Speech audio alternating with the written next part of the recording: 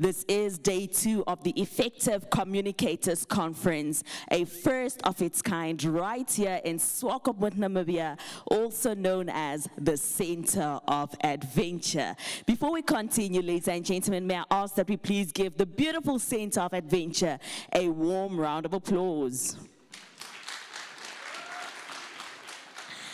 That's right. Thank you so very much. Before we kick off this amazing program for day 2, please allow me to just acknowledge the presence, and that is of Mr. Alpheus Benjamin, who is the CEO of the municipality of Swakop Mund. We also would like to note the presence of Mr. Franz Nitila, who is the director at the MICT. Good morning to you. Now we have our guest presenter and moderator, and that is Larry Mado. He did such a great job yesterday, and I certainly trust and believe that he will deliver today as well. Mr. Erwin Samata, although not here yet, I'm certain that he will be joining us during the course of the morning. Mr. Samata is the Executive Vice President, ladies and gentlemen, and that is from Swakop Uranium. And I have to say, Swakop Uranium also deserves a big and even louder round of applause. Thank you so much. We've got Mr. John Ruiz, who's also the country manager for B2 Gold, Namibia. Welcome to the Center of Adventure. Nice to have you in our midst this morning. On our program today, we've got Mr. Andrew Kanime, who is the CEO for the Namibian Ports Authority. I haven't spotted him yet, but I'm pretty certain he will be joining us. All the mayors in our midst this morning, your worships, good morning to you. And then, of course, local authority councillors. I spotted quite a few yesterday. A very good morning to all of you as well. And then all PROs, CROs, communicators, and that technically means all of you, dear delegates in our midst this morning. Give yourselves a warm round of applause, please. Esteemed media partners, you got a bit of a lashing yesterday, and that is from the Honorable Minister, but I promise you today will be much better, and you're going to be enjoying the program for today. Please also allow me to acknowledge the presence of Madam Hilda Basona Mujebo, and she's also on the program for today as the Director for Oxygen Communications. Can we give Madam Namujebo a round of applause, please? Now, once again, a very warm welcome to each and every one of you. Of course, it is an exciting time to be alive and an exciting time to be a communicator as we participate in the Effective Communicators Conference, a first of its kind brought to us by none other than NAMPA, ladies and gentlemen. And not only that, but I believe that those sponsors who came on board to make this dream a reality also deserve an acknowledgement. So Swakop Uranium, I've noted Navahab, I've noted Hyphen Energy, all those, as well as Namra. Give them a warm round of applause, please.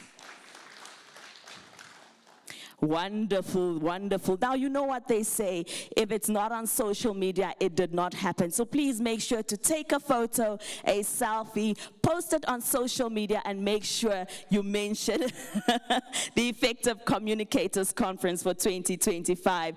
Ladies and gentlemen, if you're not from Swakop Mund, as the official mouthpiece of the municipality, please allow me to welcome you warmly, all right?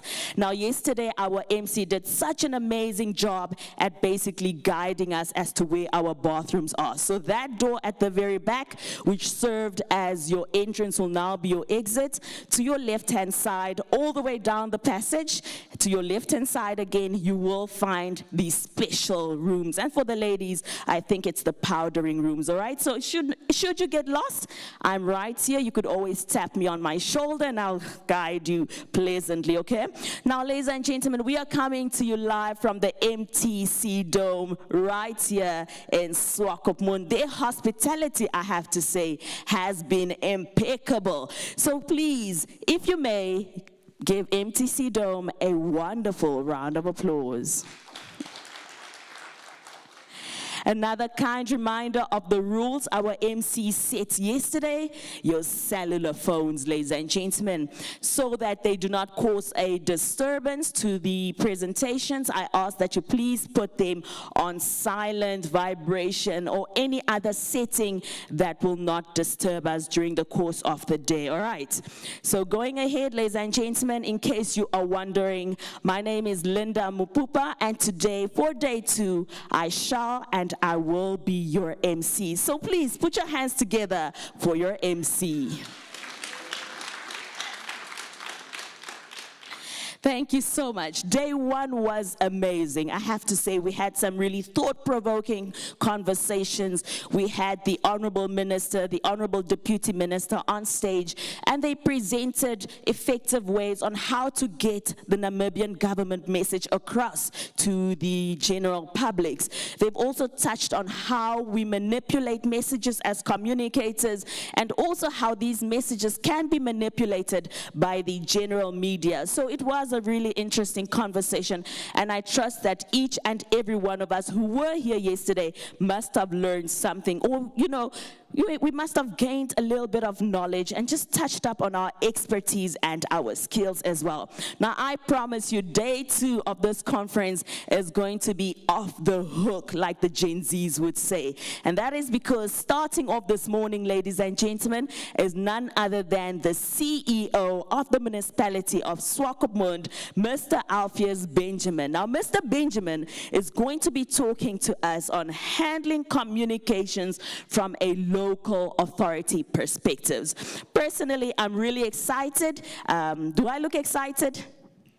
I have to be, guys, because this is my boss, and the more excited I look, I might just get a raise. So may I ask that you please put your hands together for Mr. Alpheus Benjamin. Thank you so much.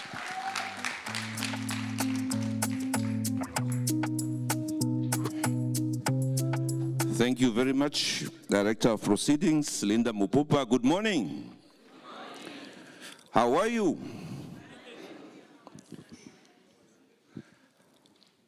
Before I start, I know we've already established protocol, but before I start, I want to make a few comments. I have a brother of mine. He's not from Namibia, but he's trending on social media of late. And he's expressing his dismay at how we are butchering English with all these expressions of protocol observed. Apparently, it's grammatically incorrect and un-Shakespearean.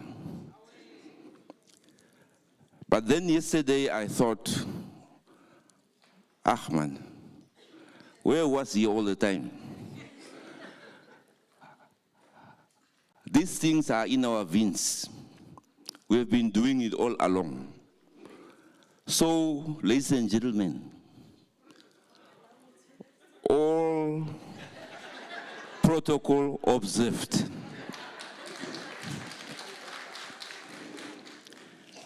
Secondly, I arrived at the conference midday yesterday because we were also busy with other activities in town. And I found a friend of mine from Okahanja complaining about the weather. He was huddled in a couch there, and I greeted him, and I thought he would greet me back in a friendly manner.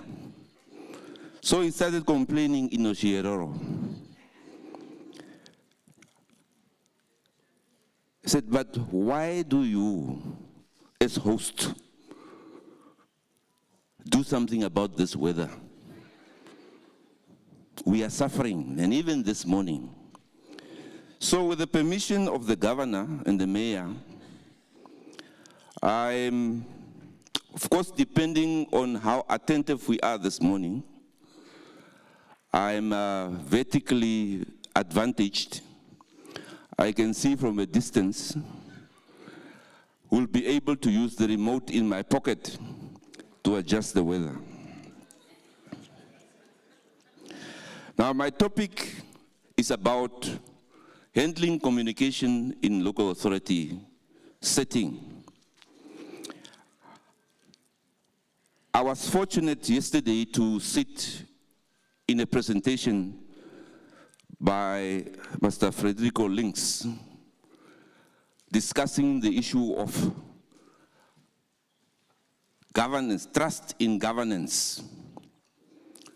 How over the past few years, since 2012, the general trust in governance has declined,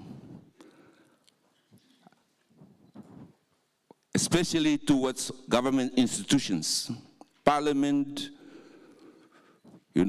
cabinet, ministries, local authorities. And we as local authorities seems to be the lowest. Now, there are a number of reasons why that trust has declined.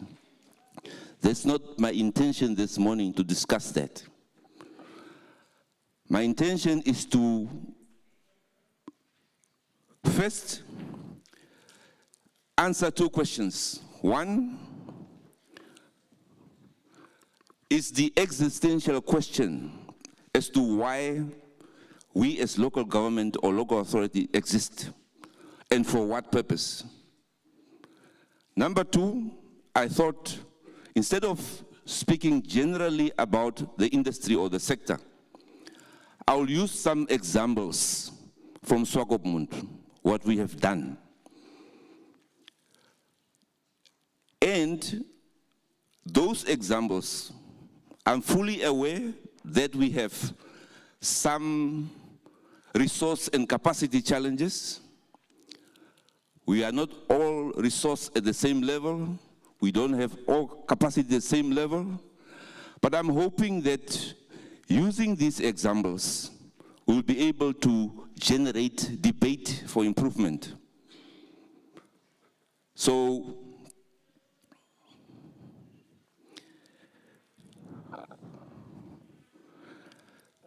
the first one, I want to clarify the fundamentals. Our founding fathers and founding mothers decided that we are going to be a sovereign, secular, democratic, and unitary state. We all know that. Founded upon the principles of democracy, the rule of law, and justice for all, not for some. Nobody forced us. We decided we want a democratic, secular, and a unitary state.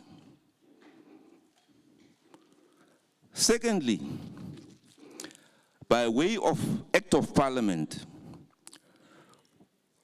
they also thought, by acts of parliament, they also thought this country, which is the size of the rest of Western Europe, must be divided into governance sections, regions,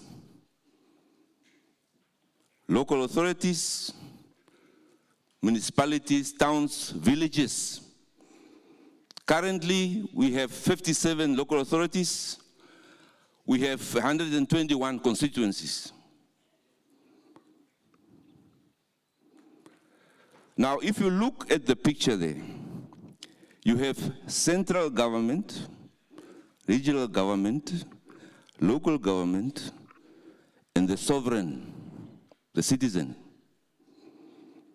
A unitary state, meaning that we are one government.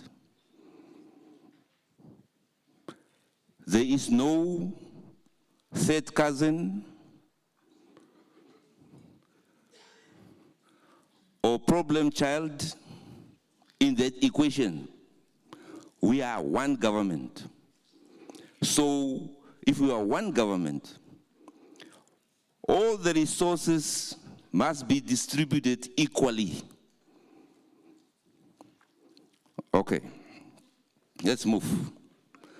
We also, within the law, in terms of Section 30 of the Local Authority Act, there's a list, you can Google it. There's a whole list of services that we must provide to the residents, the sovereign, the stakeholders. But that law established the local authority as a self-sustaining unit, be it a town, a municipality, or a village, meaning that we, as a local authority, provide services to the stakeholders, and in return, all those services and many others, in return, you pay for gazetted fees and rates and taxes. Why?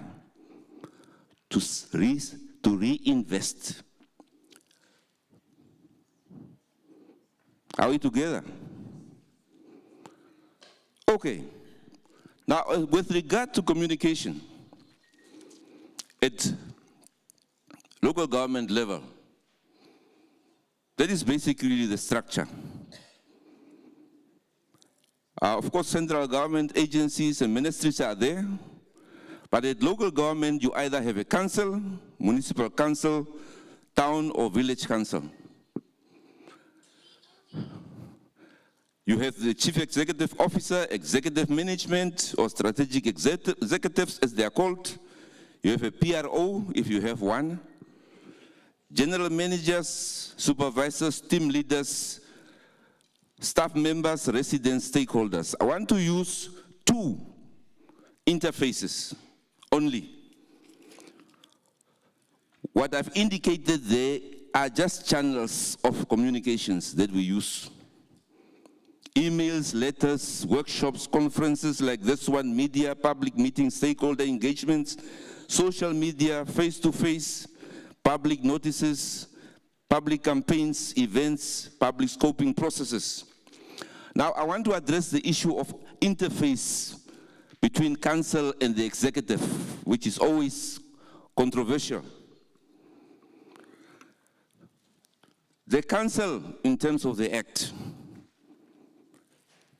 consists of representatives who are elected by the sovereign to represent themselves, because not all of them can be part of the council. So their function is political oversight and policy making. The council agenda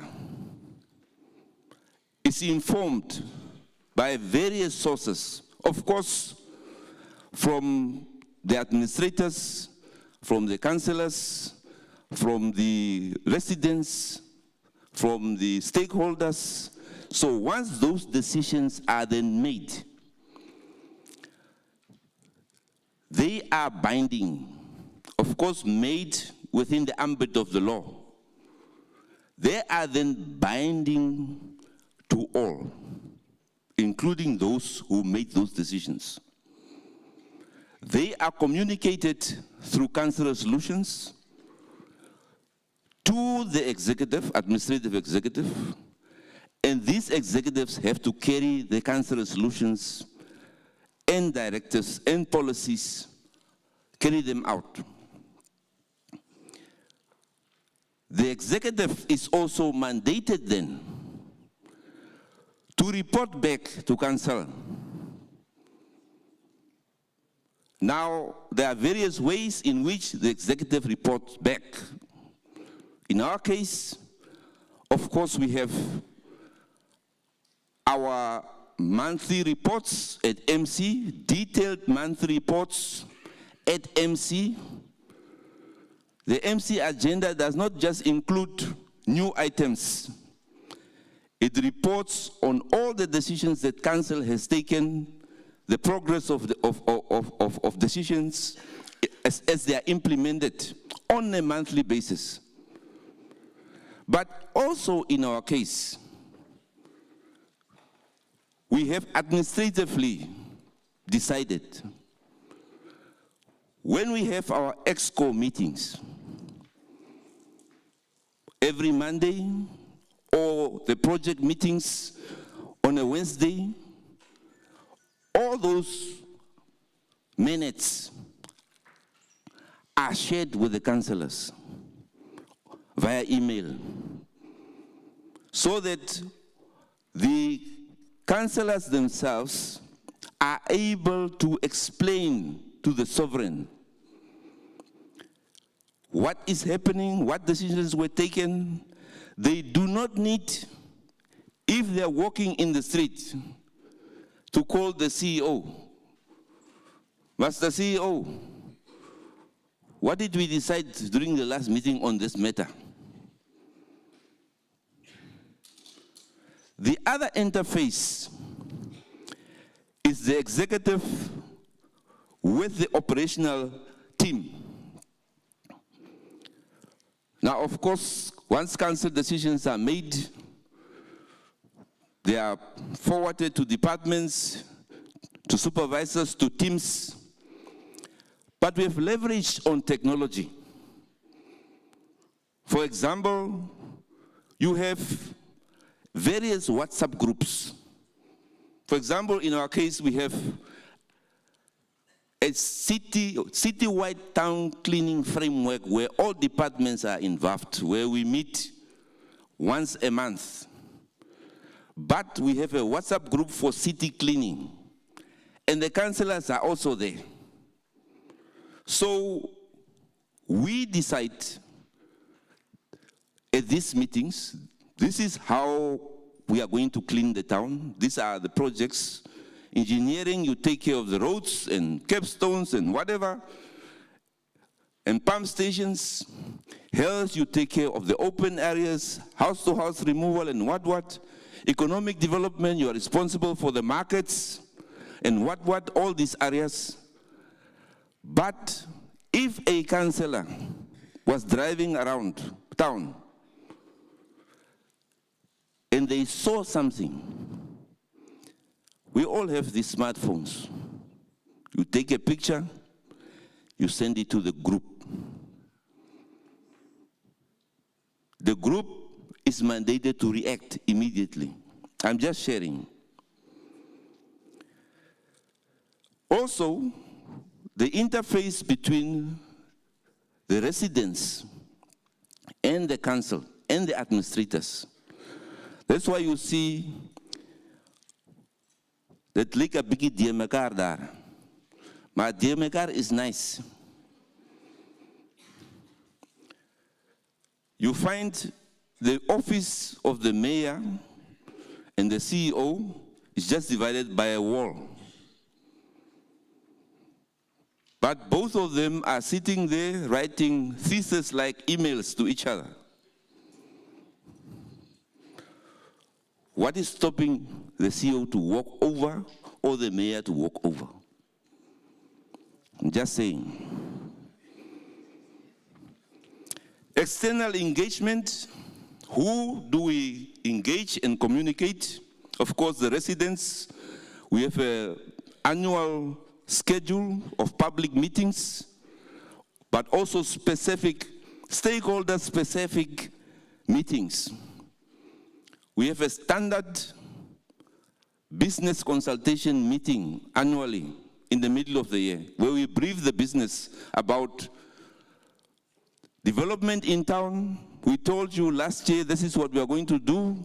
This is how far we have come. We do the same.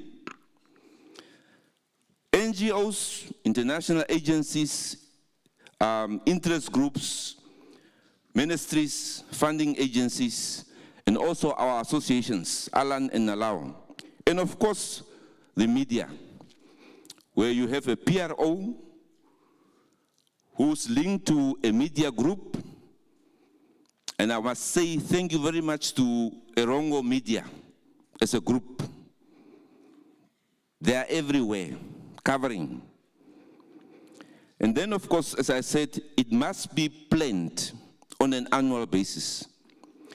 And then at GM level, you also have a stakeholder list where the public, the developers, only deal with SGM level.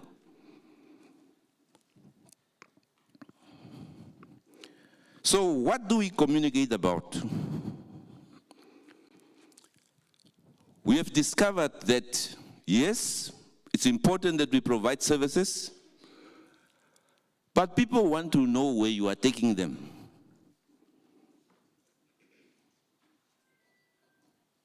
Overall. So you need to communicate your vision, how you are going to accomplish that vision. In fact, my proposal is always you must become like a broken record. Everywhere you go. You had the Center of Adventure this morning. People want to know where you are going as a council. So you need to brief at the beginning of the year, through your stakeholder consultations. This is our vision. These are the development pillars we are working on. These are the investments we are working on. These are the projects. These are the services that we provide. And then next year, you cannot come and talk about the same thing. You need to give progress report to say, yes, we said we are going to service Wagdar. Don't ask me why they call themselves Wagdar.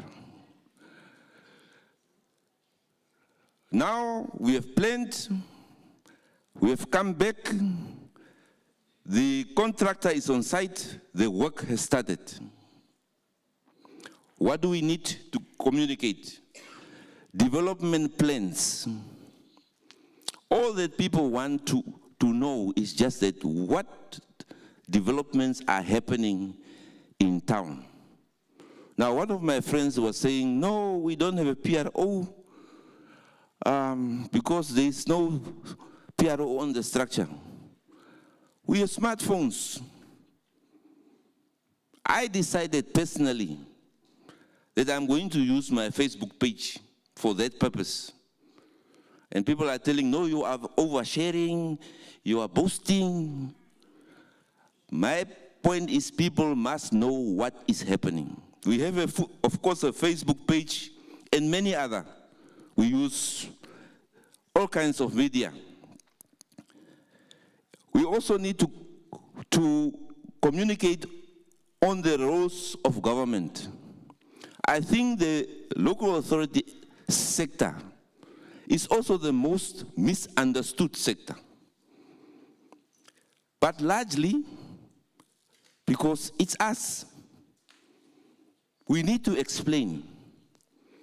If, for example, all the government agencies who come to Swakopmund want to use the Swakopmund facilities for free, while they have budgets, how are we going to sustain ourselves? Of course, there are national public programs that you can waive. We need to explain our constitutional and legal mandates. There are some functions which are of a national nature, which the local authority cannot perform. But when that resident walks into that office, you are the president and the prime minister and the parliament. We need to explain the tariffs and services.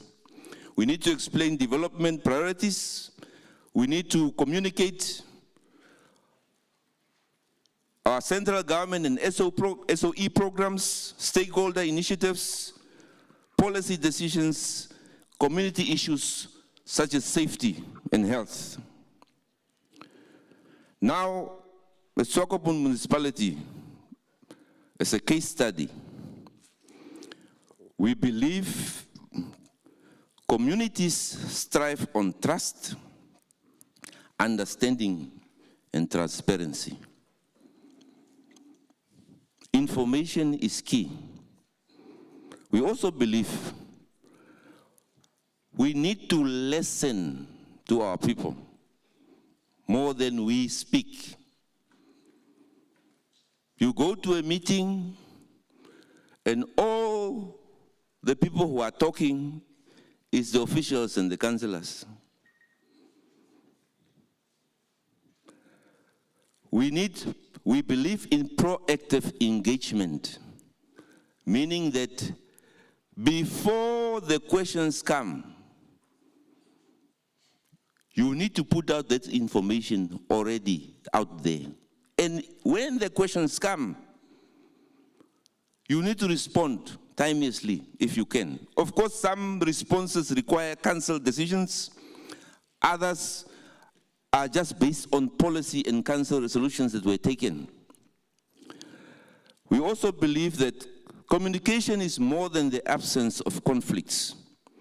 It's the presence of meaningful engagement. When I came to Swakop in 2018, I was welcomed by 2 marches. The first day, a march from the community and the march from the staff.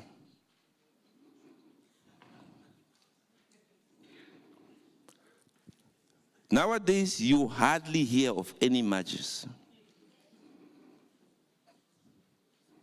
We've mastered the art of engagement and communication and dealing with issues. We also believe that every conversation channel or communication channel has an audience. Mrs. A does not attend council meetings, but Mrs. A will be the first person to look on the Facebook page. What was decided? Master X does not attend pre-procurement meetings, but Master X is the first to look on your website whether you have posted your procurement plan, and many others. Channels that we use: social media, print media, face-to-face events, council meetings, review reports. We were trying to share with you a review report that we've done on investment in land and housing. I don't know whether we'll be able to pass that on your WhatsApp so that you can just read. So on a quarterly basis, 6 months basis, annual basis, you produce research reports. No, we don't have capacity. We have tertiary institutions with students who are looking for such opportunities, who can come. Just a picture of what we do in terms of engagement. We have an event calendar that is updated on a quarterly basis. We communicate land sales. We communicate services that we offer. We also public notices. On an annual basis, I don't know whether you can see that guy. On an annual basis, we have an all-staff briefing to brief the staff. This is how far we've come in terms of implementing our strategic plan and all the projects and all the council programs, so that the guy who's looking after the garden in town, if you ask that person, what do you know about what's happening in town? They'll be able to tell you. We also, of course, council meetings, and then also notices. I see this guy who replaced Kasongo is also there. Sorry. and many, many others. So if you can't remember anything I said this morning, and you are in the local government sector, recognize and remember that you are part of government and you are a creation of law. You are not an island somewhere on your own. Number 2, clarify your vision and strategic direction. Communicate it like a broken record. People want to know where you are taking us. Employees want to know where you are taking us. The community want to know where you are taking us. Are we getting there? Or are we still in gear 1? Number 3, engage and communicate with all stakeholders at every level. There are those stakeholders whom you like. There are those you don't like. And then there are the ones who give you eternal grief. You must still engage them. Number 4, write your own narrative. Tell your story. If you are not out there telling your story, somebody will tell it. And that's what people want to know. Thank you very much.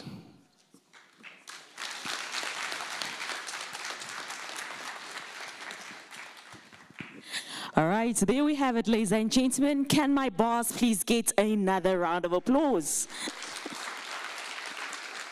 Well, thank you so much, Mr. Alpheus Benjamin. That was indeed a very interesting and informative presentation. Now, one thing that he did say, which really stood out to me, is communities thrive on trust and transparency, all right? Now, it's very, very important. Every single Wednesday on the municipality of Swakopmund's Facebook page is a Wednesday engagement.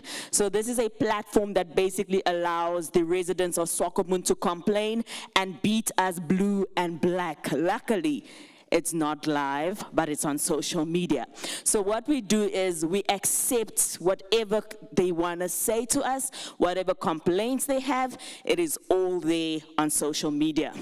We try our level best to respond immediately, spontaneously, and on the go. So yesterday I literally sat there and I'm responding to these residents' comments. Now that is the trust that our residents have. Now ever since 2022, when I started at the municipality, unfortunately, like Mr. Alpheus Benjamin, I too was greeted with a strike. Imagine you're a first-time PRO, you walk into your office and somebody's like, Linda, that's a strike, beta, come downstairs now. But ever since then, I have to say that was our last strike recorded. I'm not saying something, but perhaps you could read between the lines. And just a reminder, I am the public relations officer for the municipality of Swakopmund. So can I get a round of applause, please? All right, thank you so very much. We will not be taking questions for Mr. Benjamin's presentation, and that is merely because he will be on a panel, and that is with Mr. Franz Ngitila, as I mentioned, the director from MICT. Now, ladies and gentlemen, the first time I ever heard of this person's name is I was scrolling my social media, and there was this unrest, was it in Kenya? And the gentleman stood, was it on top of a car? He had a safety vest, and there stood press. So I'm thinking to myself, why on earth would this journalist want to stand in the middle of this unrest where people are being shot at? The students are running away. The police, or was it the army, is literally shooting, and they're out to kill people. And I scrolled down, and it is a gentleman called Larry. So Larry works for CNN, and in that very intense moment, he put his job before his life, ladies and gentlemen. So he was reporting live from an active war scene. And with that said, I want you to please welcome Larry on stage with a wonderful round of applause. Good morning to you.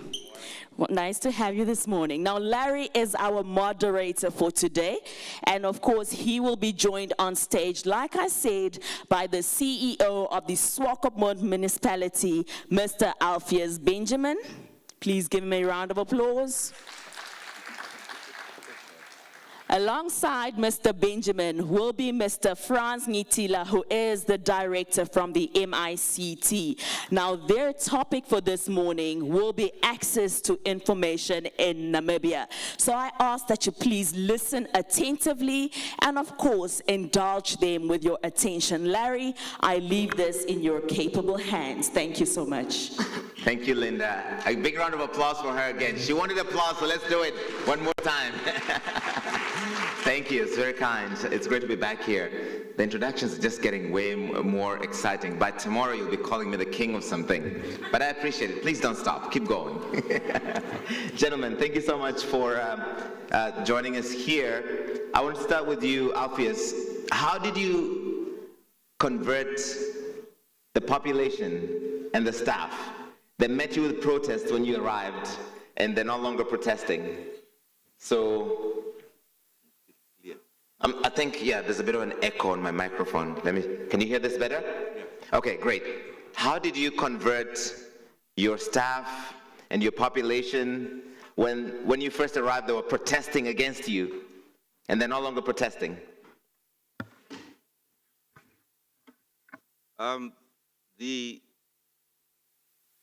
First of all, the first thing we did was to start a process of clarifying our strategic direction internally, of course, with other stakeholders, and then educating the staff on where we want to go, how we want to be known, and how we want to render services.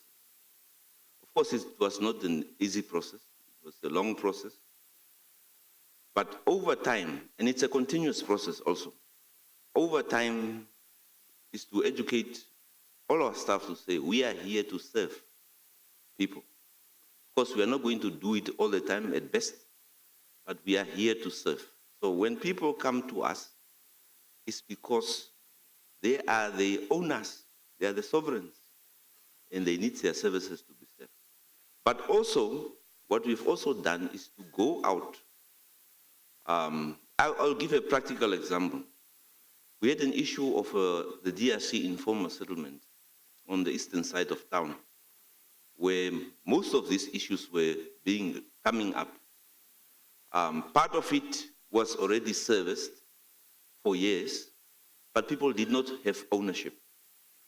So what we did is we subdivided the DRC into zones, say 7 zones, and amongst those zones, we started an election process amongst the residents to choose their own committees and leaders who represent them. And these committees are then, of course, compensated by council for the work that they do, but they are the link between us and the rest of the community. So when we then started to go, we started to do a census process, because we needed to understand the context. There are around 40,000 people living there.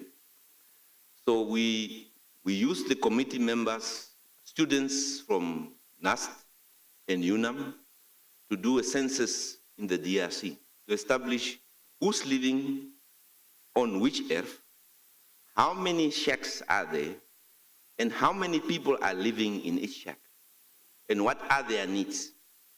We have completed, I think, 85% of that process, where now we can tell, we know who lives there, who were the original settlers there, who will qualify for land, because the main issue there was land and ownership and housing. And then after that process, council decided, since we know we are going to, and since this land was serviced with government funds, we are going to donate the land. Because the idea was to get these residents to become owners so they can also contribute to the fiscus of the council. So we have donated land. They were just required to pay a transfer fee of 1,000. And then we transfer the land in their name. And of late, we have joined forces with NHE to construct houses according to their income. And through those processes and also regular meetings, we are able to establish trust.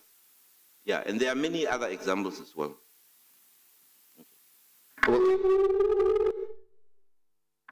Okay, can you hear me?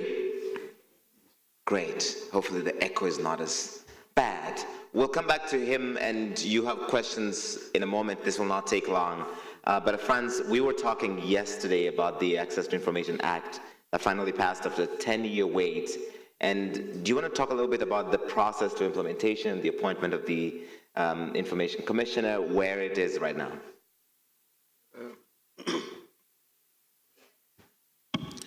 Yes, thank you, my brother. Good morning, colleagues. Yeah, the process of enacting the access to information was quite a lengthy one. But I must say, and let me start to appreciate the effort made by NAMPA to organize this platform. We are saying Effective Communicators Conference 2025, and it's well in line with what we expect from public bodies to really proactively provide information. We're hearing from my brother Benjamin here how they mitigated factors that were hindering good relations between the council and the community. I must say the idea to enact the access to information did not just come out of the blue. It's a process that many African countries, also countries elsewhere in the world, are following. In Africa, for example, we are guided by Article 9 of the African Charter, and also globally, Article 19 of the UN Declaration on Human Rights. Those are the main factors that were used by many countries to come up with what we call African model law, so that when you enact this act, it should satisfy certain requirements. And that's the process we followed. We have reached out to many stakeholders so that at the end of the day, when this act is implemented, everybody owns it. To come back to what it is, in essence, it's just about allowing people access to information in a way and in a manner that will enrich their lives and livelihoods. We have heard here how good it is when people have access. Of course, the Act has got, in fact, we came up with regulations to regulate the content of the law. More importantly, we divided it into parts, part 1 up to probably part 11. Of essence is part 2 in the regulation that talks about the process that need to be followed and the procedures that need to be adhered to when appointing the Information Commissioner and the Deputy. The idea for the Information Commissioner and the Deputy is to adjudicate and implement the law as per the letter and spirit of our expectations. Where we are now, This act was promulgated on the 22nd of December 2022 and was signed into law. And regulations also, particularly Part 2, has already been approved by Parliament. Where we are now, we are on other parts that need to be implemented, but we are awaiting now the Parliament to follow the process, particularly Part 2, where it talks about the processes of appointing the Information Commissioner. And that's what was said here yesterday by my minister, that it's no more part of the ministry because we are part to the implementation area. So we now waiting Parliament to start that process of coming up with the select committee comprised of various stakeholders and also the interview process and manage that. And once that is done, then obviously we get to the implementation process. As a ministry, we have already made provision for the implementation. We're just waiting. But I must say, whatever you are observing here as a ministry, we are preparing and we have already started. Yesterday, my ED was talking about government communication strategy. It's a whole set of preparations, and we are very happy for the progress that we are making as a ministry. Thank you. Real quick, how does it apply? Mr. Benjamin said the local government sector is very misunderstood. Yes. Will it help the public understand councils like his better? Either of you can take it. Oh, yeah. Because there's a national and the local element of it, right? In the law. You see, as it was stated here, Namibia is a unitary state. There are some who think if you are from local governance or regional council, you're not part of government.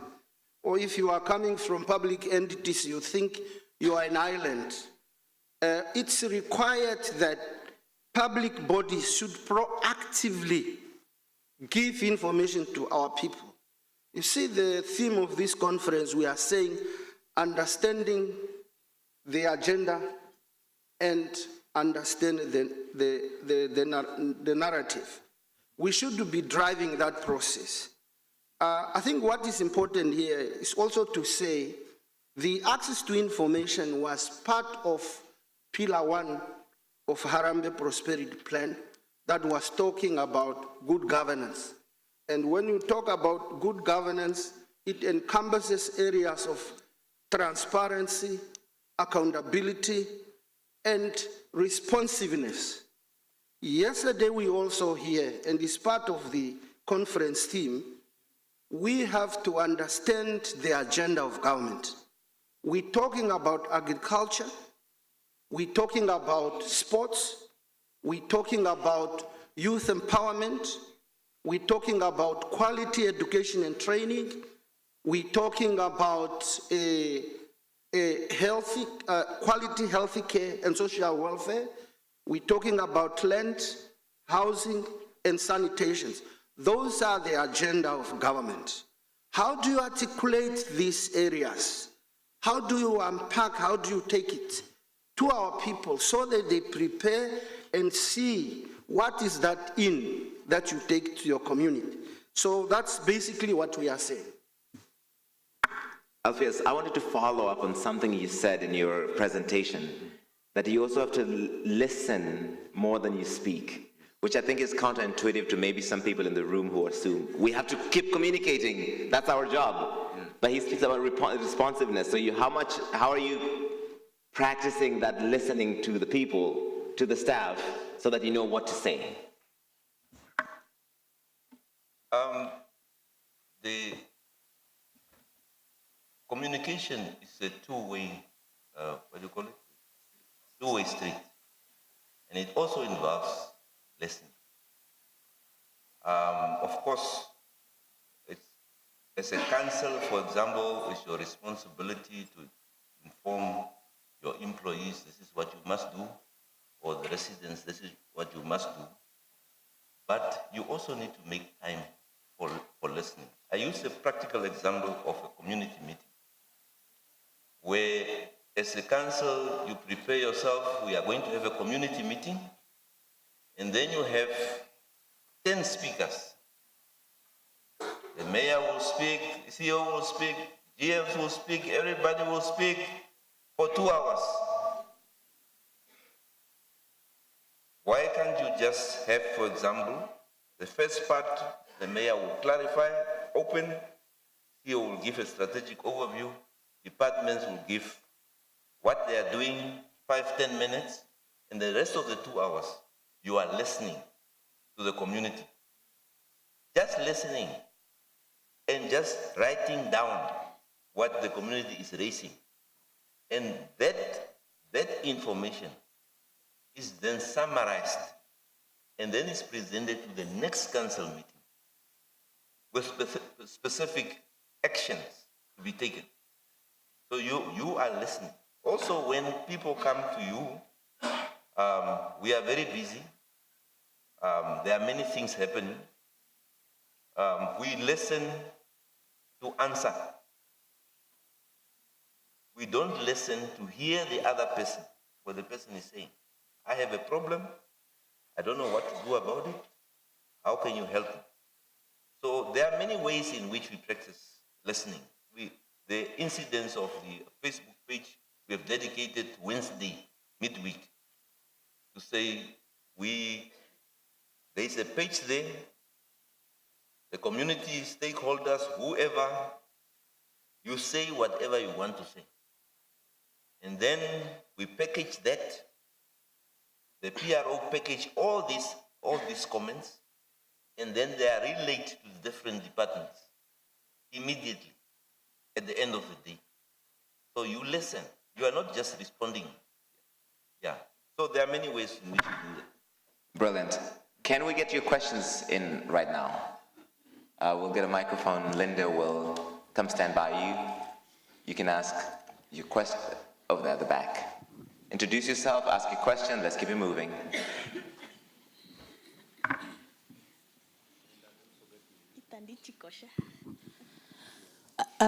Thank you very much. My name is Lydia Mtenya. I'm the Public Relations Officer for the City of Windhoek. Nice to have you, Linda. Thank you very much. First and foremost, I would like to really appreciate Mr. Benjamin's presentation earlier. It was an eye-opener. I think this is exactly how we should do things in local authority. And for the panel this morning, also I would like to appreciate the input from Mr. Tatengitila on the status quo, on the current status of this implementation of the access to information. Now, for me, it's not really a question. Being in the industry, I can actually relate to all the challenges that we are facing in this industry, in the sector. I think what I wanted to echo is just to say that effective communication really should be about, it will only take place when you are understood what you mean or what you are saying, not when you are heard. And I think I can really relate to what Mr. Benjamin is saying, that sometimes we go to meetings to respond before we even get the questions. And I think that is where we go wrong, and we should definitely thrive in all our sectors to listen more. Thank you very much.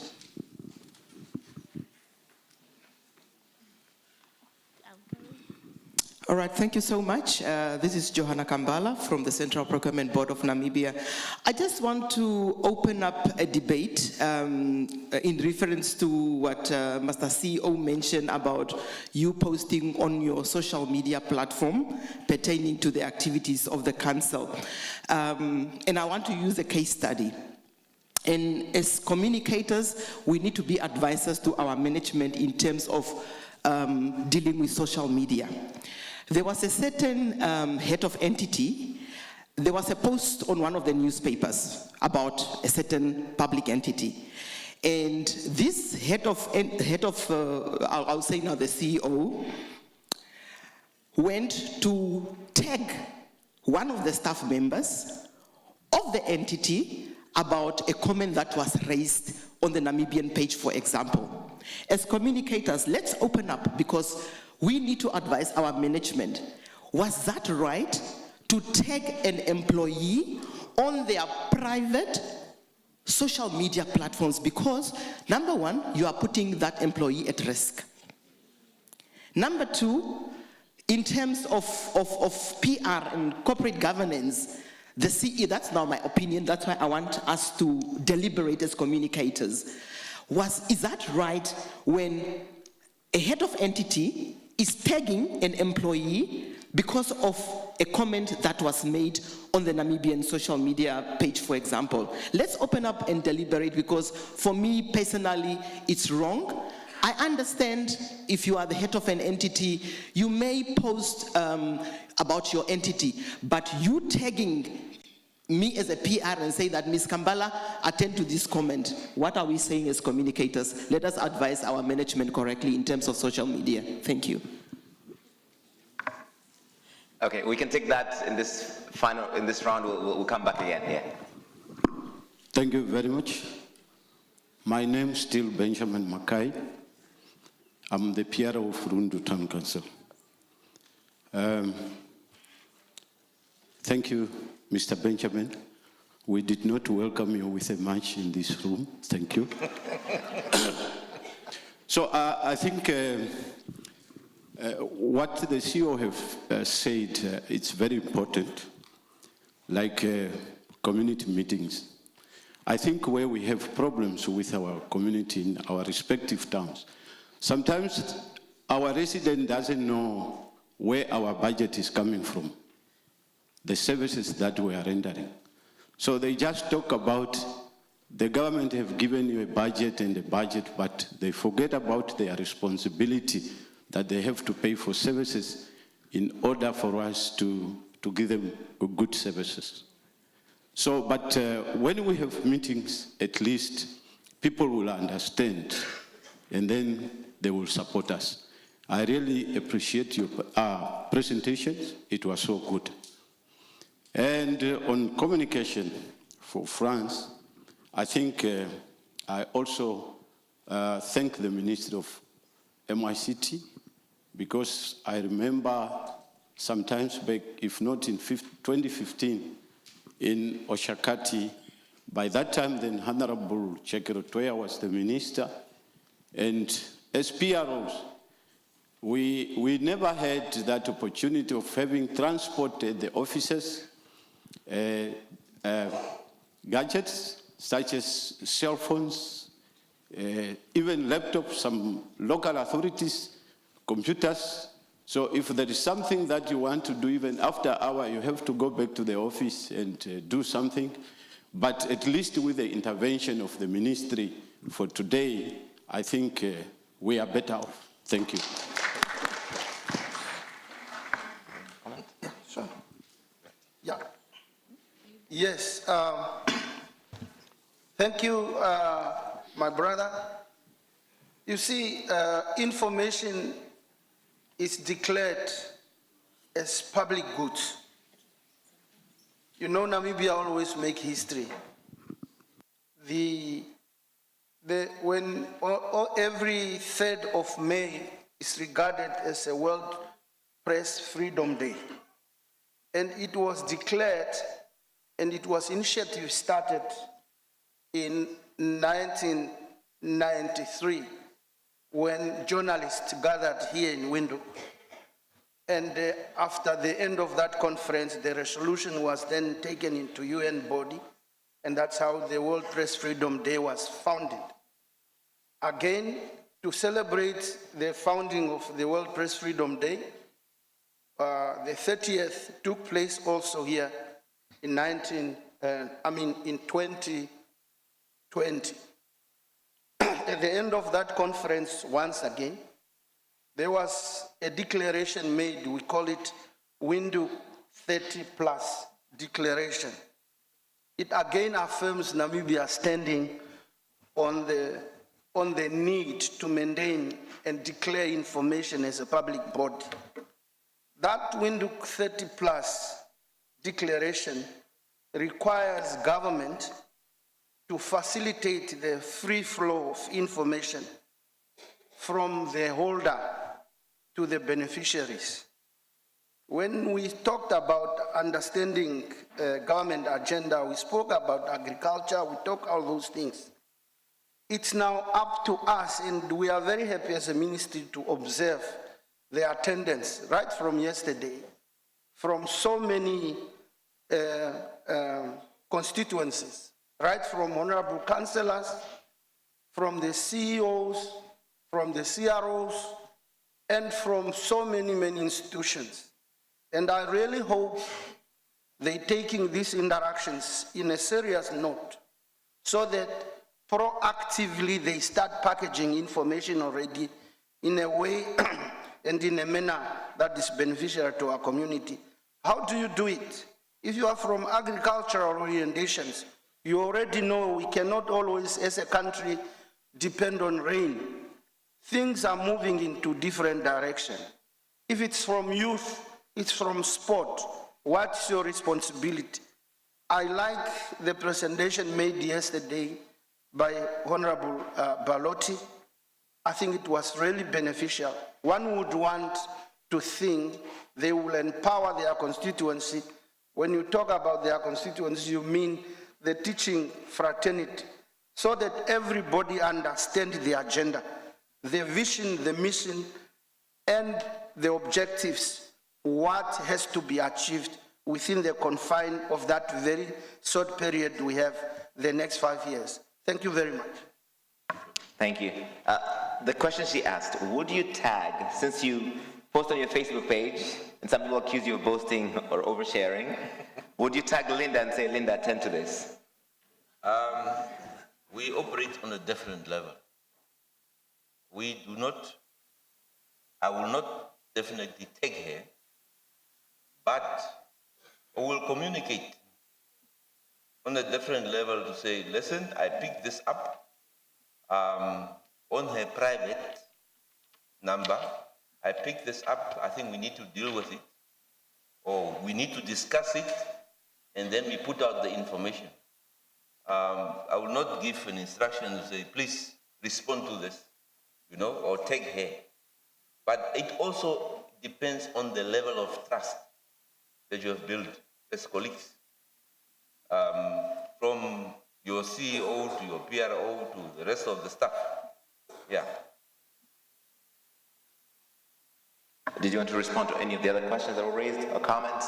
No, I just wanted to use the opportunity to appreciate the work that the Ministry of Information has done over the past year and a half to get all the communicators within the public space together regularly to discuss issues, to discuss challenges that they're experiencing in their various institutions and how to overcome them, and also support them and train them. I think that effort alone has empowered the communicators, especially in the public space, to do well and to do better.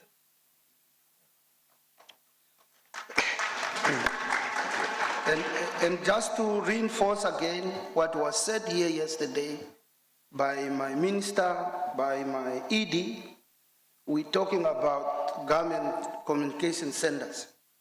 We're talking about gazettes, we're talking about equipments, and really of recent we have enriched all our regional offices with modern equipments so that they are able to respond to communication needs, be it where in all the 14 regions. And I think, and we will continue to engage with the colleagues from the communication space so that at the end of the day, we are getting there. All we want is full support from those entrusted with authorities at all levels of governance. Thank you very much. All right, great. We can take the final round of questions before we wrap it up. If your hand is up, sir.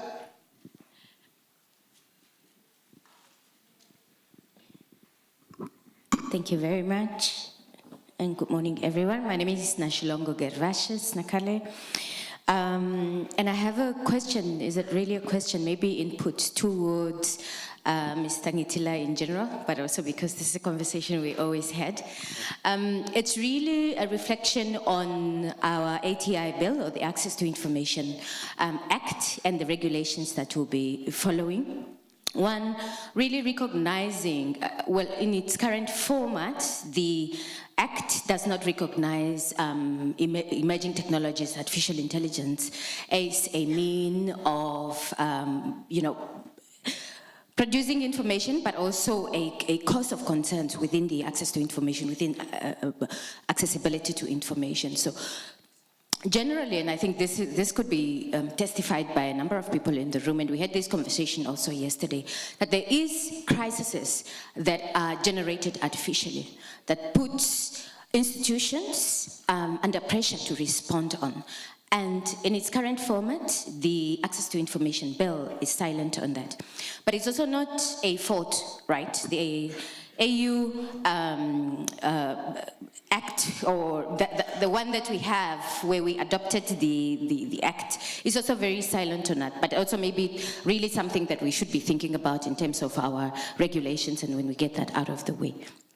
Because also the Windhoek Plus 30 declaration that you've just made to really amplifies artificial intelligence as a mean of making sure that the information is out there. So it's just really to close that gap. Thank you.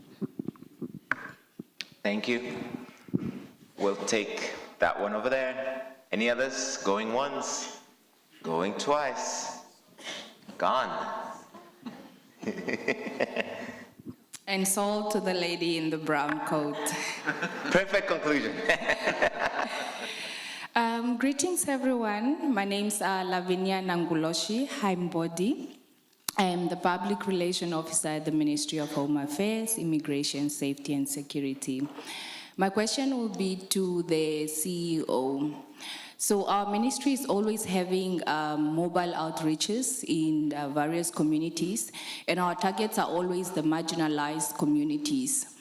So most times when we are carrying out these outreaches, we liaise with the local authorities so that they further disseminate the information and just to let the public know that we are coming and bringing certain services to the communities, certain villages and town councils. I like the fact that the CEO emphasized on trust and transparency.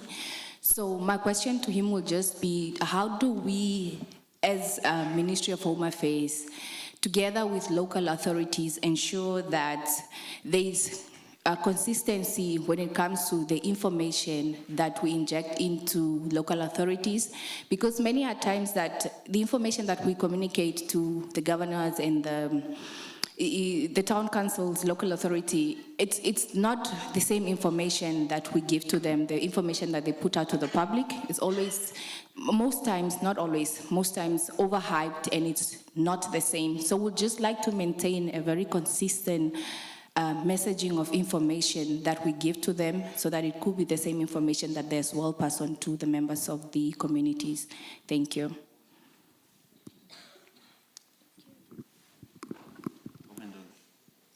Go for it. Yeah, I just want to re-emphasize the fact that we are one government, right? Now, what we've done with our stakeholders, not just the ministries or the SOEs, but like NAMRA and Social Security and whoever, we arrange public awareness days. For example, 2 weeks ago, we had the Social Security, because they only have an office in Walvis Bay. We invited them to come, of course they requested to come and just put up in front of our entrance, so that when people are coming for municipal services, they can also serve, and also the staff. I think it's just a matter of communicating. Right now, all the communicators, I think, are on one database, I hope so, where you can communicate through our PRO to say, we want to relay this information to the public, either through your media or through public awareness campaigns. And we do that. We invite you to go yourself. We arrange for you to go yourself and inform the public. Or when we have our set of community meetings, it's not just council going there. We have social security, we have the police, we have whoever to convey the messages. So I think it's just to establish that link and trust and relay the information correctly. And yeah, of course I cannot speak for all others, but that's what we do. That is a good place to end it. Final comments. What do you want to leave these people with? If they forget everything else you've said all morning, Ms. Ngitila first. Yeah, thank you. My sister Gervasi is putting me on a spot. What we need to understand, colleagues, the access to information is fundamental. And as I said, information is regarded as public goods. How you package it, how you transmit it. Of course, the world has changed. There is this animal called AI. And of recent, we are reading even this guy, Elon Musk, is saying sooner than later, there will be no smartphones. Everything will be neural linked. Meaning, I will only look at you and I'm seeing what you are thinking. And these are part of ongoing debates in a digital world. So things are changing. What we are saying as a government, we are now in a process of enacting what we call cyber law and also data protection. Remember, there are people that are busy harvesting our data. And anytime soon you wake up, your bank account is empty, you try to trace who are the criminals. It's not an easy thing. So what we are saying is public education is very, very important. We're talking about 5Gs. Are we ready for 5Gs? It's about empowerment, again revisiting the government agenda. We're talking about youth empowerment. We're talking about quality education and training.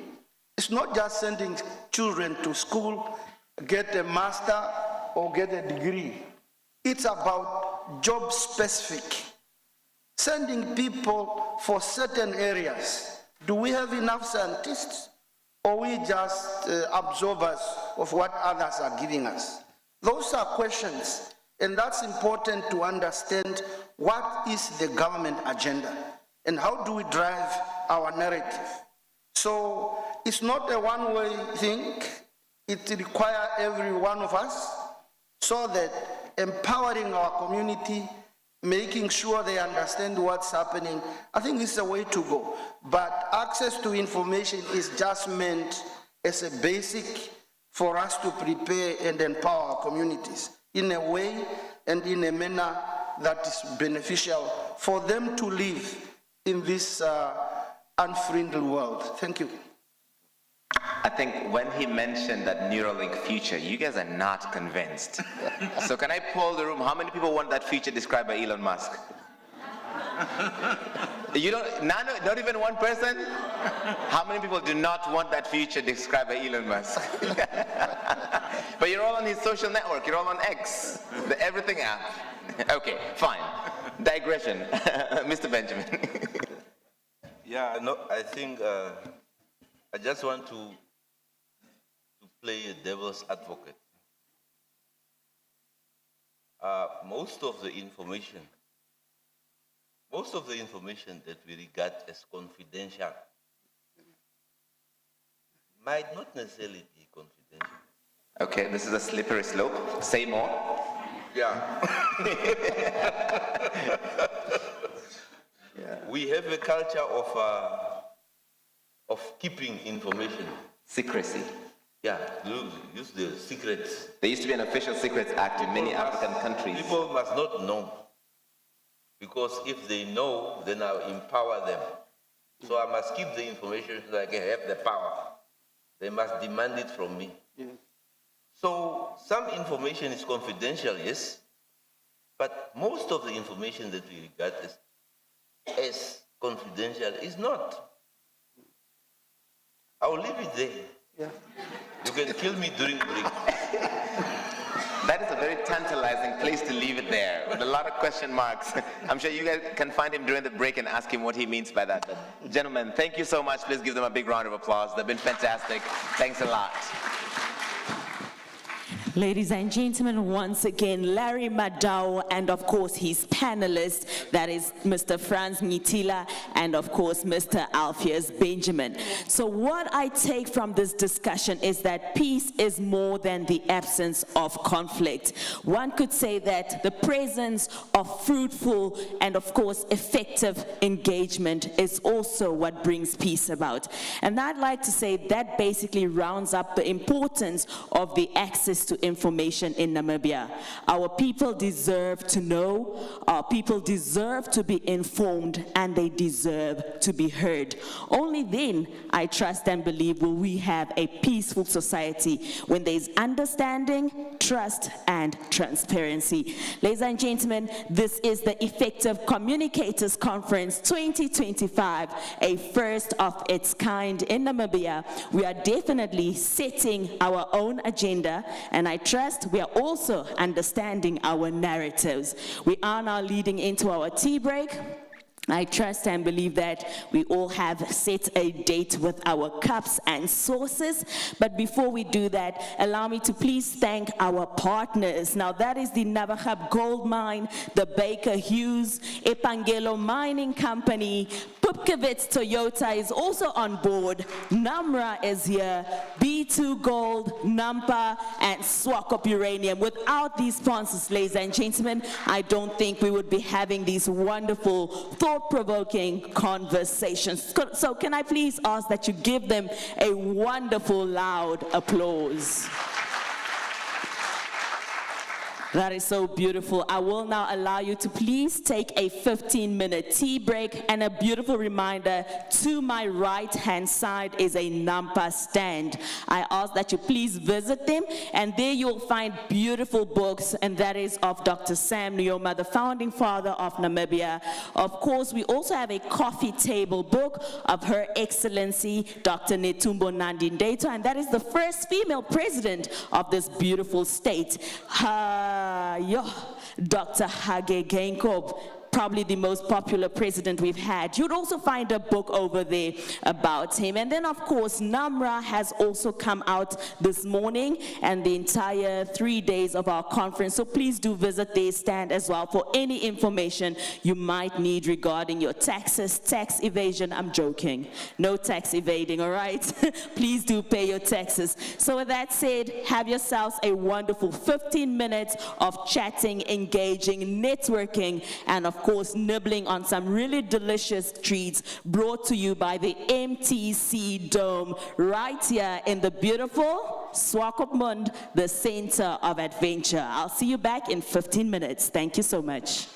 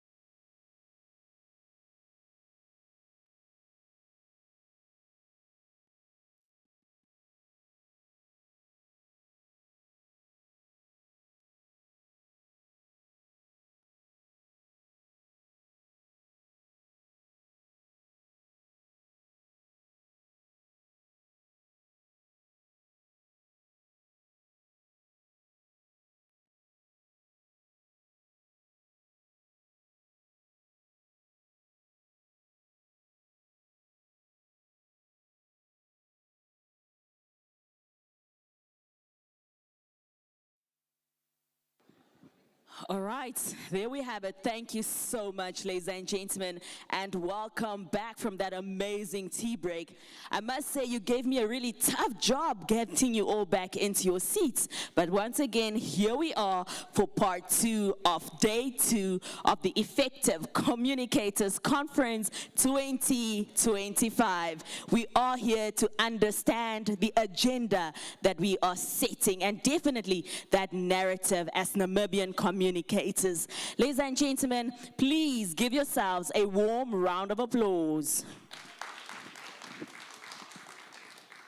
Well, of course, Swakop Uranium is doing some really great things, not just in Swakopmund, but also the entire Namibia. And of course, they are also the anchor sponsors and proudly sponsoring the Effective Communicators Conference, the first of its kind. And to speak to us this morning is Mr. Erwin Simata, who is the Executive President at Swakop Uranium. And his topic today is speaking on how Swakop Uranium is and can become an economic enabler. Ladies and gentlemen, a warm, wonderful, loud applause for Mr. Simata, please. Thank you so much.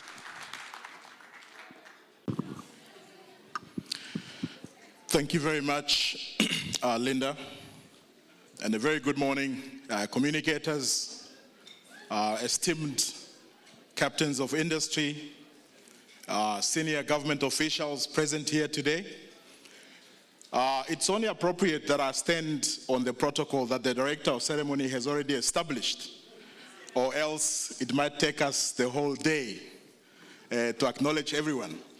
However, it would be remiss if I don't acknowledge my colleagues from the chamber. Linda has already introduced me in terms of my day job. So yes, I am the Executive Vice President of Swakop Uranium as a day job, but of course from an industry perspective, I'm the second Vice President of the Chamber of Mines. And with me here today for moral support, I've got my President, Mr. George Botsiwe, if you may just stand, George. Mr. George Botsiwe, of course, is Managing Director of Navakap Gold Mine, and also the president of the Chamber of Mines. And with him is Mr. John Ruos. A round of applause for John. John is the country manager for B2 Gold and first vice president of the chamber. So in case you had intentions of ambushing me, you are now aware that I've brought the arsenal. Thank you very much for your attention. So I have the distinct honor of sharing with you one of the 3 presentations from the industry that will be debated or deliberated over the next 2 days. And mine today is really to share the WhoSub story. Now, it is important that we share this story because like any other story, it is distinct. And I hope after today's conversation, we would have achieved not one, but many in terms of understanding who we are. Can I perhaps, do I have to call out for the slides? All right, we can continue to the next slide. Now, the intention of today's discussion, dear communicators, it is not intended, of course, to defend our position. Our intention is to share with you how far we have come and why we believe at this moment, indeed, we have achieved the vision that we set ourselves when we acquired this asset in 2013, which is to be Namibia's world-class uranium producer of note. Now, in terms of my agenda, I thought it was important that I start with a setting to allow you to appreciate the journey of mineral development. And to do that, we need to understand the setting of the country before we come to the setting of the asset itself. And given that Swakop Uranium has been in existence for 10 years, I thought I would share with you what our contribution from an economic perspective and social investment has been thus far. And of course, to round it off, we have intentions to to talk to you about how we hope to secure the future based on the work that we are doing. Now, let me at the onset apologize and declare, because I do see Mr. Kanime here in the crowd, that I will be sharing numbers. And of course, those numbers I can confirm we have paid. They are in your account. I'm not so sure about the other guys, but I know you have accounted for yours. Yes, thank you very much. Now let's talk about mineral endowment of this country. Next slide, please. Next. Dear communicators, it is not disputed that Namibia is rich in its mineral endowment. I have taken the liberty to share with you the geological map of the country, which gives you an impression of the work we have done time immemorial. In fact, this particular map reflects the work we have done over the last 100 years of mining. So what you are seeing in front of you is a reflection of our understanding of the geology of this particular country. I can confirm to you that with 25 operations in existence, Namibia ranks third globally in terms of uranium production. We are a major diamond producer, and we've been for the last 100 years. And indeed, my two presidents that are with me can confirm they run world-class gold assets. The diversity of mineral commodities in Namibia cannot be overemphasized. Now, why is this important? Our industry, as confirmed by the statistics last year, contributed in the region of 13.3% to the GDP of this particular country. We spent just under 24 billion Namibian dollars in local procurement. And in terms of total taxes, we paid over 5 billion. Discussing with my colleagues, it would appear that given the excellent run of gold price at the moment, that between the two gentlemen, they might be able to pay this 5 billion on their own this year. So this number could be better next year. Let's give them a round of applause, please. It is also a fact that given the significance of the sector, government has had key interest in terms of development of legislation. And they have been intentional about attracting foreign investment to move this industry forward. Let me pause a little bit. A month ago, I happened to attend the Future of Mining conference in Botswana. And the discussion centered around how Botswana's fiscus has been hard hit by its dependency on diamonds. And I had asked the Minister of Mines at that particular conference, what was Botswana's vision going forward? Of course, the minister, having realized I'm from Namibia, her answer was very simple. We will follow Namibia's strategy. That was a resounding confirmation of confidence in exactly the right things that we are doing in this country. Next. Now, having given you an overview of the sector and the significance thereof, I have zoomed in and I want to bring you to the journey of the particular mineral of interest, in my case, which is uranium. It is important that we appreciate that to get to develop a mine, there is excessive effort in terms of work. There is capital-intensive requirements to be able to develop a mine. And I thought it would be of interest for you to know that although uranium was discovered in the Namib Desert in 1928, the only notable exploration efforts can only be traced to the 1950s. There were various companies that put in monies without significant results. It is only in 1974 that Namibia had the first commercially viable asset, which was Rossi, developed. Now, fast forward. The Husab deposit was known by 2006, given that it is set in the geologically rich region of uranium. But it is only in 2008 that that deposit was confirmed. And to be able to produce an asset with reasonable prospects for eventual economic extraction, the owners of this particular deposit at the time had to put in a bit of work. In fact, not a bit, but quite extensive work. Extract Resources of Australia spent 2006 to 2008 to drill in the region of 800,000 meters. That is 800 kilometers. That is the equivalent of driving from Swakop to Windhoek and back to Swakop of drilling. The cost is 1.2 billion Namibian dollars with the hope of finding an asset. And find an asset, they did. Of course, finding an asset is one aspect, but developing the asset is another. So at that particular point in time, it became obvious that to develop this particular asset, it required intensive capital investment. And therefore, Extract Resources put this asset on the market. That particular asset then was acquired by the Swakop Uranium joint venture, which is a Pangelo Mining Company and a CGN.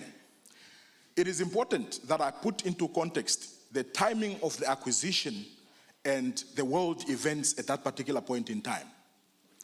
At the time of acquisition, which was May 2012, it just happened on the back of the Fukushima disaster in March 2011, which had just happened on the back of the 2008 economic crisis. Why is this important?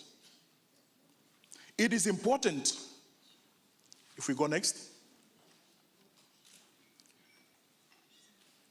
Can we go next? It is important because these market events were key in the shareholders that acquired the asset to make investment decisions. Now, what I'll be sharing with you in a short while is key when we have the conversation around ownership of minerals. You would note on this particular graph, I have two graphs on here. I've got one for uranium price from 2007 to current, and another on exchange rate. The peak that you see, or rather the trough that you see from 2008, that is a representation of the impact of the economic crisis of 2008. The net effect of the crisis was that uranium prices tanked. Oh, thank you very much, that helps. Uranium prices tanked from highs of $100 a pound to lows of about $50 a pound. Compounding that particular challenge is the Fukushima event of 2011. You would notice, I don't know if it's a pointer. No? You would notice that after the 2008 spike and trough, there is a minor spike. That shows a little bit of confidence in the market. Unfortunately, Fukushima happened, and then we had another trough. When Fukushima happened, prices dropped as low as $18 a pound. And from there on, it was downhill. So what I want to confirm to you is that when the shareholders of Swakop Uranium, which is a Pangelo Mining Company, the CEO of which, Mr. Eliphas Awalas, is sitting here with us, and I hope I do a good job at explaining the difficulty that as a shareholder, the decisions that were made at the time and how relevant they are today. But the fact of the matter is that the shareholders decided that given the strong fundamentals of the market cycles and the belief of the strength of the commodity, which is uranium, the decision to invest would still happen. The story I want to share with you, colleagues, is that when the investment decision was made in 2012, shareholders at that time held on a thin thread of hope. in terms of uranium price, which came to pass. It is a given fact that over the last decade, uranium has traded below $32 a pound. It is the reason that some of our colleagues in the market went on care and maintenance. But be that as it may, Swakop Uranium investment decision was made. Kudos to the resilience in terms of risk by the shareholders, and of course the foresight of the importance of this particular commodity. And interestingly also, it is worth noting that at the time of the decision, the US dollar ZAR on Namibian exchange was in and around 1 to 10. This is significant, you will note, because part of the challenge of development of Husab is that unlike any other mine, not only in Namibia but in the southern hemisphere, Husab, in terms of acquisition and development, totaled at 5 billion US, not Namibian dollars, US. There is no investment that has happened in Namibia or the southern hemisphere in the last decade to that quantum. A round of applause, I'll take it. Thank you very much. Of course, the conundrum is that such quantum presents challenges. What are the challenges? The reality is that 5 billion US does not exist in the Namibian market. The largest deal that we have done, which was a consolidated effort from a few banks, maybe 3 or 4 banks, is the Deb Marine 2.7 or 2.5 billion Namibian dollar deal when they were acquiring one of the vessels. So the question of where you source capital became critical because that money was not and is still not available in our market. So the decision was then made by the shareholders to look for money internationally, and of course we did secure the money on the premise that 1, it's available, and 2, it's economical in terms of interest rates. And that money, we sourced it from China. It's available and economical. 2 conditions. Nothing to do with politics, nothing to do with anything else, it is just business. Now, this particular point is important, colleagues, because when you look at the exchange rate graph, it is a fact that where we stand at the moment, the US dollar ZAR exchange rate stands at anything above 18 US to 1. 18 rands or 18 Namibian dollars to 1. What is the implication of that number? It means that whereas the cost of the loans that we acquired in 2013 might have been reasonable at that time, the cost of those loans are much higher in the present case. Of course, it affects profitability, and I'll tell you how that then translates into how we do business. The point I wanted to make here is that, yes, minerals are in the ground, but they don't walk themselves out of the ground. They require investment to develop the knowledge and understanding. And once that knowledge and understanding has been developed, even those that develop the knowledge and understanding may not be able to develop a mine. And therefore, typically, they sell it off to those who can develop the mine. And those that can develop a mine may not have the money. We must get the money where it exists. And that's what has happened in terms of this particular transaction. I hope I have debunked the myth of Chinese business. There is nothing nefarious about what happened with this particular deal. If you had the money at that time, it could have been you. I must also mention here that the director, Mr. Eliphas Hawala, he paid his bit. I will not mention the amount, with your permission, but he paid his bit. Now, let's look at what Husab is today, before I tell you the history. This is what Husab is today. I've spoken to you about the shareholding, which is 10% Epangelo and CGNPC at 90%. All fully paid on fair value. The shareholders have accounted for the 5 billion US. Total project investment, I've already highlighted to you. We are, of course, a world-class asset in terms of where we are at the moment. We are NOSA certified. We are ISO certified. That confirms that the commitment that we have towards safety, health, environment, security, and radiation is confirmed by the standards or the standards organizations to be in order. In terms of employment, the asset at the moment, dear communicators, stands at 4,000. In fact, as of yesterday, 4,250. This is just under 23% of the total employment population within the mining industry in Namibia. They sit at Husab. Of course, we've got 1,700 employees directly on our books, and the remainder being business partners. I want to emphasize business partners. Of course, I use the word contractor there. It's more appropriate in terms of the propaganda, but it is business partners. Of course, I want to highlight it's very different. The business partners of Husab are very different to what you are thinking. We've got two companies that have on average 600 employees each.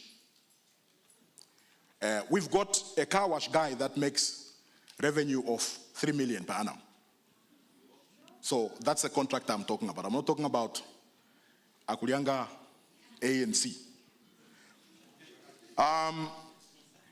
In terms of the asset itself, I can confirm to you that we are now, after painful years, fully ramped up to what we had committed.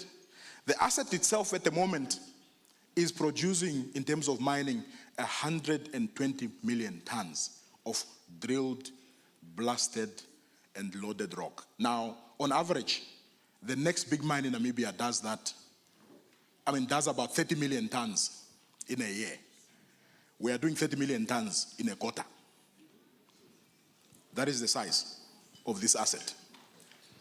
In terms of production of U3O8, which is the yellow cake, we are now fully ramped up at 5,300 tons. We have the propensity of reaching 6,000 tons. But at 5,300 tons, it's never been done before in this country. And it places us globally as the largest open-pit uranium mine that exists, and we are third largest uranium producing mine in the world. And in fact, as of 2022, we have moved Namibia as a country to third largest producing country in the world, after Kazakhstan and Canada. We have knocked Australia off.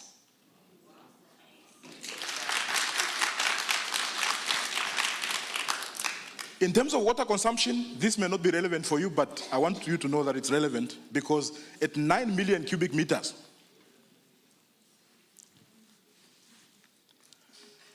Husab at the moment is at 9 million cubic meters, which is in and around 70% of Erongo region's water requirements.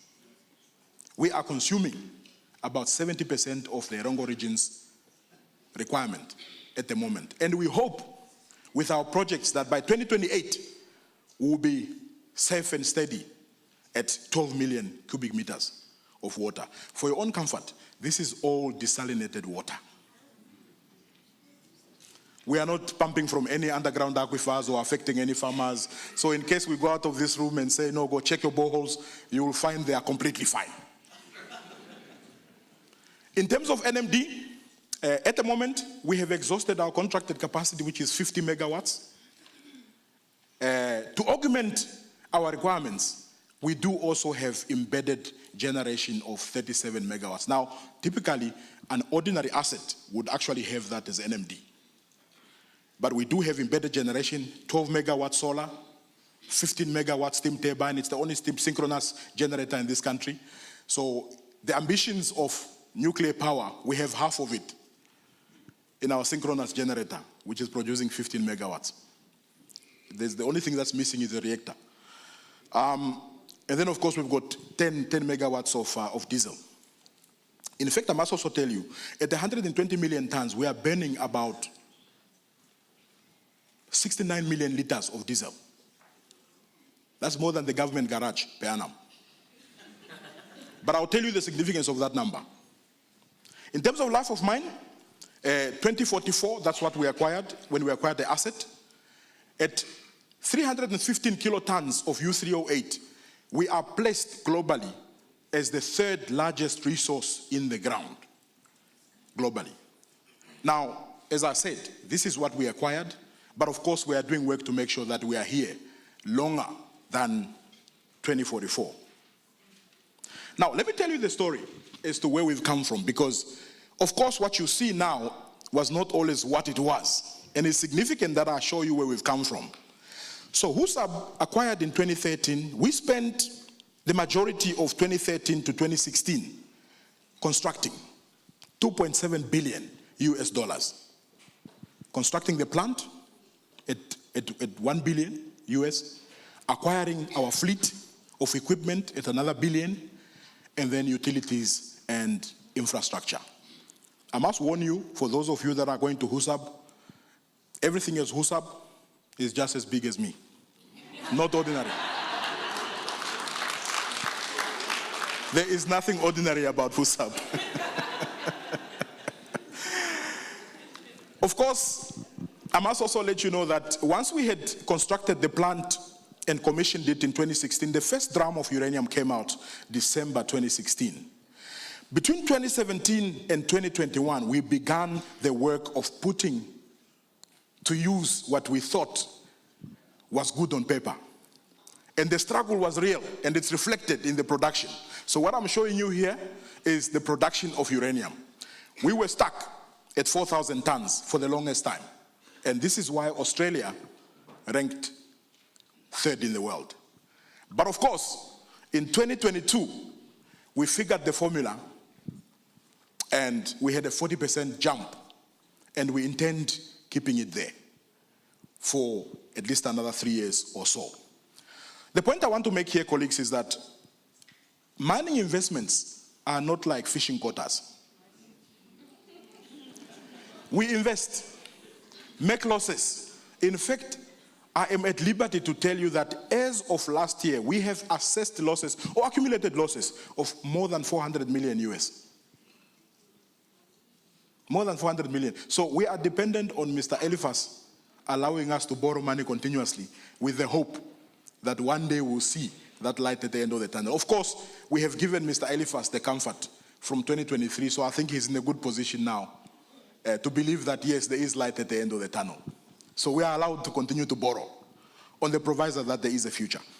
But it is important that I make this statement, because the question as to what our contribution is has to be answered in the context of, first and foremost, proving to the shareholders and giving them comfort that you actually have a business. Ours was to first and foremost prove we have a business given the realities that we lived with. And we have proven that. In the meantime, while we're at it, of course, we engaged in social investment to the best level of our ability, given the hardships that we had suffered. So, in as much as HUSAB is 10 years old, I want to let you know that stable production has only been for 2 years. In fact, I must tell you that, yes, in terms of net profit, top line, just top line, not necessarily cash flow, very big difference, we only turned the corner last year. And I say we turned the corner because we still have a long way to go. But again, it's about indication to the shareholder that we actually do have a business. And that's exactly what we have done. So this is important when I speak to our economic contribution for your appreciation. What is also important, I think, on this particular slide, my apologies, is that you will notice that HUSAB, although we had 5,000 people during construction, diversity, all sorts of nationalities, Filipinos to pull wires, and the Chinese, whoever, it is a given that the stable workforce that we have, the 1,700 that we have at the moment, 96% of those are able, qualified, knowledgeable Namibians. Namibia has a rich history in mining. No one can teach us mining. We've been at it for 100 years. We need no one to teach us what mining is about. So I just want to confirm to you that yes, 96% of our people are executing this onerous task successfully. Now, let me bring you to the question of beneficiation. All of this 5 billion that we have spent is only to deal with one aspect of the nuclear fuel cycle. And that particular aspect is the production of yellow cake. We mine it, we mill it, we pack it in the drums. For your own appreciation, next time you ask the question about when are we going to build a nuclear power plant, I want you to have an appreciation that that particular question does not need to be asked to us. We are just a part of a mega process. Now, we do the mining and the milling to produce yellow cake. Beyond what we do, before you can even do to conversion and enrichment, there has to be a few discussions at the right levels of government, including with that man that wears a tie like mine. Yeah? Yeah. So I want to confirm to you that the question around uranium beneficiation is not a simple question. And just to give you a bit of history so that you can contextualize this, the first time that an idea came about in China to build nuclear power stations was in 1978. The first nuclear power station in China was commissioned in 1994. It's actually our nuclear power station, Daya Bay nuclear power plant. We own that plant. 1978, ideation, and 1994, commissioning and production of electricity. And it was built on a loan because the Chinese government didn't have the money. They didn't have the technology. Whose technology was it? It was French technology. The first nuclear power plant in China was French technology. At this particular point in time, in fact, so 1994, China commissions the first nuclear power plant. Immediately after that, we did the second one. At that time, Chinese engineers came to learn about nuclear power generation at Quebec in Cape Town. The plant in Cape Town. You know, the plant in Cape Town is a 2 gigawatt plant. Fast forward, we are now in 2025. China has more than 70 nuclear reactors. And South Africa still has the only one. In fact, it wasn't operating for the last 5 years. So that is where we are. So the idea of beneficiation, I must say, is a conversation, firstly, from a geopolitics perspective, from a government perspective. It needs to be translated into the applicable legislation being in place and the necessary relationships being managed with the IAEA, interested parties, interested and affected parties, including those that, you know, have nuclear power plants but do not produce uranium, like the US. So that is where it is. So I thought it is important for you to appreciate. Our role is to supply the material that is required. But once the environment is created, the technology exists to then be able to indulge in that process. At this particular stage, we have zero influence in terms of being able to move to that transition. Of course, once the necessary legislation and discussions have been had, we are prepared to participate because we do have the skills, we do have the necessary reactors and the technology to be able to do that. I thought I would share with you, now that we are clear, that we will not be asking each other that question about when we are going to build a nuclear power plant. Just for your knowledge, 200 tons of U308 can power 1,000 megawatt plant, one reactor. Usually a reactor is anything between 1,000 and 1,500 megawatts. Can power 1,000 megawatt reactor for at least 12 months. 200 tons. It's good to know. So in terms of economic impact, let me move on swiftly. I've taken too much of your time. Let me also just confirm that yes, indeed, from the early days of 2018 when we started trading, after we had spent the money to do construction, I can confirm to you that HUSAB, of course, is a major spender. At the moment, anything between 10 to 14 billion Namibian dollars per annum. Those are the numbers that we work with. Total payments last year were just in excess of 14 billion per annum. In terms of local spend, last year we spent just over 7 billion, of which 2.3 billion or 2.4 billion was on government institutions. And I thought Mr. Kanime is fine. I thought I would share with you what we spend. Interestingly, some people may not need bailouts. So on average, NamWater and NamPower, we spend anything just under 600 million per annum on them. But of course, you can see the big spending we do at NamCor. 1.3 billion. We paid. I just want to confirm that we paid. So, yeah, since 2018, we've paid NamCor 5 billion. In case you needed to know what it is that we buy, we don't buy anything else other than just diesel and lubricants. All our diesel and lubricants, all that 69 or 79 million cubic meters of we are buying from NamCor. Okay? So that's in terms of that. So it's not like we are manufacturing the number. We don't know how much the government bailout is, but what we do know is that we are paying 1.3 billion.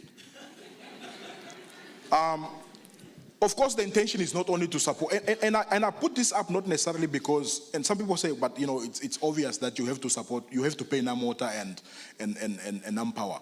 It's very different for HUSAP because, you know, we're doing 8 million cubic meters. This is city of Windhoek and Gobabis combined.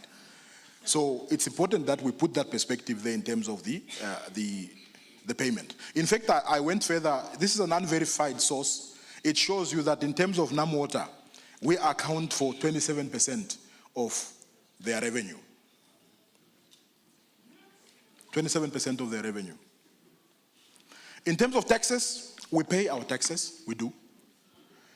The only one of interest that I think journalists are always interested in is the income tax.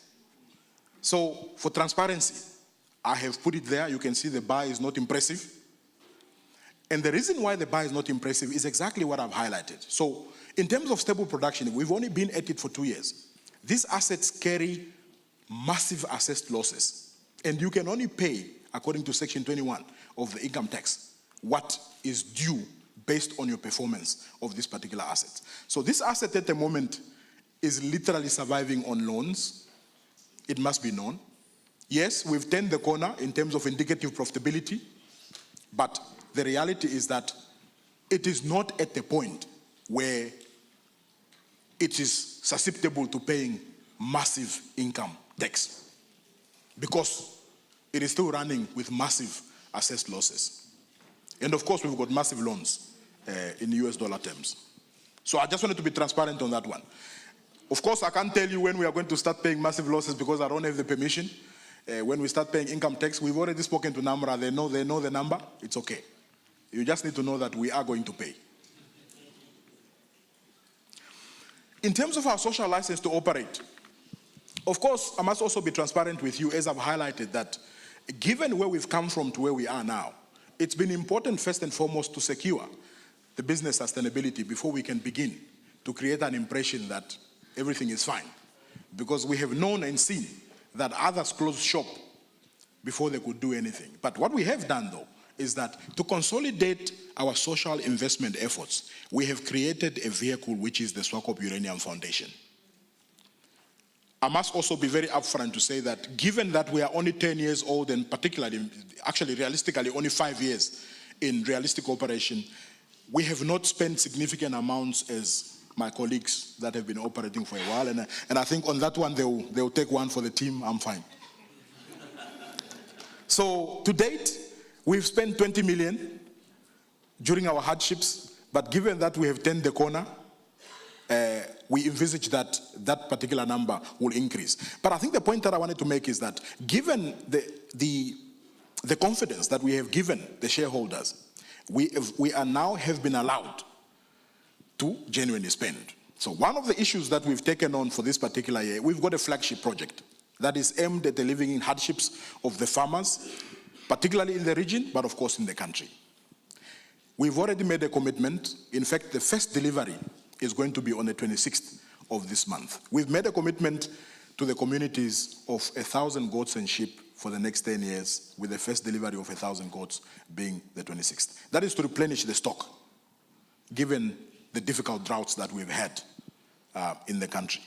There are many other projects, but I thought I should talk about what we are going to deliver now. So that is the commitment that we have made in terms of that. Now, in as much as we have stabilized the business and the future looks bright, it's also important that at the same time, for a massive asset as HUSAB, it's important that we secure the future beyond 2044. So given the confidence of 2023 and 2024, we've gone ahead and asked our board to open the purse so we can begin to invest in creating the future. What I want to confirm to you at the moment is that we have a tentative approval, which we've already started executing. So I guess between ourselves and the board, we'll just have to hold each other accountable because we're already spending the money of 1.4 billion in exploration, which we already started spending last year.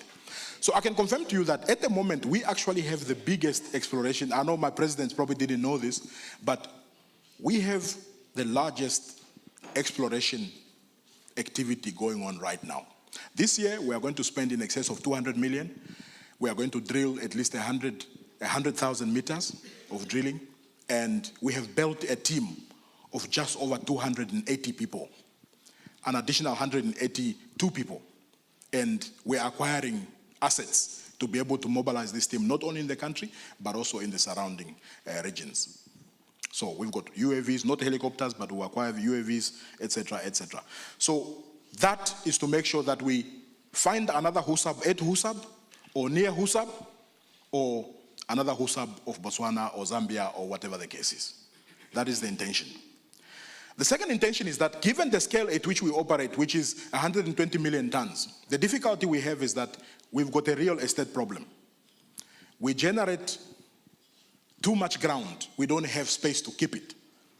And therefore, to deal with that real estate problem, we have sought to look at alternative technologies in terms of how we can deal with sub-economic material, which is material that is not susceptible to be treated in our current process, which is tankage. Now, you would have heard that there are a lot of companies looking at industrial work or industrial test work in heap leach.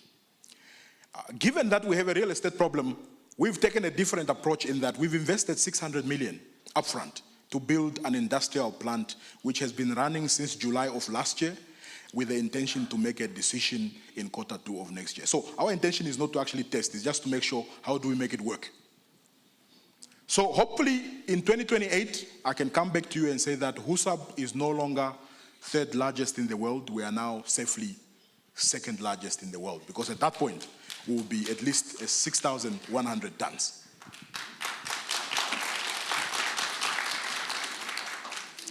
And then the third one is the desalination plant. Of course, we are not in the water business. I want to clarify this. We are not in the water business, but water is our business. At 9 million cubes, we have a challenge. In fact, for most of you, you may not appreciate this, but Linda would appreciate this because she obviously works for, and of course, my CEO. But every December that you come here for holidays, you create a conundrum for us. We appreciate your coming. Believe you me, we appreciate your coming. We love your money and everything else. But what you don't realize is that we are already water constrained within the region, to the extent that at the moment we have a deficit of 600 cubic meters per hour. So yes, we do have a desalination plant with a capacity of 20 million cubic meters, but to service industry and the localities, we unfortunately do not have the capacity. So we've gone ahead, given that we are most susceptible to that risk, we have gone ahead and put forward a proposal to government, unsolicited, and that particular proposal, as you might be aware, was accepted, a cabinet decision was taken, and we are going to build a desalination plant, us being the anchor business for that one. What is important about these projects, of course, is that there's the investment part, which I think is very clear, probably another 700 or 800 million US that's going to come through there. But most importantly, that is additional jobs for our people in the country. And then lastly, I just thought that for some of you that may not make it to HUSAB, I just give you an appreciation of what we have. I know that most of you that have been at the mine would appreciate this, but this is effectively HUSAB in pictures. And I wanted to give you some context because sometimes when you talk numbers, it may not necessarily land in the way it's supposed to land. So the top left picture there, that is part of the HUSAB fleet that we have on site. So that is our primary loading fleet. That particular fleet can do anything up to 90 million tons. Of course, each of those trucks costs about 180 million each. And the loaders, at least 580 million each. So it's a massive fleet. And they are guzzling about, 70 million cubic meters of diesel. And on the top right, that is the fleet for one of our contractors. And that particular fleet is the third in size to the HUSAB fleet. So I just want to confirm that the HUSAB fleet is one of only 3 other mines or 4 other mines in the region that has that capacity. And then, of course, bottom right is the second contractor. We like to keep it very disciplined and straightforward. And each of these contractors at least have about 800 employees from that perspective. And of course, that's our beautiful plant at night. So I hope you have an appreciation and look forward to seeing you visiting us this coming Friday. And that brings to the end my session. Thank you very much. I think I had initially opted not to take any questions, but given that I'm very confident that I have expounded on the details, I'm prepared to take any questions. All right, ladies and gentlemen, the extraordinary Swakop Uranium, also known as HUSAB mine, I believe they deserve a huge round of applause. Well, of course, also the 3rd largest uranium producer in the world. The story of HUSAB, or rather Swakop Uranium, is one of perseverance and the drive to succeed. But unfortunately, Mr. Simata, unfortunately for you, you have provided an opportunity for us to pick into your knowledge and, of course, pick your brain for some more answers. So I'd like you to kindly take up a seat as I invite Larry to the stage. And on behalf of all the delegates, I believe Larry has prepared some very pertinent questions regarding HUSAB, and he's going to be addressing you in that regard. So, ladies and gentlemen, once again, Larry to the stage. A round of applause, please. Thank you so much. So they asked me to ask questions because I'm not Namibian, so I want to ask the hard questions, right? They told me not to take questions from the crowd, but I'm making an executive decision and I will take questions from the crowd. You all like that? So Linda will get around, but first, as you get around and people raise their hands, Mr. Simita, you've described an extraordinary investment here. So why is there so much public opposition? Is it a failure of communication? Are you not explaining these things, the presentation you just gave here? Yeah, thanks, Larry, for that question. I think it boils down to understanding what the asset is about. As I highlighted, of course, the investment quantum is one that must be understood in the context of where the funding can come from. And I think our intention, of course, is not to justify as to why the shareholding is as it is to bring the reality of what mineral development investment actually means. It could have been anybody. I mean, we've had Anglo-Saxophone companies dominating this industry from 1920 to about 1950s. We have had introduction of other Asian businesses like your Jindaos and Vedantas in the latter part of the 2000s. And of course, what you do see now is really just the cost of money of the Chinese market making its presence felt. And HUSAB is no exception. I think HUSAB was the turning point and an indication of what was to come. And what has come clearly is the acquisition of Dundee by Sinomine, the acquisition of Orsino, and so on. Really, that's what it's about. It's purely just business. Of course, the necessity of ownership by the citizens and government's position as to how we go about that. That is a conversation that I think any other industry will be open to, but the realities must be placed on the table, and certainly we must talk about alternatives that do not prevent the development of these assets that currently sit in the ground. So as you said, if anybody here had the money, they would have made this investment. Of course. So the discomfort is not in the fact that this is happening and employing thousands of Namibians, is that it's the Chinese doing it. Yes. In 2013, when Epangelo took 10%, they would have taken any other percentage, or anybody else, in fact, not Epangelo. In the case of B2 Gold, you do not have government. You have Namibians, capable Namibians that have taken shareholding.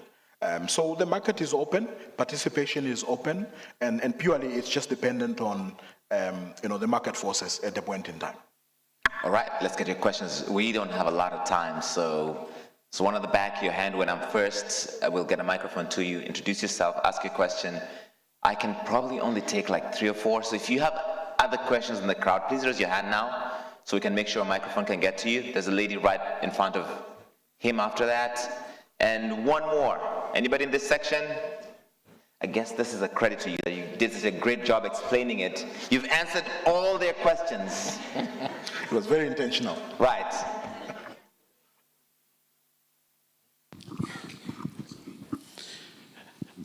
Thank you very much. John Siloiso here. Mine is not really a question, but rather a comment. First of all, I would like to appreciate. I'll use the name, only you and few of us will know, Mr. B.I.G. Yes. Okay. Basically, I would like to appreciate your presentation. And on the basis of that, I do not know, as an industry, whether, like Larry ever asked, this message is going out there. Because what we get from the media and from critics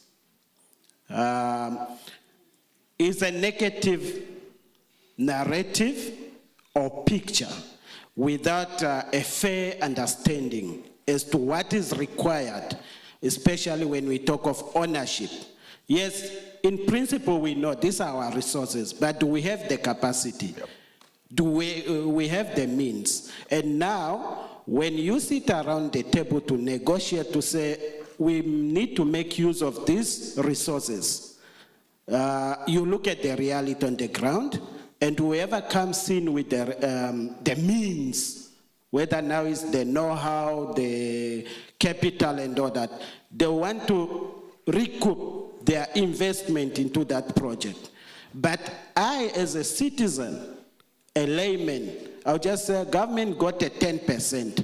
And unfortunately, we have now people who understand some of these things, but for their own self-interest or for their own whatever, they will twist the story and say it in a different way because majority of us don't understand it. Yep. And then what do? We jump on the wagon and we support them without understanding. And on that basis, I would urge your sector, engage the media so that this message is clear.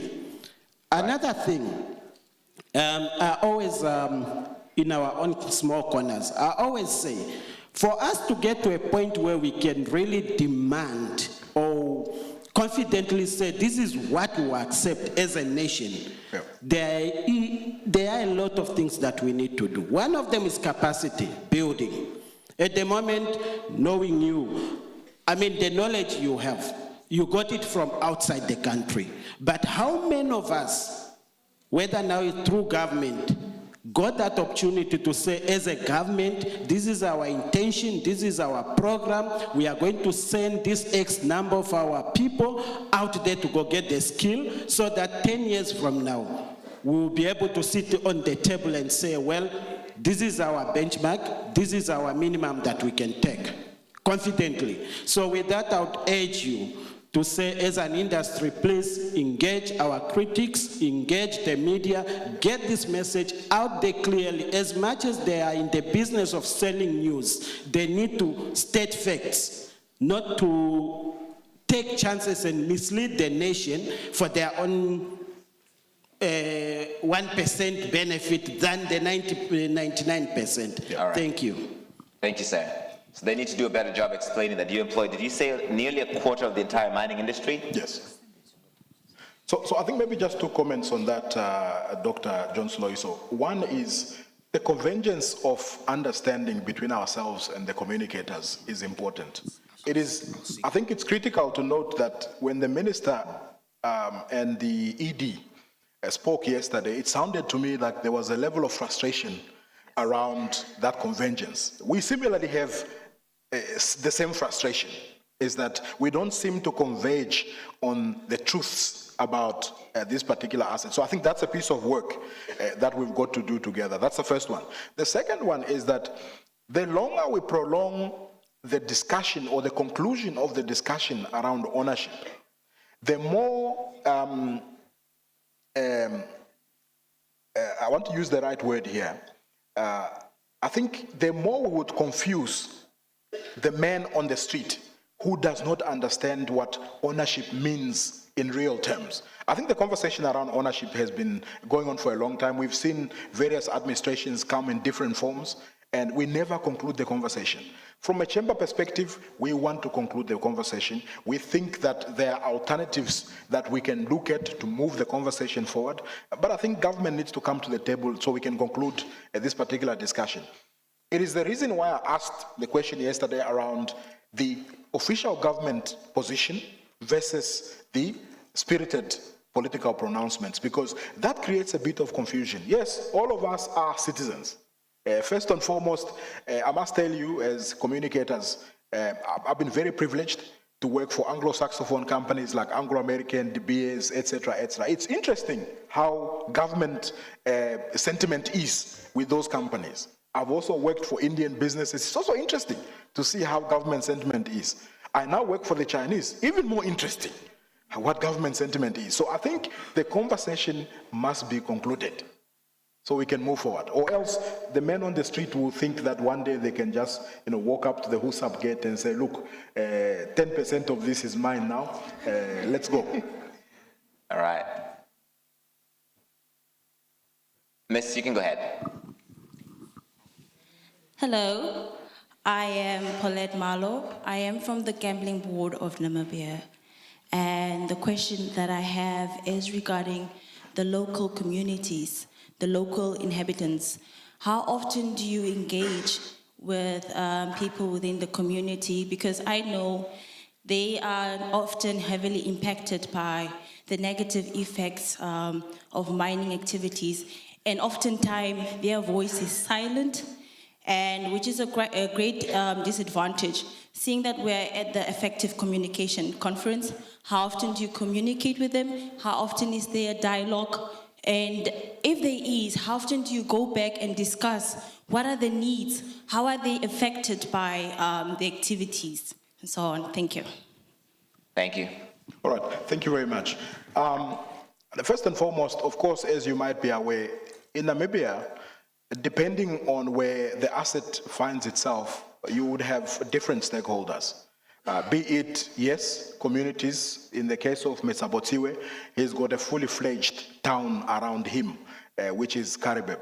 For us, at Husab, we've got farmers, we've got government that has a national park, etc., etc. Now, mines, just like the ministries or any other agencies, we have fully fledged public relations, social investment departments, etc., etc. And we we work effectively to identify firstly who the interested and affected parties are, hence the stakeholders, and what their needs are. And based on our understanding of that particular environment, we would then work on plans of how we can effectively engage from that perspective.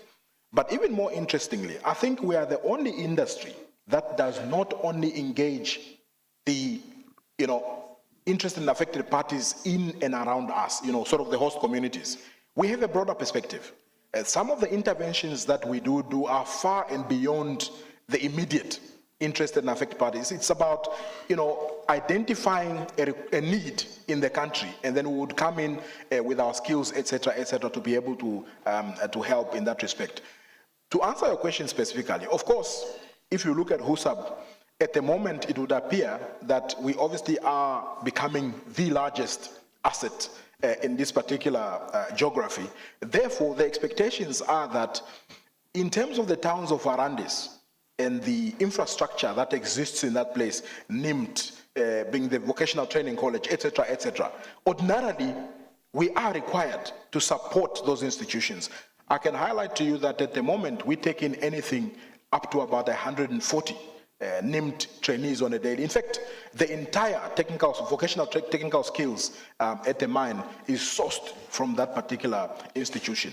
But beyond our borders, which is of course Arandi, Swakop, etc., we've recognized that you've got 3 or 4 universities in this country, graduating hundreds of graduates that unfortunately get into the market. They don't have the experience, they have the qualifications, and unfortunately companies are looking for people that will hit the ground. We have taken the approach that instead of investing in 4 or 5 individuals and sending them to university for 4 years, predominantly the traditional approach that mining companies or any other institutions have followed in the past, we have put that on the side and actually taken the approach of approaching the universities and ask them to say, for the last 2-3 years, give us the best graduating students out of your institutions, and we would engage them professionally. The first interviews that I did personally in 2022, I engaged almost 150 graduates. Interestingly, top performers in their respective graduating classes were working in bakeries, they were working in ShopRite, etc. But I can assure you that the majority of those, women, are currently employed at HUSAB. We've got about 7, I think we've got a multitude of engineers at HUSAB. We've got about 70 of them that we have employed. Our intention is to prepare them for the market. We will engage them for a period of 3 years. The best out of them we will employ, and the rest, not to say they are not the best, because of course the market is contingent on what is available, but the rest of them will avail them to the market. I can say that, of course, because this is a uranium geography, some of them have left us within a space of 15 to 18 months at salary increases of 40 to 60% to other mines. We are proud that we could create the kind of skills that's required in the market. So I wanted to just put the perspective on how we look at interested and affected parties. We don't look at the immediate locality. We of course look at what are the needs of the country, and then we engage from that perspective. In fact, Larry, just if you allow me, the water issue, yes, it is an industrial risk from our perspective, but remember, the Irongo region is growing, given that there are 3 mining licenses that have been issued in this region. And should those mining licenses come to fruition, it would mean that you would have at least another maybe 3,000 or 4,000 employees that will be coming to this particular region. So water for us is not just a question of industry, but it's also to make sure that the localities extending from Swakop, Uis, Karibeb, Machete, etc., at some point or another, they are actually provided for from that particular perspective. I hope I've addressed your issue. All right, I think it's clear that people are protective of their natural resources, right? And they don't want them to be exploited. Across the African continent, there's a growing anti-neocolonial sentiment, which is playing into this. You said minerals don't walk themselves off the ground. Yes. I guess information also does not walk itself off the mine. Yes. So you have to do a better job of communicating that again and again and again, right? Please give him a big round of applause. You've been great. Thank you so much, sir. Larry and Mr. Simata, before you leave, I this apologize. Did I gentleman leave has one more? one question, please. I apologize. I don't have eyes this No way. problem. Thank you very much. Good morning, colleagues. Larry, thank you for the opportunity. Mr. Simata, yes, sir. Thank you for your presentation. It has changed our narrative.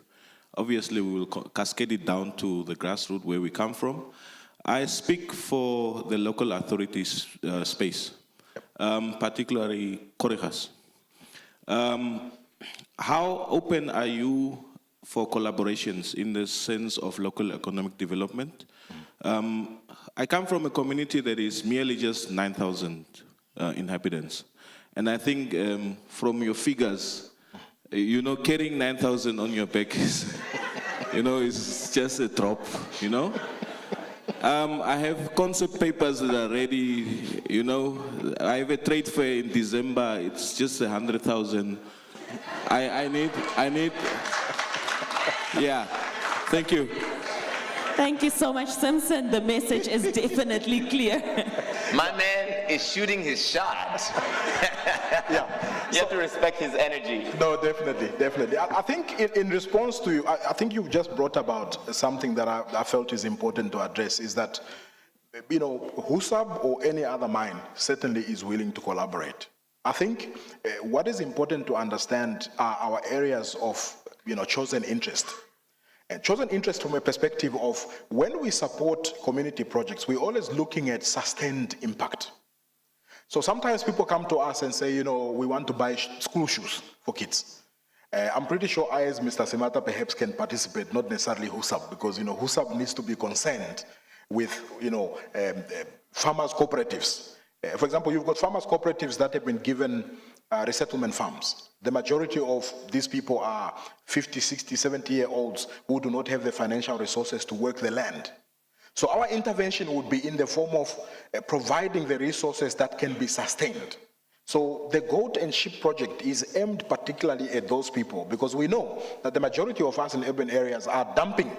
Well, I hope we still don't continue to do that, but we are dumping our kids with the memes in the villages and send groceries for the first 2 months, and then after that disappear. So we want to empower the female-headed households that are getting these resettlement farms so that they can be self-sustainable.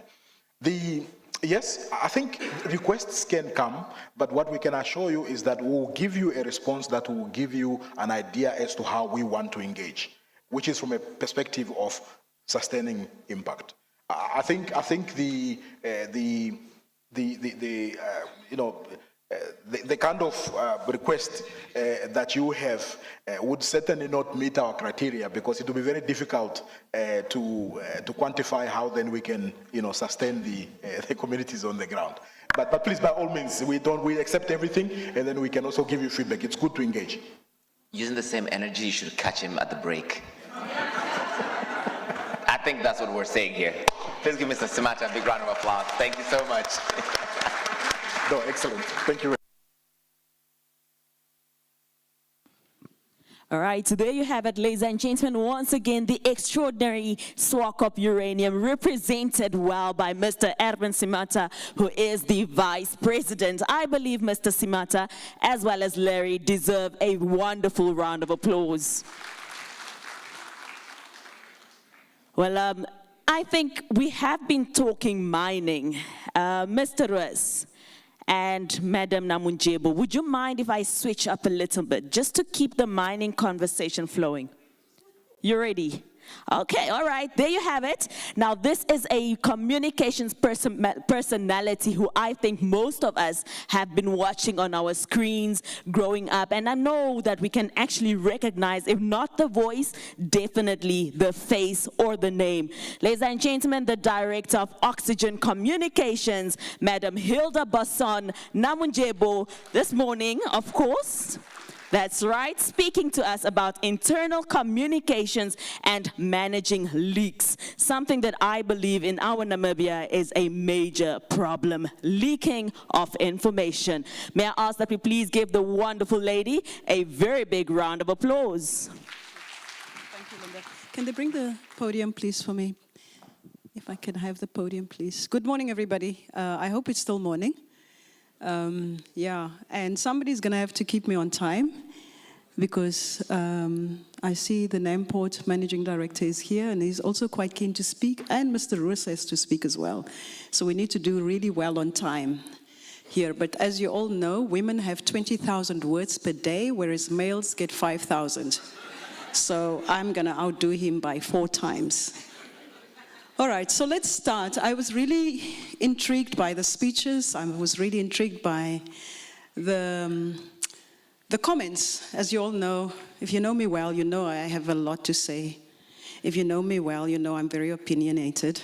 And being a former journalist and a communications person and passionate about all things Namibia, you know, I was struggling to sit there and try and keep quiet listening to this.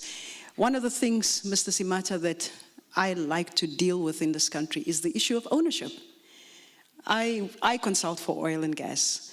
And I think we've had this conversation in this sector for such a long time. What should really be the percentage that Namibia should own? These are our resources. I keep telling Namibians, 0% of zero is still zero.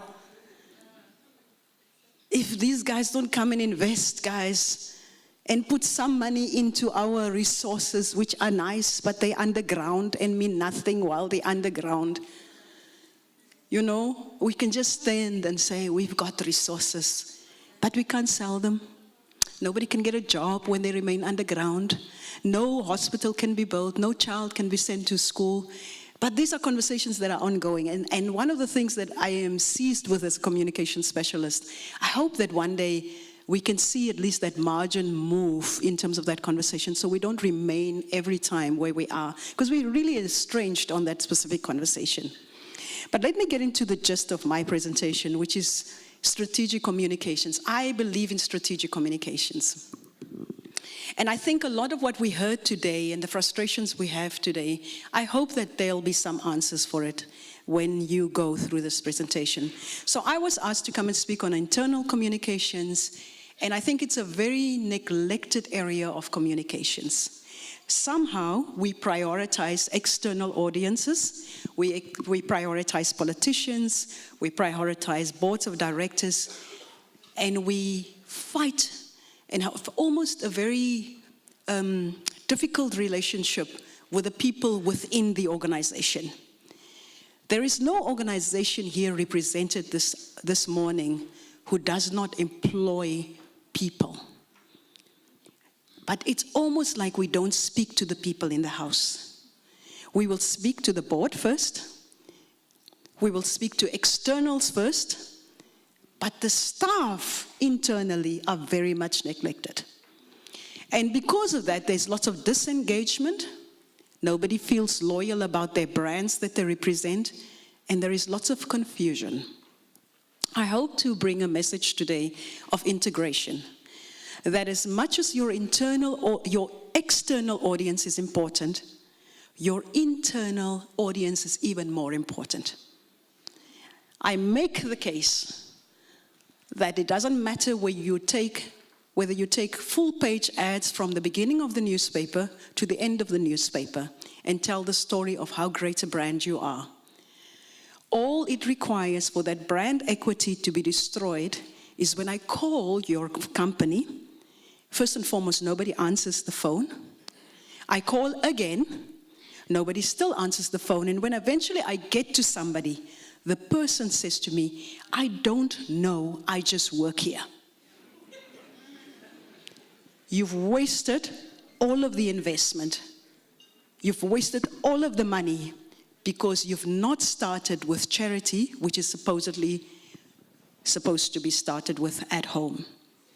So I hoped this morning to talk to you that, to say to you this morning that we need to start with internal communications. And really when we talk about communications, it's supposed to be holistic. And I think some of the frustrations we heard about this morning is because we treat communication in a fragmented way. It's fragments. We don't see the complete picture of communications. And communications and branding is supposed to be a holistic strategy that ensures that everything you communicate with different segments of your audience is communicated not in the same manner, but at least the objective is set for each segment of the audience, and then you communicate across internally and externally. It's not just about marketing, it's about creating that seamless experience for all employees, customers, and stakeholders alike. Real change, ladies and gentlemen, begins not when it is declared. And in marketing and in public relations communications, we say there is nothing like a general public. Sometimes we will have strategic planning sessions every end of the year. When marketing comes, there's just this general statement about the general public. You could consider yourself this morning as members of the general public. Linda and I are both black women. We are not monoliths. Linda is not the same as Hilda. For starters, her hairstyle is different. Mine is different. What she's wearing is different. Her shoes are different. But somehow in organizational engagement, we treat people all the same. You are Namibians. We don't pay recognition to the fact that the person has a different income strata. The person is of a different age. The person has their own different set of values. We just think everybody is the same. No, everybody is not the same. And you need to recognize that people are not the same. And because they're not the same, they deserve a different set of engagement. It's tough. But we've decided to be leaders. And because we've decided to be leaders, we have to do the tough work, which is, it requires extra thinking. It requires us to think differently. So there's nothing called the general public. The best way of engagement, and I've listened to all of your frustrations, is to start by segmenting your publics. There are a group of people called black men. What is the age group of those black men? Do they watch rugby or do they watch football? How can I engage them? There's no point in me speaking to Andrew, but he's really a Formula One guy. But because he's a black guy, I assume he's a football guy. So I speak to all black men via football because apparently they all like football, but he doesn't like football. He likes Formula One. And now I don't engage him.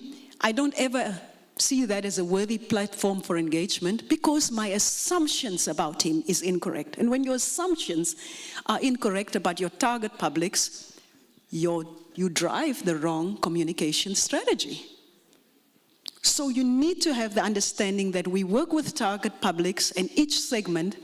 And when you've identified the target public, you also need to say that the message per target public is different.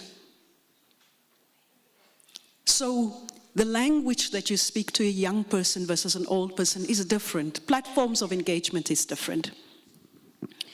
We talked a lot about, I heard mention a lot about stakeholders this morning.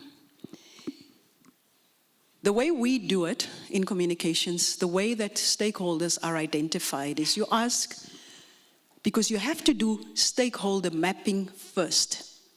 If you don't map your stakeholders first, you will over-communicate with somebody who does not require or need the level of communication, of engagement, and you will under-communicate or under-engage with somebody that needs more engagement. So you ask yourself two questions. When I identify my stakeholders, who is most affected by what I do, say, and who is most interested?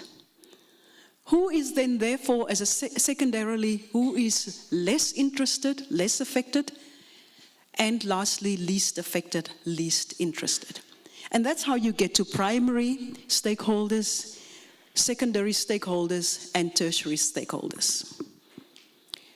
Your internal staff are clearly interested and affected beyond salary increases by what happens in your organization. And we live in a world of democracy.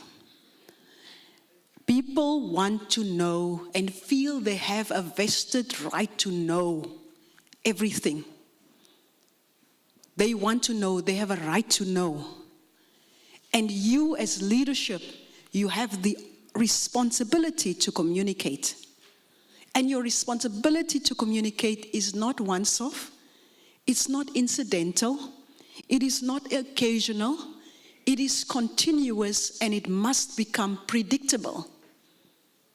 Relationships only function when there's predictability, and I know that I'm married. If my husband only speaks to me one day a week, and I know it, then I guess we can kind of say we have a mutual understanding about how this marriage works. But I don't have that understanding. I expect my husband to speak to me every day. He expects certain things from me every day.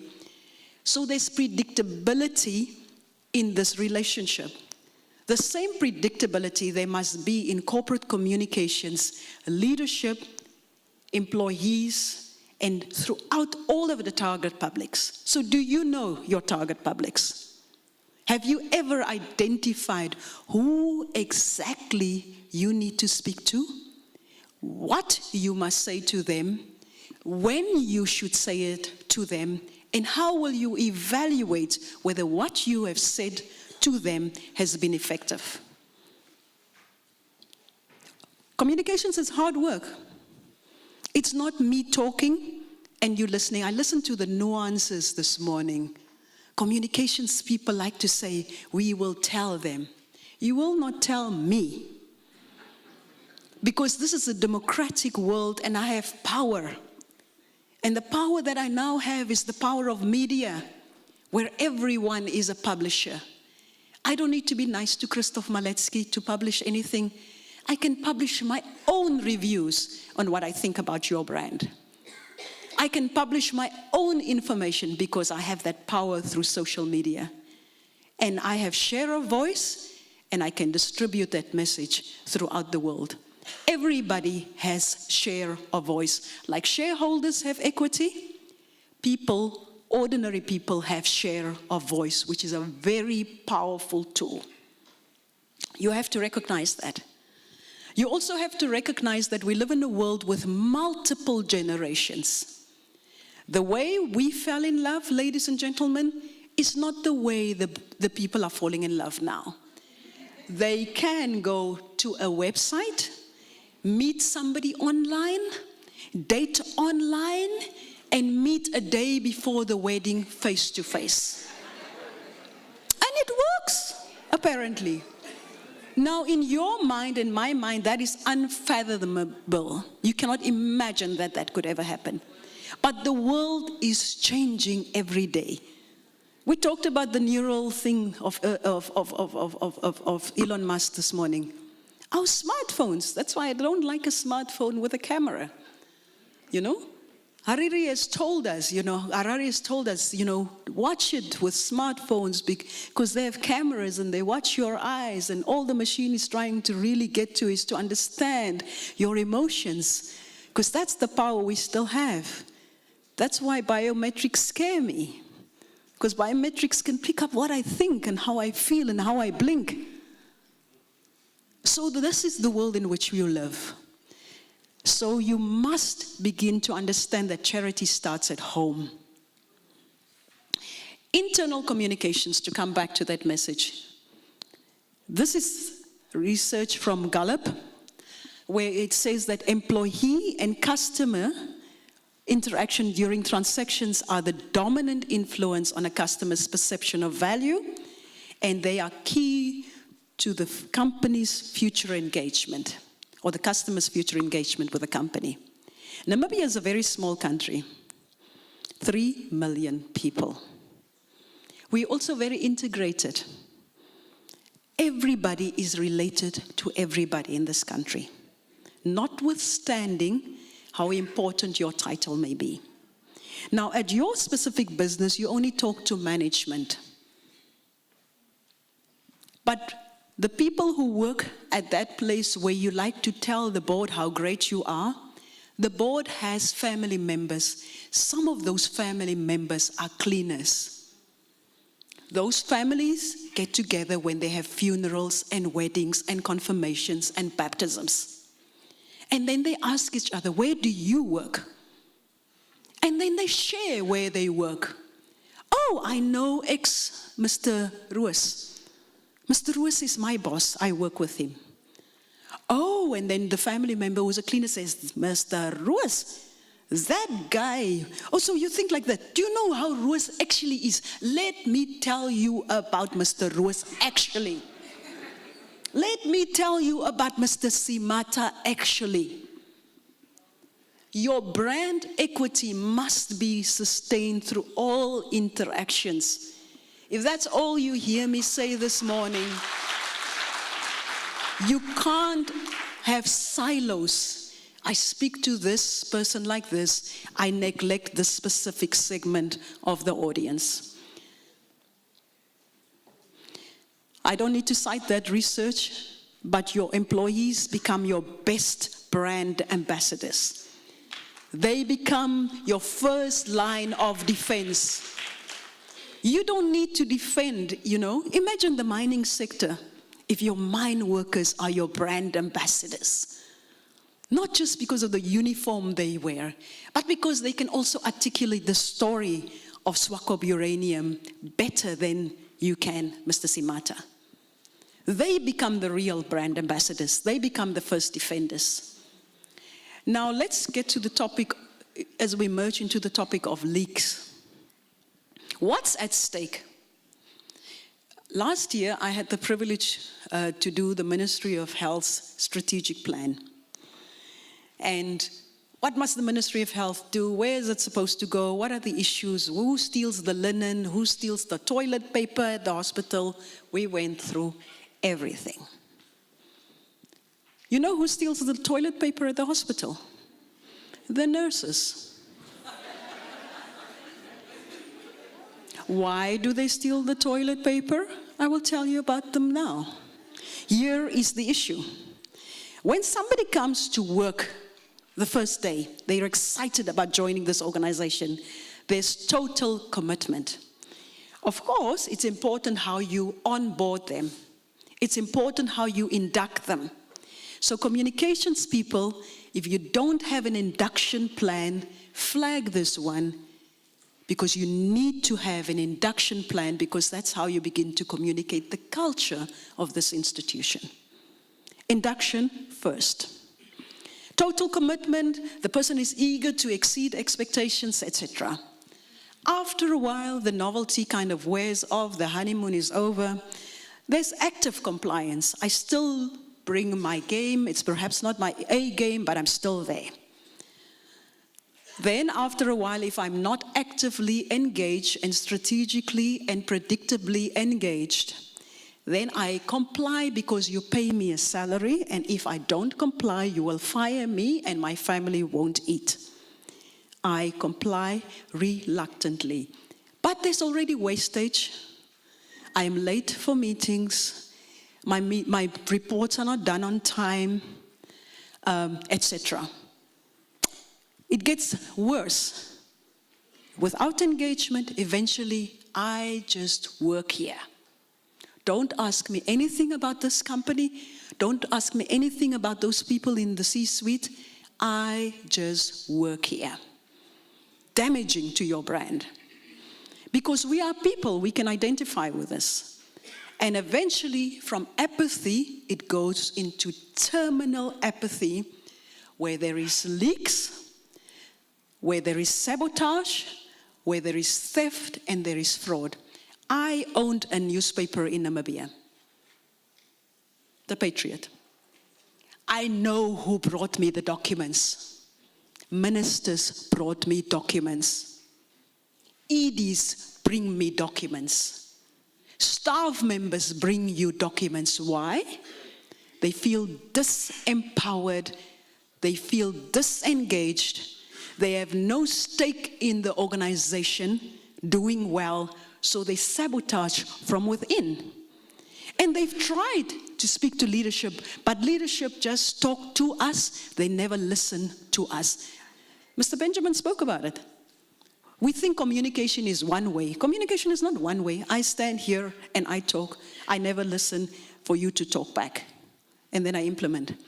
If you don't listen, and ladies and gentlemen, the management skill possibly of the 21st century that is going to be very, very critical will be the skill to actively listen to people. Listening is a skill of leadership. It means I listen to you by watching you, non-verbal cues, by sometimes allowing silence in the room and let somebody else speak for a change. We must pay attention. That's what leadership, that's what we do as leaders. If you don't, people have power. And in the digital age, they have phones and airtime. And they can screenshot and send it to audiences. They don't do it from a place of malice. at the bottom there. Leaks don't come from a place of malice all the time. They come from a place of silence. If you think of a family feud you've ever had with your sibling, and especially a junior sibling, what is it that we really say when we have fights? When we say somebody doesn't respect me, we always say this person doesn't see me. That's what we say, isn't it? Dikan sien my nie. This person doesn't see me. I don't feel like I matter. By not prioritizing your internal publics, people feel like you don't see them. And because they are unseen, they can do what they want to destroy the institution and your reputation from within. It is critical we pause here and that we go through touch point specific and say, how can I communicate better in a predictable manner so that people know? I'm not going to go through this again. I said it already. Inclusion is strategic. It's not a nice to have. Having a strategy and an engagement predictably, regularly, consistently, it's not courtesy. It is strategic. It is in your interest to communicate with your internal audiences. I'm fixated with the issue of what is core and non-core. I like for people to say, focus your attention on why, on your why. I tell my staff, I don't want to sit around the whole day and proofread your materials. It's not my job. And when I proofread materials the whole day, it means I cannot serve a client well, because my job is to serve my client. I'm the interface between the organization and my clients. So if you are negligent and you just spell badly, then I need to redo your work to spell properly, because the quality is important of documents that leave my office. Now, you as CEOs specifically, you as the leadership teams specifically in your organizations, it is in your interest to make sure there is a strategic communications engagement with your staff. It doesn't mean you always have to do it, but by making sure that that happens, it gives you energy, time, and resources to focus on your core job. And then you don't have to worry about strikes, and you don't have to worry about protests, because you know that you're communicating, you're engaging. So make sure you have the strategic communications plan for the internal publics who work for you. Make sure that staff members, employees are not just recipients of information. Like, when last did you do a pilot? If you wanted to roll out a pilot, a new product, when last did you say to your HR department, I want to co-create solutions with my staff, with teams, cross-functional, cross-discipline teams? People are not stupid. They may not be able to say it in English. They may not be able to say it in 5 words. They may need to draw a picture, but they have a contribution to make. It is your responsibility to understand your teams well enough to be able to get the information that you need so that they can feel heard and that they can co-create solutions for your business. It's your responsibility. So you can't just say, I don't have time. If you don't have time to proactively and strategically communicate, you will have to make time to deal with leaks, responses to leaks. You'll have to explain to your boards of directors why there's so much pilferage in your organization. You will have to explain why productivity is not what it ought to be. You'll have to make time for that. So since you have to make time, you might as well make time for it proactively by making sure you spend time and energy and resources on internal communication. It's strategic. It is not a courtesy. Is it for us to speak to our children? It's just natural. For us to speak to our families, it's natural. It is unnatural for you not to speak to your family. It is unnatural for you to have a feud with your family. It is natural for you to get on well with them. It is therefore natural for you to get on well with your staff and to communicate with them. Because I think somebody said here this morning, I think it was Mr. Benjamin, power, these power games we have in organizations where we withhold information from people, where we don't share information. It's sad, guys. And it's specifically insecure leaders who don't share information. If you're a secure leader, you know me sharing information does not make me less than you. Why don't we share information? And I'm not saying you should say, you need to understand what you tell your wife in your house and what you tell your children in the house, it's not the same thing. There are levels of authority, levels of responsibility, comprehension, etc. So you must match the messaging with the recipient at the level where the recipient can handle it and can respond to it and can deal with it responsibly. But you can't not speak to your children because you think they must just be seen and not heard. We treat our staff like that. Our staff must just be seen and not heard. That is not the 21st century organization that we're trying to build. Those are not productive entities that will outlive us that we are trying to establish in this manner. Charity begins at home. And that includes, our communities. Some of us, maybe our customers are our communities. It means that we must engage them also. And communication has a tone of voice. How do we speak to people?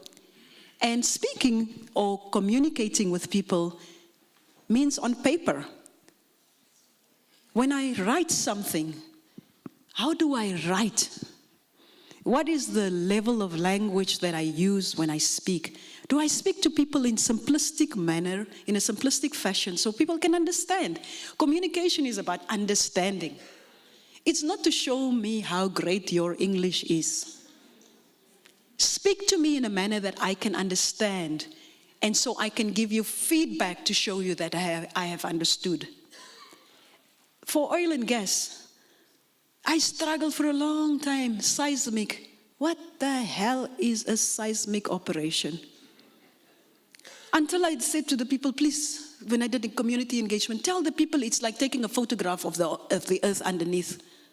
Damien was there, the regional chairperson from Kavango region. In Kavango, it's Minikila. So we told people not anymore seismic. We said Minikila, we're taking a photo of the earth. In Namibia, the mining sector has to begin to develop language, a glossary, that tells people not in mining, ecological, difficult engineering language, what is it that we're doing? Tell people simply so that they can understand, because that's how they will buy in to what you do. So tone and manner or tone of voice is an expression of what I think of you. Because, we are African, and when I come and see Tate Kamnime, I may even bow. Because I was taught as a black girl, when I see a black man, I also kind of bow. I shake to shake his hands, to greet him as a respect. Communications has a tone, and it shows what I think of you, the way in which I engage with you. How do you communicate with your people? I watch the new parliamentarians, and I wish I can have a session with some of them. Because it's just hands flying everywhere. It's bad communications. Because if I speak to you like this, Mr. Kanime, I don't respect you. I show you disrespect. So we need to think about the tone and manner in which we communicate. There's times when it's whatever the strategies we want to drive, that we apply words specifically, language which moves, active words. Guys, communications people are not just pretty. I know we are the most beautiful people at the company. But you don't hire us because we are just beautiful. We kind of know a little bit about communications. Use language correctly. Use active verbs when you want to get people moving. Right? Tone and manner has a voice in which you speak to people. And often, that's the reason for misunderstanding. Because if I say to you like this, then you will understand that I'm really mad. But if I speak to you nicely, then you will hear me, your heart rate will not go up, the oxygen will go to your brain so you can think, the carbon dioxide will lower, you'll be able to take a fresh breath, and we will be able to think and go forward. Don't stress people out, please.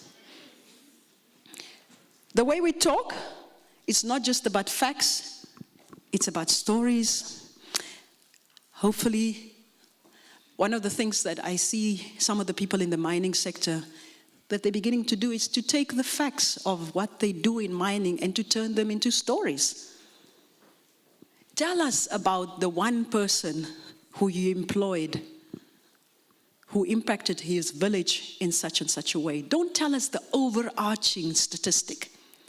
Tell me about one person, 2 people, 10 people, a village that you impacted. That's the story we want to hear. I listened to President Boko, President Boko, the president of Botswana, now when he was at the Diamond Fair in Las Vegas. I wasn't there, just so you don't think I was there. I'm an entrepreneur. I don't have those kinds of budgets to fly to Vegas. But what we do at our office is we will listen to messaging of key leaders in the world. Namibia is going through a tough time with diamonds at the moment. And I used to have I used to have an income from diamond clients. This year I had no income from diamond clients except the Diamond Board of Namibia. So I look at my financials like, me, I like to have a bank. Me, I like to have a diamond company. Me, I like to have a uranium company. Hint, hint.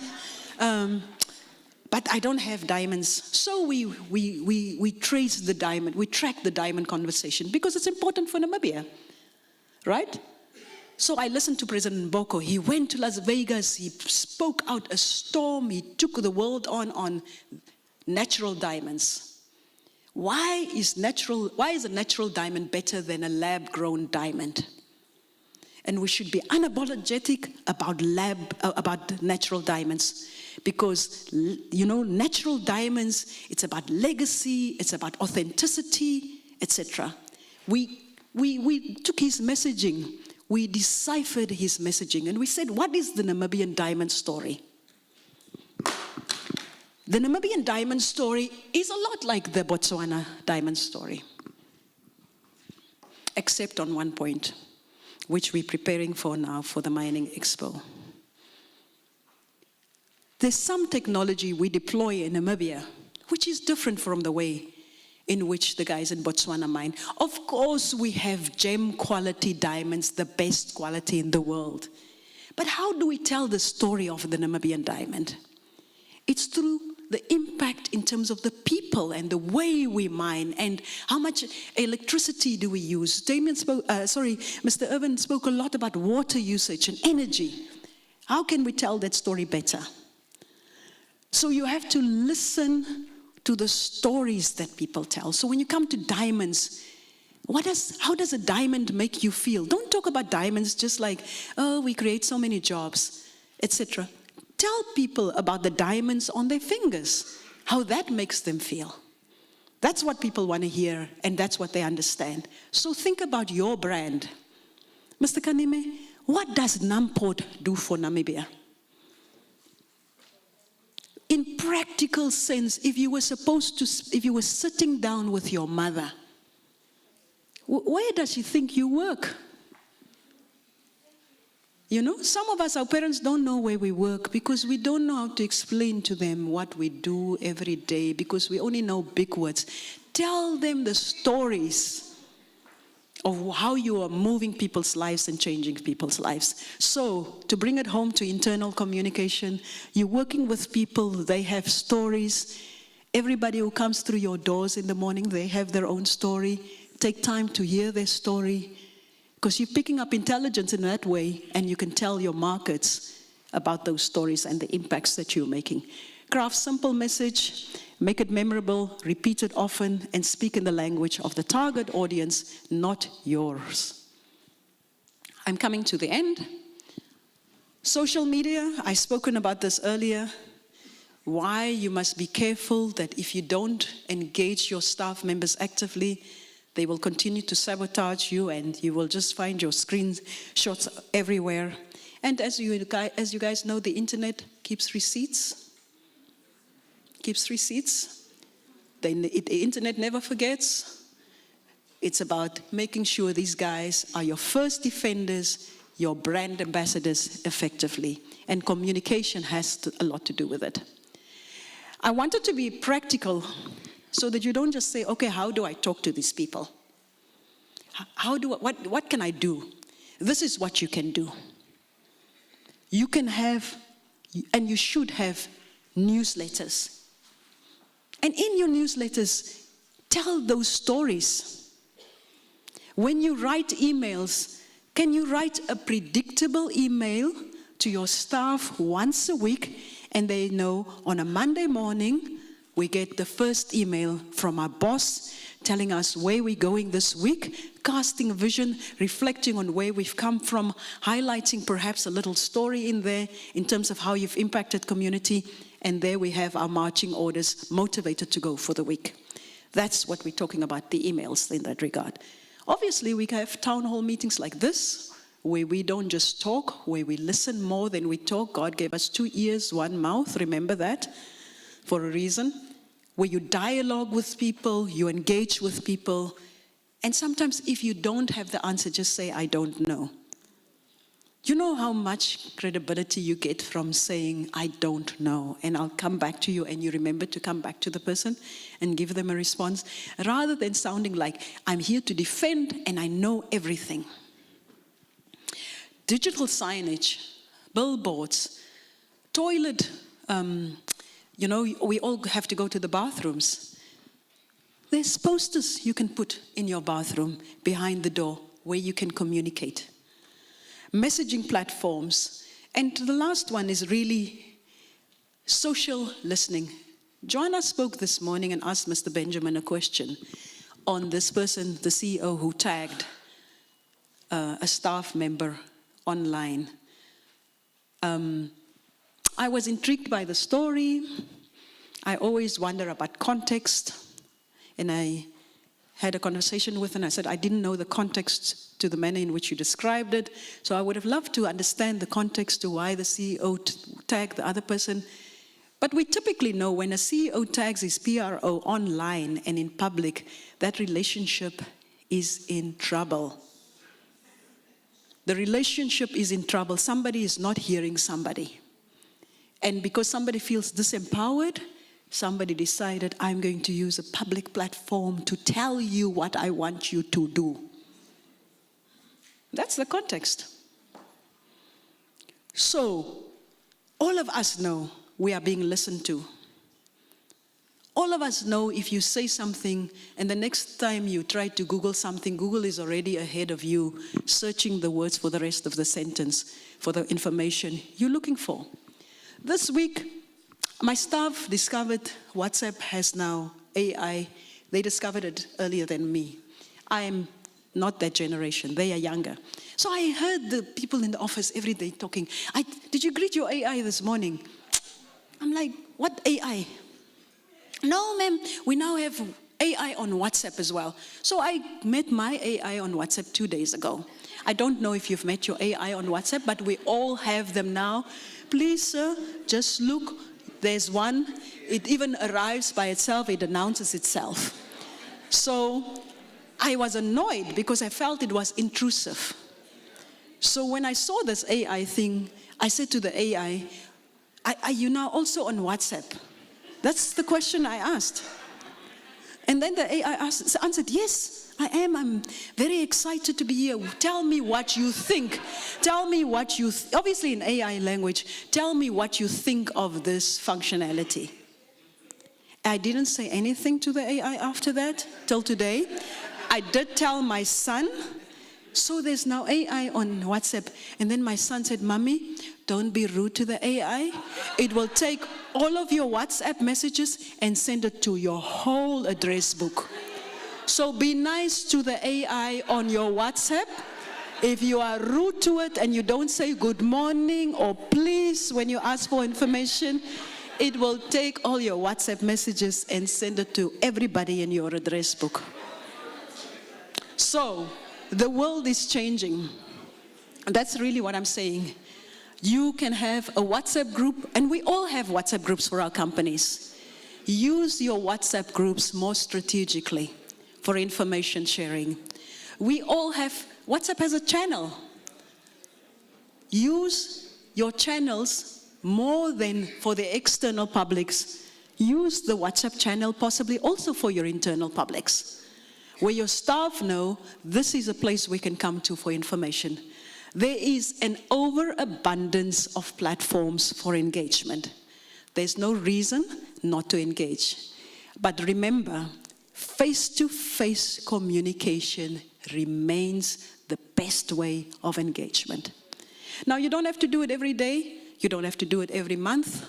But you must schedule predictable platforms for engagement where your audiences know internally and externally, this is when you will speak to us. That's why there's a State of the Nation address. It is predictable. It is so that we know as citizens of this country when our president will speak to us. Some of these things are inherent, in our structures. You want predictability. When is your series of State of the Nation addresses to your internal public audiences? So this is not exhaustive. These are just some mentions that you can use. But please, for what works for you, get engaged, speak to people. Really, in this day and age, videos are effective. If you have a WhatsApp a group or a channel, you can drop down videos quickly for people. It's a way to educate. Use them for education, use them for information, and use them to share awareness in this regard. I conclude and say that if your staff don't believe in your brand, no one else will. They live in staff perception. The brand lives in staff perception and in storytelling. Your people are your first audience and your first ambassadors. Without them, there's no success. And this is a real way in which you can get a harmonious workforce where there's no sabotage in your institution. And you can literally fly so that you can be more productive. Thank you very much.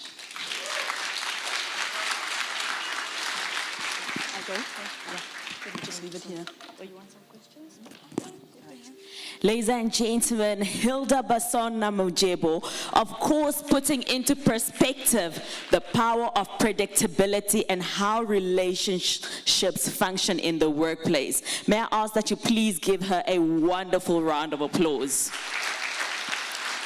Beautifully done over there. Now, a key takeaway from this presentation is that your employees are your #1 brand ambassadors. Treat them well, and they'll have a good story to tell. And then, of course, just another one for all the leaders here. Inclusion is a strategy. It is not courtesy, which is owed unto your employees. Thank you so much for that one, Madam Hilda. Now, I think 1 or 2 questions would be good. Do we have any questions from the floor? Strictly only 2, all right? Michael, I have a hand up at the back. Perhaps you could assist with the mic, please.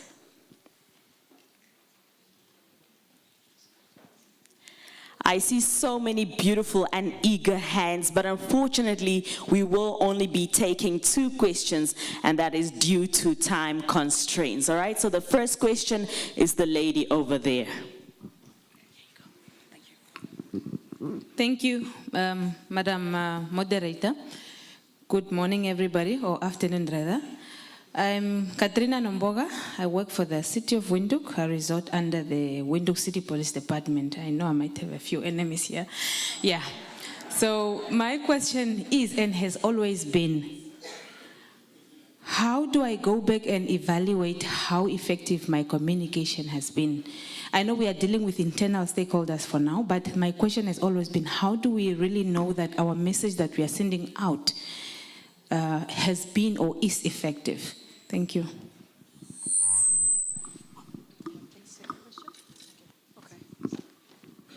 All right, any other questions? Michael?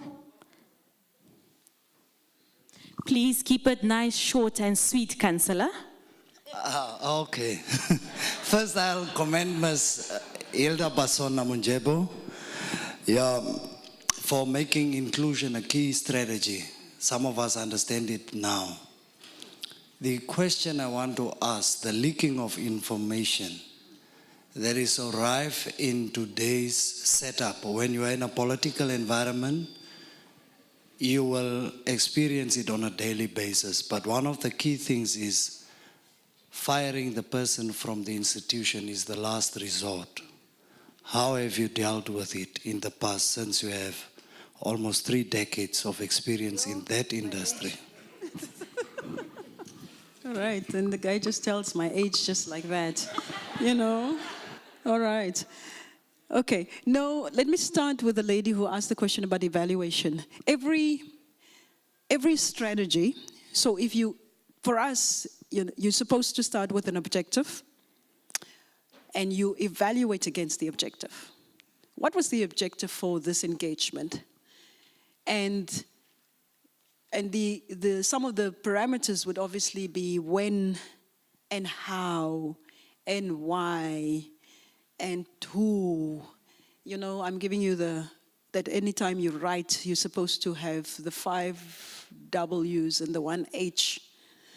That's how we write. You always have to have a who am I writing to, why am I writing, when did whatever I'm writing about happen, what is it about. I'm checking the last W with you. Where, I said where, when, why, how, and whom. So when you have that in part of your objective setting, that's what you measure against. You must measure against objectives. So that, because you see, the thing is, communications people, and this is important for us, because people see us as a nice to have, because we don't bring scientific evidence to our bosses. Our bosses can kind of like disregard us and think these guys are not serious. But it's because we deal with communications in a manner which is not scientifically based, so you don't show results. If somebody, for example, how many complaints did you have last month? How severe were those complaints topically? What are they now about? The next month, do you have fewer complaints? Are they of lighter severity? You know, you have to evaluate against things like practical things like that. I always say communications is like football. It's both an art and a science. It's not just pretty. It's also scientific. You must show the results, because otherwise Mr. Kanema is not going to ever think you are a valuable contributor in the boardroom.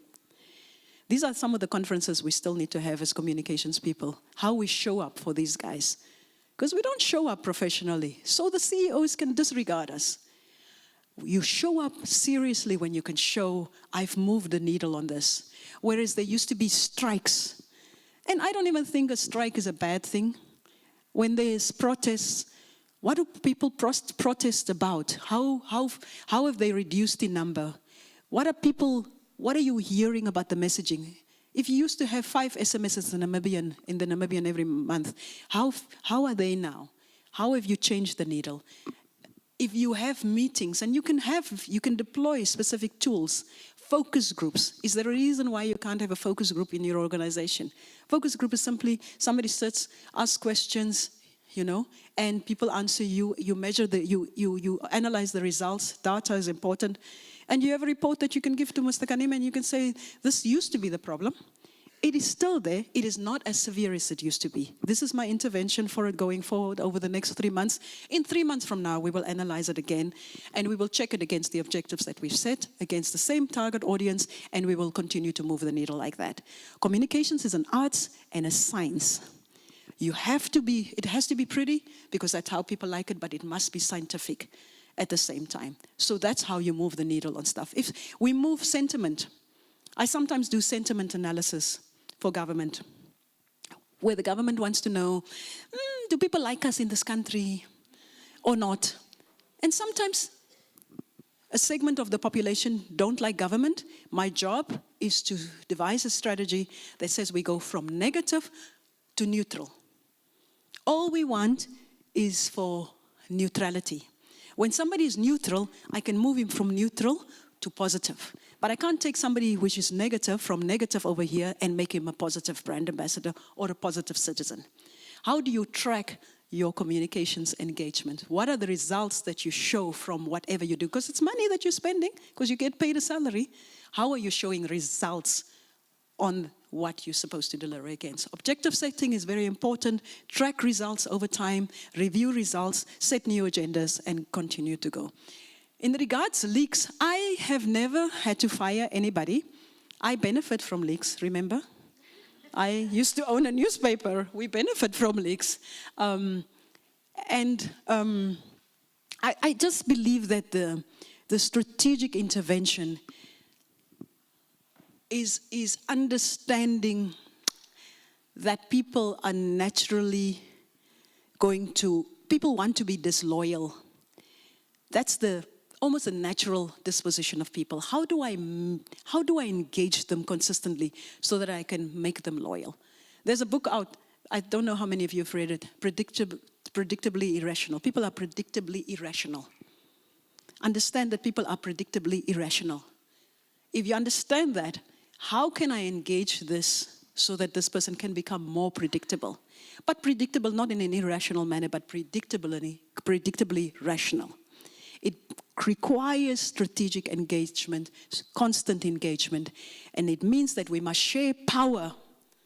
If we can begin to share power, especially political environments are very difficult because the nature of politics is secrecy and innuendo and division. You must be a different kind of politician and be more inclusive, be more transparent.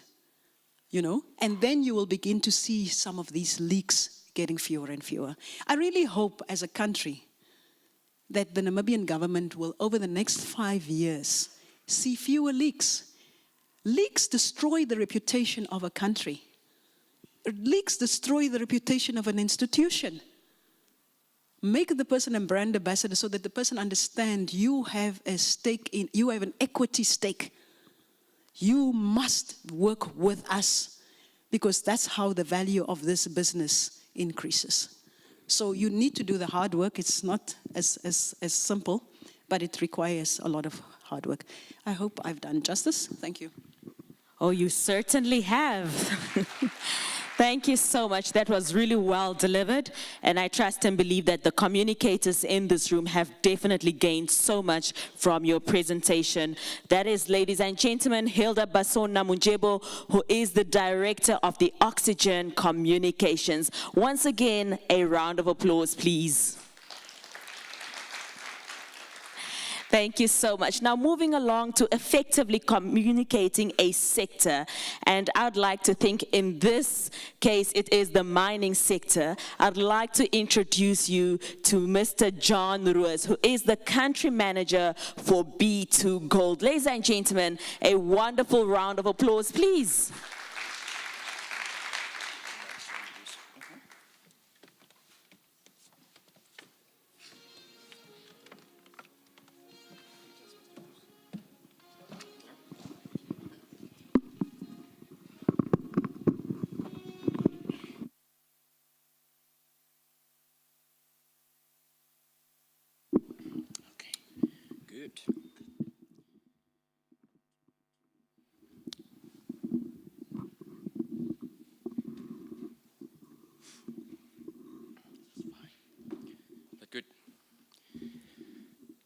Good afternoon, ladies and gentlemen. How hungry are you? Hilda, that was a very impressive presentation, I must say. And so I actually asked whether I could follow Irvin, being in mining as well. But I was sitting and I was listening to your story and what you're talking about. And I actually brought my PR to me and said we need to include a video at the end of the presentation to talk about employee engagement. So you'll see a nice video at the end of my presentation.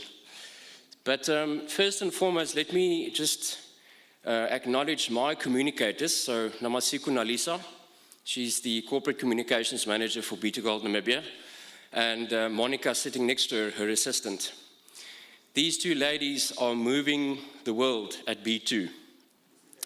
As you know, we've been through quite a turbulent process, talking about transitioning to underground, having retrenchments on the mine, communicating with the media, and you guys have been doing a fantastic job. So I often quip with Siku. You know the saying, no news is good news. But sometimes in our context, good news is no news. Because we're not sharing good stories. We are forever talking about the negative. Who's done what? Who's been implicated in what? Mining isn't doing anything for Namibia. You're not building schools. You're not helping the people. So my purpose today is to share B2Gold's story, to talk about our approach for stakeholder engagement, and our employees being our most important stakeholders, second to that, the media, and then make a compelling argument to change the narrative that's out there, to say, what is Namibia doing? What is mining doing for Namibia?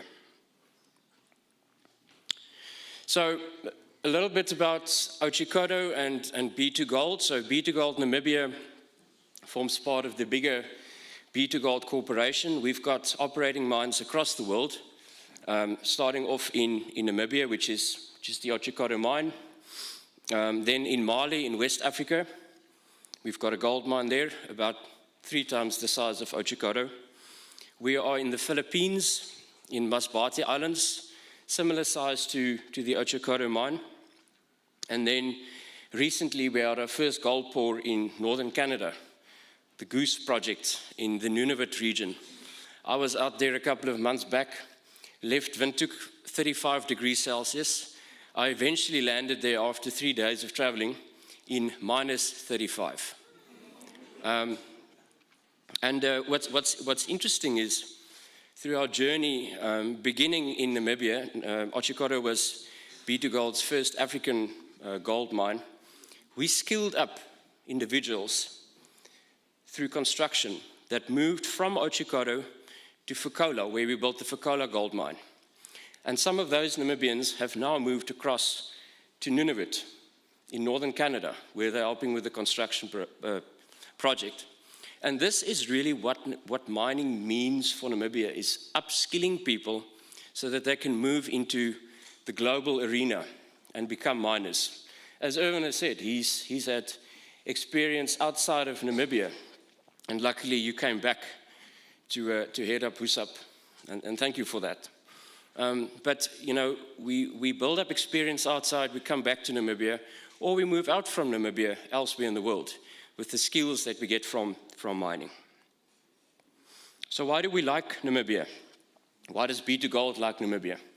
We're 3 million people in Namibia. Small population, huge country, beautiful landscapes. We are 3 million people. We are too few to be poor, as the president says. And that is absolutely true. If we want to effect change, it is so easy because we're not dealing with millions and millions and millions of people. We just need to sit around the table and make sure that the right policy is being implemented. 35 years of independence with no political or civil unrest. It's unheard of in Africa. What we say in Vancouver when I'm out there, and by the way, I'm Namibian, son of the soil, born here, went to school in Walvis Bay, and went overseas a bit, but came back. 35 years of independence with no political or civil unrest. This is Africa Light. That's why we want to be here. Then, stable tax regime. I mean, with the Chamber of Mines, I'm also on the tax committee. And the ability to be directly linked up with the Minister of Finance. I can pick up my phone today and I can call Honorable Shafuda and we can have a discussion about taxes and how to make it work for the private sector and for government. It's access, because we are only 3 million people. And then, of course, we've got the Chamber of Mines, and want to recognize George and Irvin there, my colleagues on the Exco. We are really embarking on a process to tell the gold mining and uranium mining and other mines story in Namibia, so that the Namibian media better understands what we're doing, what's the impact we're having, so that you're better equipped to tell the right story. Okay, so Otjikoto's gold mine, 10 years of sustainable gold production. Our first gold pour was in December 2014. Construction started pretty much the same time as Husab started. It was a huge injection into the country. Of course, our capital spend wasn't as big as Irvin's. I actually listened, and not once did you not talk about less than $100 million at a time. So everything is big for you, and that's good. Yeah, so our capital spend was around between $300 and $400 million back then. Since 2015, we've produced 1.78 million ounces of gold. That is way more than what we had initially thought that we would produce, and that's because we added resources as we went along through our exploration activities. Averaging production of between 150 and 200,000 ounces of gold per year. This year, we're going to produce between 165 and 185,000 ounces of gold at a very low cost per ounce. Now, if you look at where we started, 2011, we acquired the project from Oryx Gold. 2013, construction. From the first shovel that went into the ground to pouring first gold was 18 months. So that was a remarkable achievement. And as I said, we've built out the business, open pit mining, underground mining. And this is really where the future lies for B2Gold Namibia is underground mining. As we scale down our open pits this year, we're open pit mining ends. I'm sure many of my colleagues in the Namibian media have heard me saying this before as we engage you quite often. But we are set to become a fully fledged underground mining company into the future, at least for Namibia. Then in terms of ownership, 90% is owned by B2Gold Corporation, which is listed on the New York Stock Exchange, Toronto Stock Exchange, and the Namibian Stock Exchange.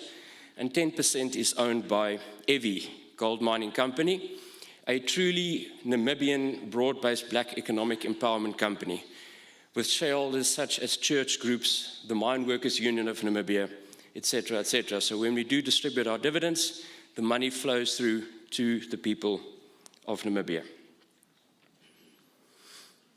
So 2023, we announced to the Namibian nation that B2Gold Mine is embarking on a process of transitioning to underground. And I can very clearly remember the first time we started engaging with our employees. The next moment, I see myself on the front cover of the Namibian with B2Gold melts down. That was quite entertaining, but it's actually not funny, because this is something that lies so close to my heart. I can promise you the most difficult thing to do is to tell someone that you're not going to be employed anymore. You don't have a job with my organization anymore. And you will see at the end of this presentation, through our value system, our Atushevamwe culture, which means in Oshevambu, we are one. We try to keep a very close knit with our group of employees on the mine. So it's really, our strategy is based on our values: fairness, respect, transparency. So we started telling our employees about the transitioning to underground 2 years ahead of any retrenchments happening. And I was almost lambasted by some people asking, why on earth would you do that? Why do you want to tell people and the media and Namibia at large 2 years ahead of time? Things can change. And we said, well, yes, things can change, but these are the facts that we have now. And we need to be truthful about this. We need to prepare people. We've got a massive issue with employees having high levels of debt. They need to sort out their financial affairs. So it's really being fair with people, treating them with respect, and being transparent. And this echoes back to what the Honourable Minister said yesterday. Truth. We need to be truthful. And through that, we will get respect and get the right story out. And then, of course, consistent and regular feedback. Keep on talking to the media. Keep on talking to your employees. Keep them updated at all times. This links in well with your discussion that you had, Hilda. Okay, so Irvin touched a lot on big numbers, his mining tons, the process of extracting uranium out of the earth. I'm going to talk more about, I call it the softer side of hard rock mining. So this is all our sustainability initiatives. And I think I can probably accurately state that B2Gold is leading the way in Namibia when it comes to sustainability initiatives, forward-thinking, thinking out of the box. So what you're looking at there is 180 hectares or 165 hectares of maize. That is on one of our farms next to the gold mine. So we are not only a gold mine, we are also one of the largest white maize producers in Namibia. Thank you. This coincidentally takes up the most of my time when I go to the mine. So farming is not for the faint-hearted. Anyways, but why are we doing this? A couple of reasons. We want to solve for food security, but we also want to leave behind a land package in an independent vehicle that can outlive the mine. Mines open and mines close. But we can set up a business that will continue beyond mine closure, that leaves a legacy of B2Gold in the country, that employs people, and that plows profits back into our corporate social responsibility initiatives that we've started. So yeah, definitely leading the scene on that. So I'm going to talk quickly on environmental closure, which is a hot topic in Namibia. What do we say? The Canadians come into the country, dig a big hole, and then they pack up. That's the word that people use, pack up, which means they leave the country, and they've done nothing for Namibia. So I'll quickly talk to that. Then on our transition to green energy, contributions to Namibia. I'll show what goes to our shareholders and what goes to Namibia. And then CSR, and then Namibia's consolidated mining impact. So I'll talk about our CSR spend, but I'll also talk about what it looks like for the entire mining sector in 2024 and then since 2013. Progressive rehabilitation. The middle photo that you see there is one of our waste rock dumps. So if you drive to the north, 70 kilometers outside of Otjiwarongo, you'll see these big mountains that we've created from mining out of the hole that we've created. And we've rehabilitated those slopes. You can see there's nice grass growing there, and the oryx have actually moved back into a newly created habitat for them. By the end of our open pit mining at the end of this year, all of this rehabilitation will have been done. So it's called progressive rehabilitation. You don't leave it for the end of life of mine when there's no money left. We use our operational cash flows to sort out our disturbed areas. We've got our own nursery on site. We've planted around 10,000 trees across all of these slopes to revegetate the areas. And then on the financial side, we are progressive in that we've set aside money already for our closure obligations. So the day that the mine closes, all of this will have been funded already, and we don't have to somehow try and scratch money somewhere to do rehabilitation. It's all been sorted for already. Transition to green energy. So in the last 5 years, we've constructed a 7-megawatt solar farm on the mine, which will become part of this legacy assets that we leave behind to generate revenue for the communities. And we've brought another 10 megawatts online through the modified single bar model. This was launched in February and commissioned in April. And we look at adding more green energy to our energy mix to truly become Namibia's greenest mine. So we don't pollute the environment, and we put mechanisms in place to generate revenues post-mine closure. Now, this is an interesting slide. So I put together a contributions to Namibia split over the last 10 years, 2015 to 2024. And in the gray bar, you will see Namibia. So that's direct taxes, corporate income tax, royalties, export levies, and then our corporate social responsibility spend. Total 7.2 billion Namibian dollars over the last 10 years. Okay? Our shareholders, B2Gold and Evi, over the last 10 years received $7.1 billion. So you can note from that government share in the total pie has actually been more than our shareholders. So this is more than 50% going back to Namibia through direct taxes. This is very important because people keep on saying, people that are not in the know, and we need to change that, they keep on saying that mines are not giving back to the country. They're not even seeing 10%. Well, this shows this is 50%. It's a half-half split. In 2024, as Irvin mentioned, gold prices are high. The gold companies are doing really well. Namibia, the government of Namibia, through direct taxes, shared 57% of the profit before tax. So profit before tax was around 4 billion. They received in excess of 2.5 billion Namibian dollars in taxes. Local procurement, again, 57% of all our goods, 3.1 billion, was procured locally. And then our total economic value added since 2015 up to 2024 equate to 61% of the 2.9 billion US dollar revenue generated. So of our total revenue over the last 10 years, government received 61%, government and Namibia, through shareholder returns, wages, direct taxes, and local procurement. These are very important numbers. If we talk about corporate social responsibility,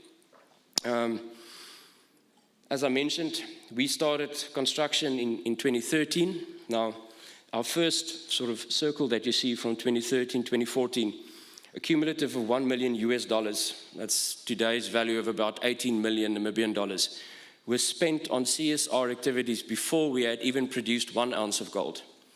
Now that talks to B2Gold's ethos. When we come into a country, we believe that the day that we leave the country, we must have left it in a better state than what we had found it. And this is really the strategy there.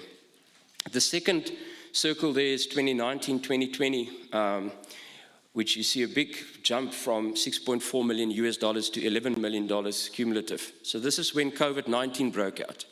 So during COVID-19, we as B2Gold stepped in and we made a donation of 2 million US dollars, around 34 million Namibian dollars, to the office of the Prime Minister to combat the impacts of COVID-19. Did any of you know that? Okay. And so I was actually not expecting an applause. I want to make a point here, and that is saying that we are not talking enough about what we are doing. Because some of us feel that maybe we shouldn't be bragging. But this is not bragging, it's sharing facts. It's being factual, so that we equip ourselves. When someone else tells you mining is not doing enough for Namibia, then you can tell them that is not true.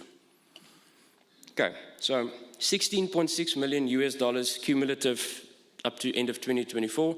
That's around 240 million Namibian dollars spent on CSR, corporate social responsibility, across education, health, environment, and livelihoods.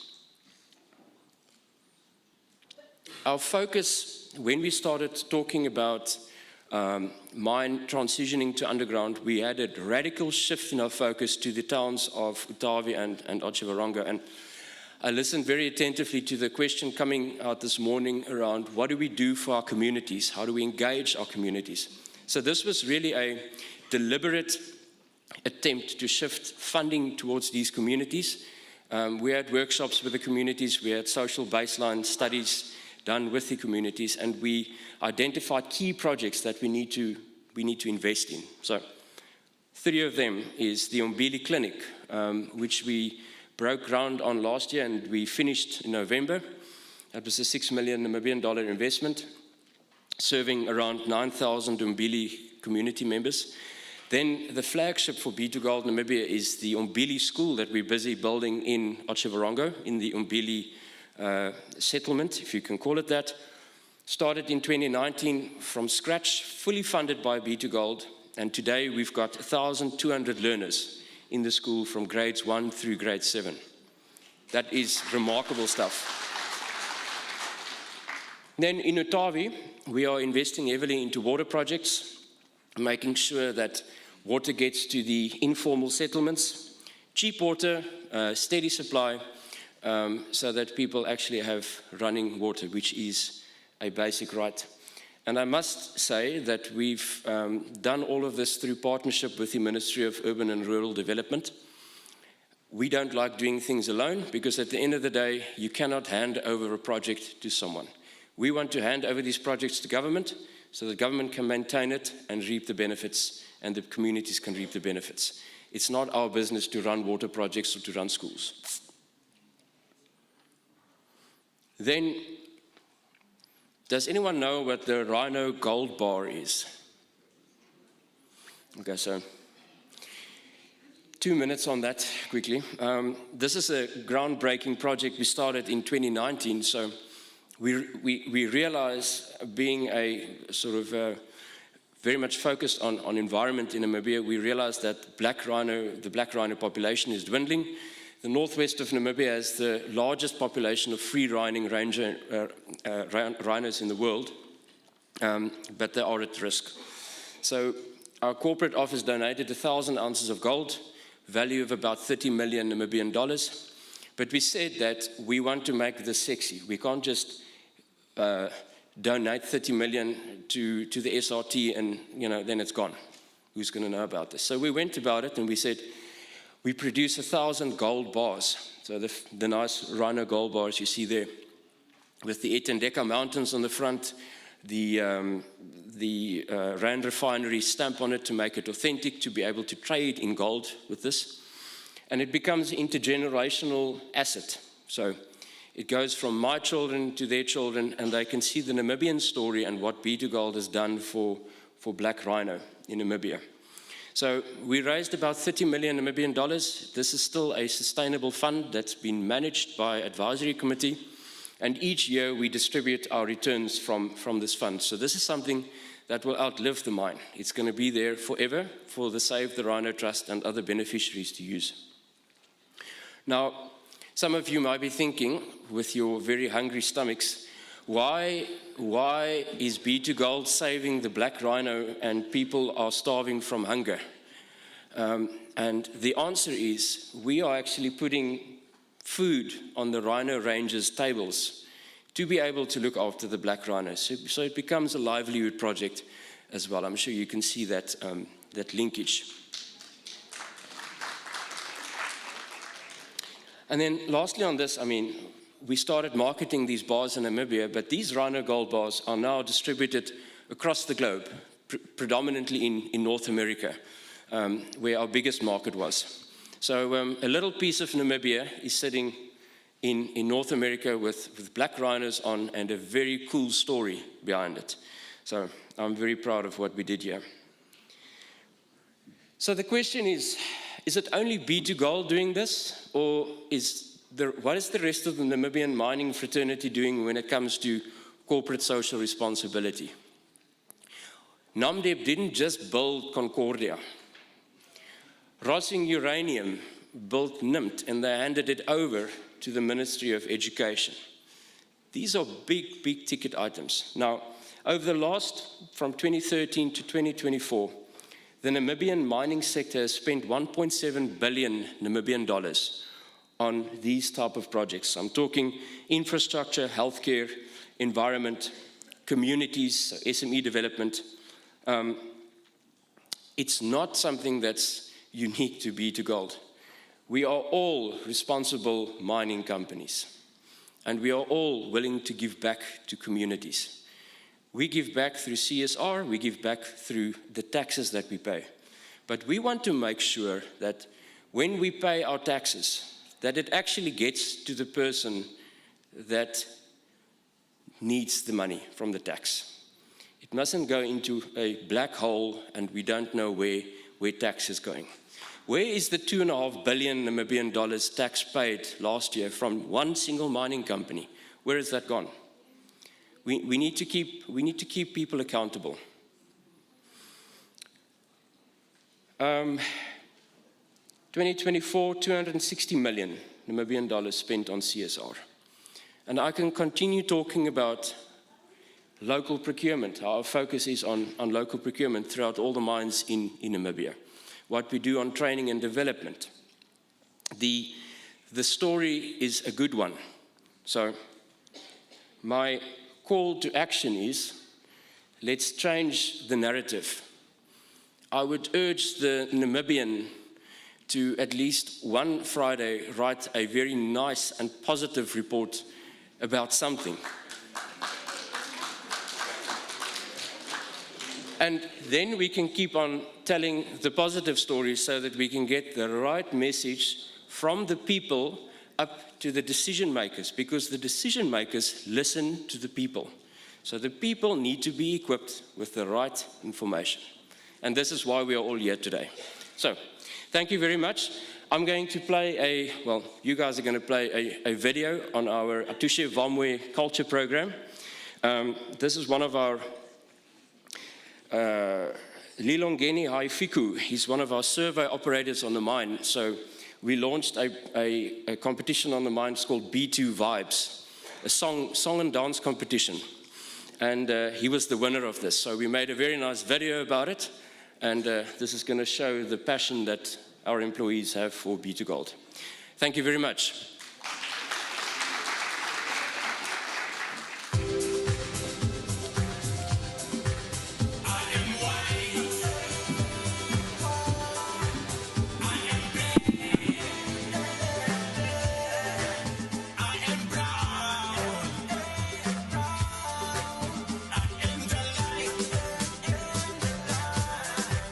Who you are.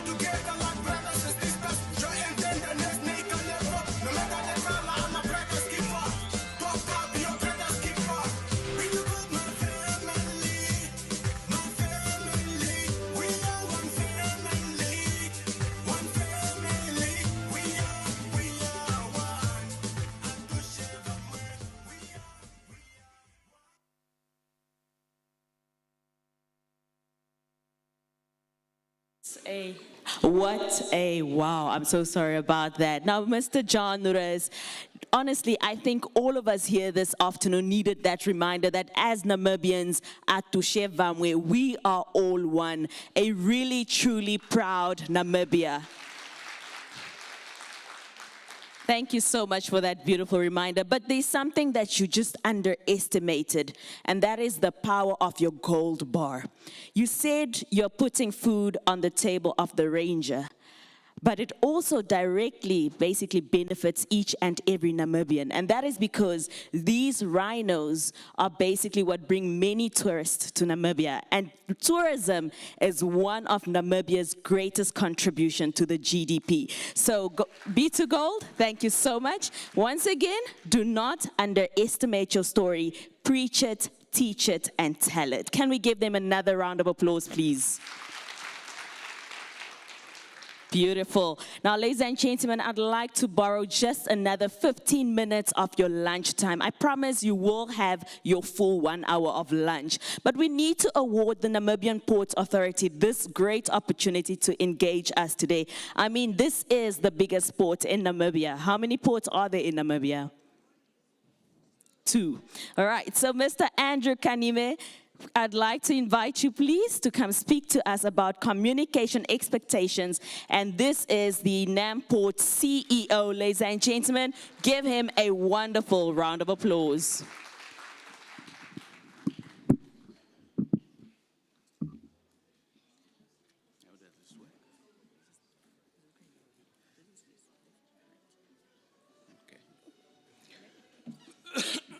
Thank you very much, Director of Proceedings, for giving this opportunity.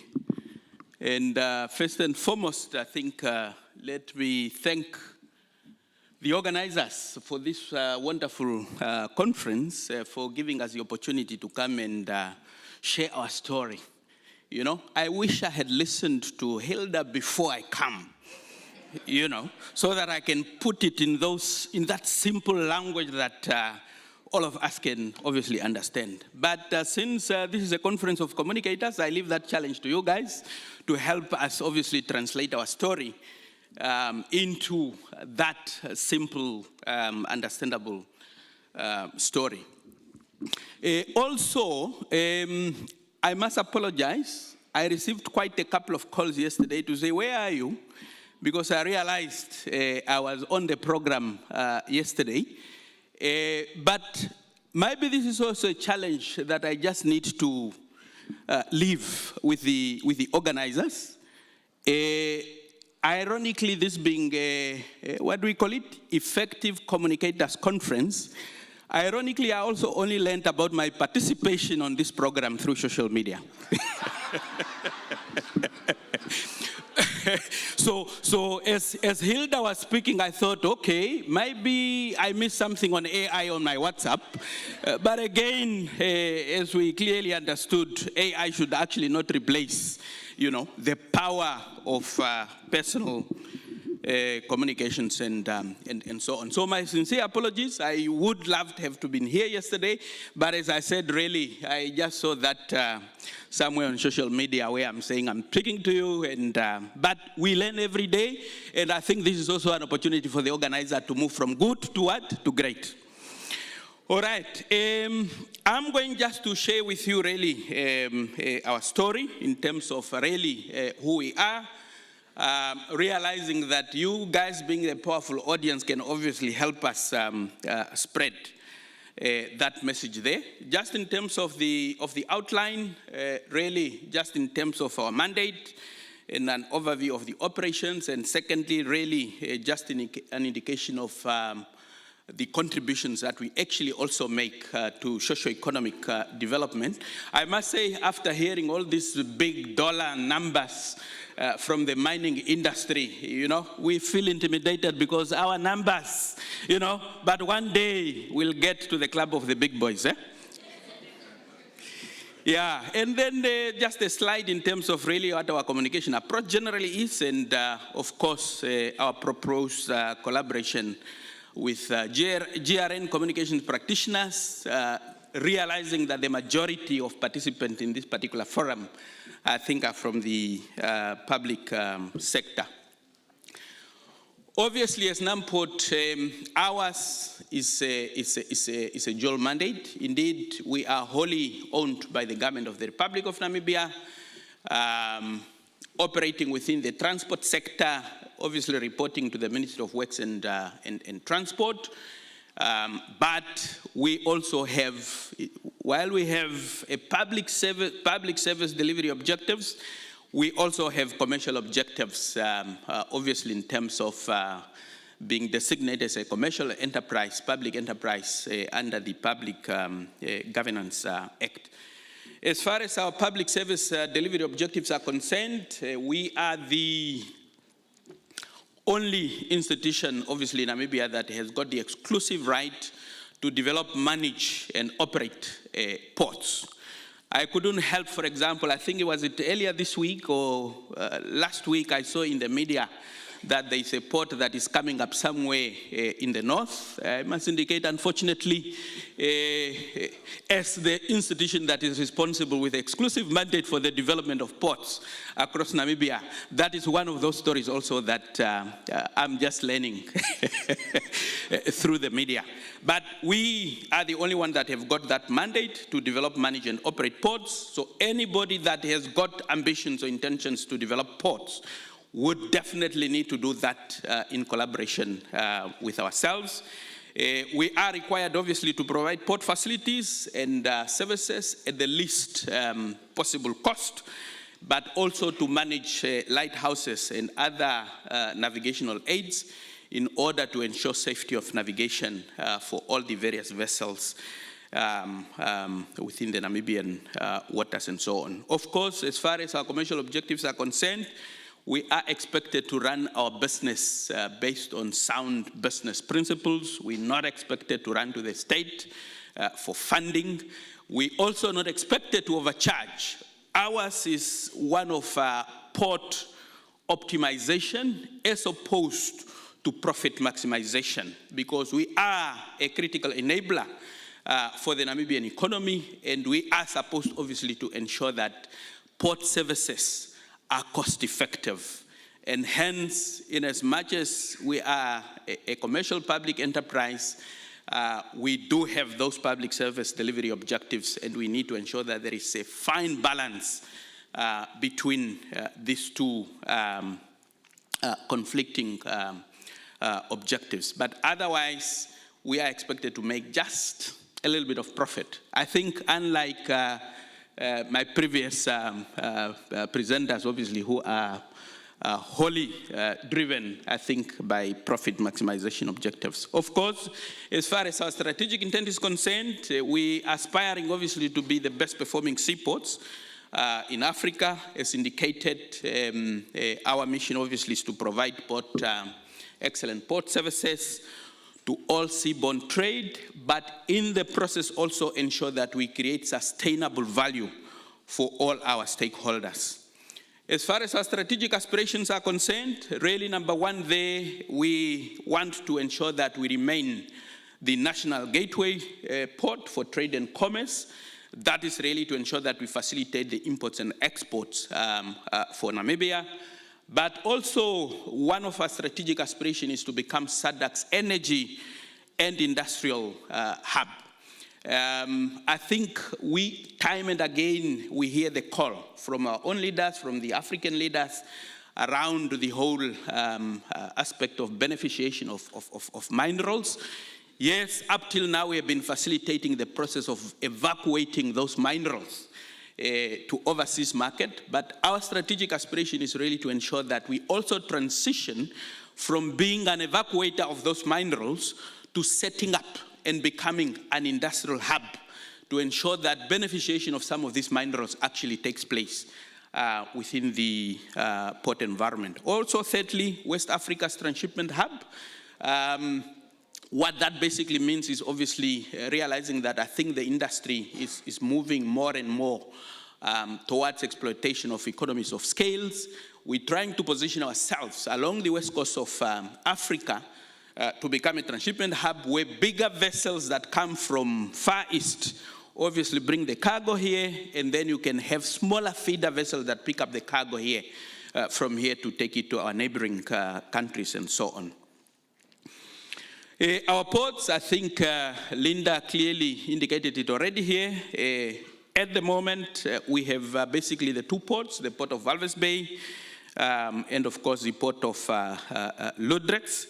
And there I'm just sharing with you again what are some of the main export and import commodities for both of our two ports. As far as the port of Walvis Bay is concerned, main export commodity is really salt. You might have witnessed in the media, I think a week or 2 weeks ago, that we actually witnessed the first bulk shipment of salt under the AFCTA agreement. What that basically means is that, yes, the salt company, we have been exporting salt through our port, but with the AFCTA in place, they are now able to actually benefit from rebates in terms of the tariffs that they are actually charged when the salt is exported to some of the African markets. The first bulk shipment that we saw is actually going to Nigeria, which means compared to what they paid previously in terms of what was exported there, they now actually benefiting from some of the better tariffs introduced under AFCTA and so on. Also, some of the additional export commodities, copper, which originate both from Namibia and also from within the region. I couldn't help but see definitely when Mr. Smata was up here, he clearly indicated that he's contributing to the coffers of Namport, Namwater. I saw those guys in the big numbers, and Namport was there as well. And it's really because we also facilitate, the export of that yellow cake that he was obviously talking about, but also the import of some of the chemicals that they actually need as inputs into the mines. Import commodities, petroleum, obviously one of our major import commodities. I think with the oil discovery, hopefully in the near future, that will become a main export commodity as opposed to it being a main import commodities and so on. And then, of course, for the port of Lodretz, we facilitate there especially the export of zinc and lead out of the mines that are based in the southern region. But again, we also contribute to facilitate the export of manganese out of the Northern Cape, realizing the limited capacity that is actually in South Africa. Our port capacity, as far as the Port of Walvis is concerned, suffice here really just to say that as far as land is concerned, we do have sufficient land to cater for demand, obviously, over the next 50 years or so. We have 13 commercial berths where we handle both containerized and non-containerized cargo. But also within our port, we do have facilities, what we call value-add facilities, ship refurb facility, but we also provide cold storage facilities and have also leasing out pieces of land to our neighboring countries as part of our role of contributing to regional economic integration. So those pieces of land have not been donated, they have not been sold, but they're actually being leased out, and the idea is really for them to, for us to facilitate the import and export requirements for our landlocked neighbors and so on. Of course, as far as future berths are concerned, I indicated earlier, I think with the oil discovery, while we have so far been able to support the exploration phase, what is obviously clear is that once the industry moves to development, we do need to develop additional port facilities to actually be able to support the development. And for that, we have plans to look at both the Port of Walvis Bay and also the Port of Lodretz, also in terms of green hydrogen. So those are some of the new terminals that we are actually seeking to put into place. As far as the Port of Lodretz is concerned, that is the smallest of our port. At this stage, I must indicate that it is completely leased out, but there are plans for short-term land reclamation in order, obviously, to extend the current port capacity and the current quay wall, and more specifically, especially to be able to service the oil and gas industry, realizing that the port of Lodret is the one that is much closer to the oil fields offshore. Our waterside connectivity, we are obviously connected to all global economic hubs. We connected to the Far East, to the Americas, to Europe, and so on. And the top 5 global shipping lines are basically all calling the port of Walvis Bay, indicating that we are well positioned, obviously, to facilitate the export and import requirements, not only for Namibia, but especially also for our landlocked neighbors. Also, I think one of the key or latest development here is the fact that Walvis Bay was recently just designated as the transshipment hub by MSC. MSC is obviously the biggest shipping company in the world. And this is really a result of, if you've been following, is a result of the concessioning of the new container terminal.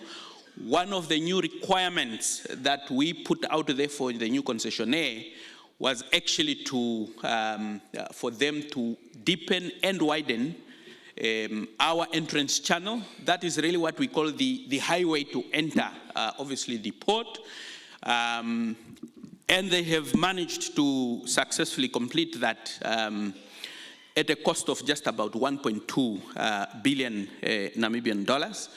I am aware, especially that at the time when we were talking about the concessioning of the new container terminal, there were all kinds of narrative in the media around that we are actually selling the port, etc., etc. And I just need to correct that particular narrative to say the port remains fully owned by the state, obviously through Namport.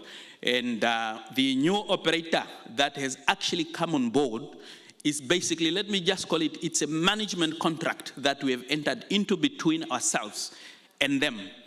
And one of the reasons is also not necessarily because we cannot manage, but also because when it comes to container business around the world, the global shipping lines dictate the movement of cargo. I earlier indicated that one of our strategic aspirations was to serve as a transshipment hub. Now, we have no direct control over the designation of Walvis Bay to become a transshipment hub because we have no direct control over what cargo can obviously come through the port of Walvis Bay. And by collaborating and partnering with a global terminal operator that have got an influence in terms of what cargo can come through the port of Walvis Bay, that has actually enabled us to put our port on the map. What that basically means is that as far as connectivity is concerned, we have now increased our connectivity index. More shipping vessels are now able to call the port of Walvis Bay on a daily basis effectively. Prior to us entering into this particular arrangement, for example, some of our clients from the landlocked countries were hesitant to use our ports. Why? Because once they bring their cargo here, it would have to stay in our port maybe for weeks or months to wait until such time that there is actually a vessel that calls the port. But with this development, we're now saying we now have weekly services that now enable us to ensure that when cargo that is originating from the region and is exported through our ports, it doesn't have to stay in the port for a prolonged period of time. Also, a key development, as I indicated, why our entrance channel needed to be deepened and widened, it's because it was not deep enough to handle the biggest vessels around the globe.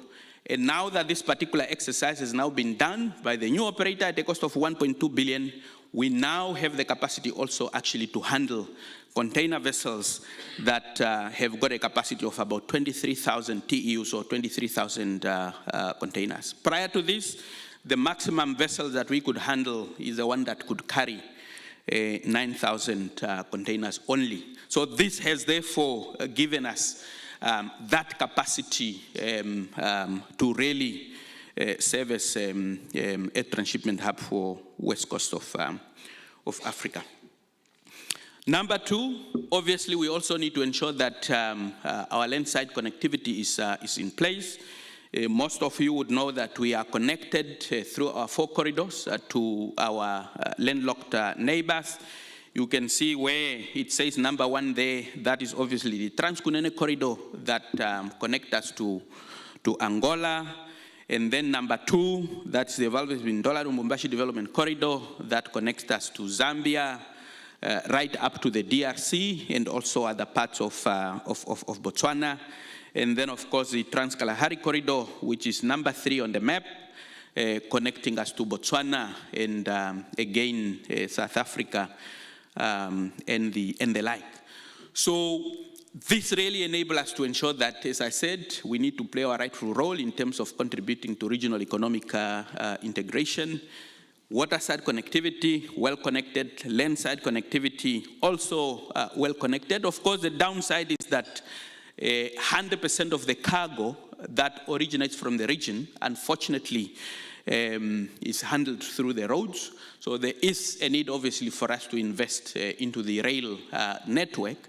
And once we invest into the rail network, that will really put us in a position where we are actually able to compete appropriately with other ports, obviously within the region. And I must indicate most of the ports, especially that we are competing with, whether it's in Durban, Beira, or Dar es Salaam, they are connected by rail, you know, to the landlocked countries. So we are, I think, at a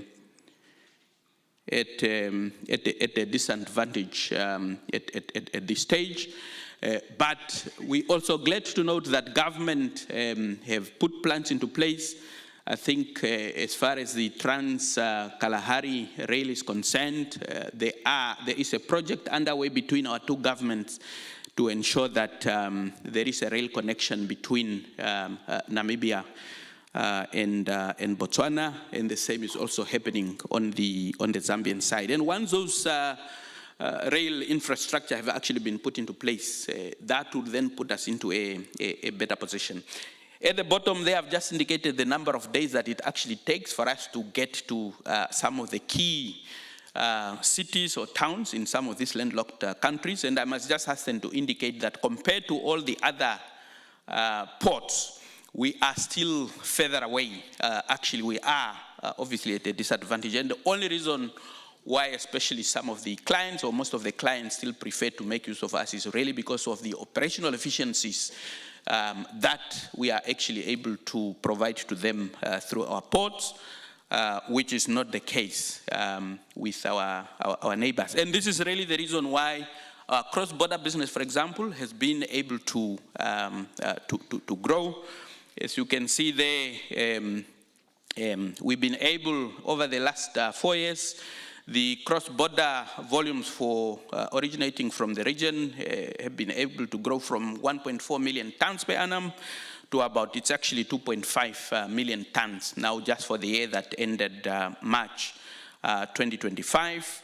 And you can see that South Africa accounts for 34% of that cross-border cargo, and that is really because of the manganese that we are handling through the port of Ludretz. And then, of course, for Zambia, Botswana, handling a lot of copper that originate from those markets as well. And you're probably wondering why bother, obviously, about cargo that is coming from the rest of the region. Again, as part of AFSTFA, we are playing our role in terms of contributing to regional economic integration. And again, the port infrastructure that we have put into place have sufficient capacity to ensure that it provides not only for Namibia's own requirements, import and export requirements, but also obviously to service the requirements for the region. If I go back to the container terminal again, because that was a hot topic, for example, prior to us concessioning, we were only able to utilize about a quarter of the capacity, which is about 750,000 containers per annum, but what we were able to handle is just a quarter of that, and that is really because of the small captive economy of our own local economy, and hence the need to ensure that we optimally utilize the capacity that we have by facilitating the import and export requirements for our neighbors as well. And here I really just wanted to show, I did speak to this, there are some of us that says, well, maybe Namport operate as a monopoly. That is actually not a reality.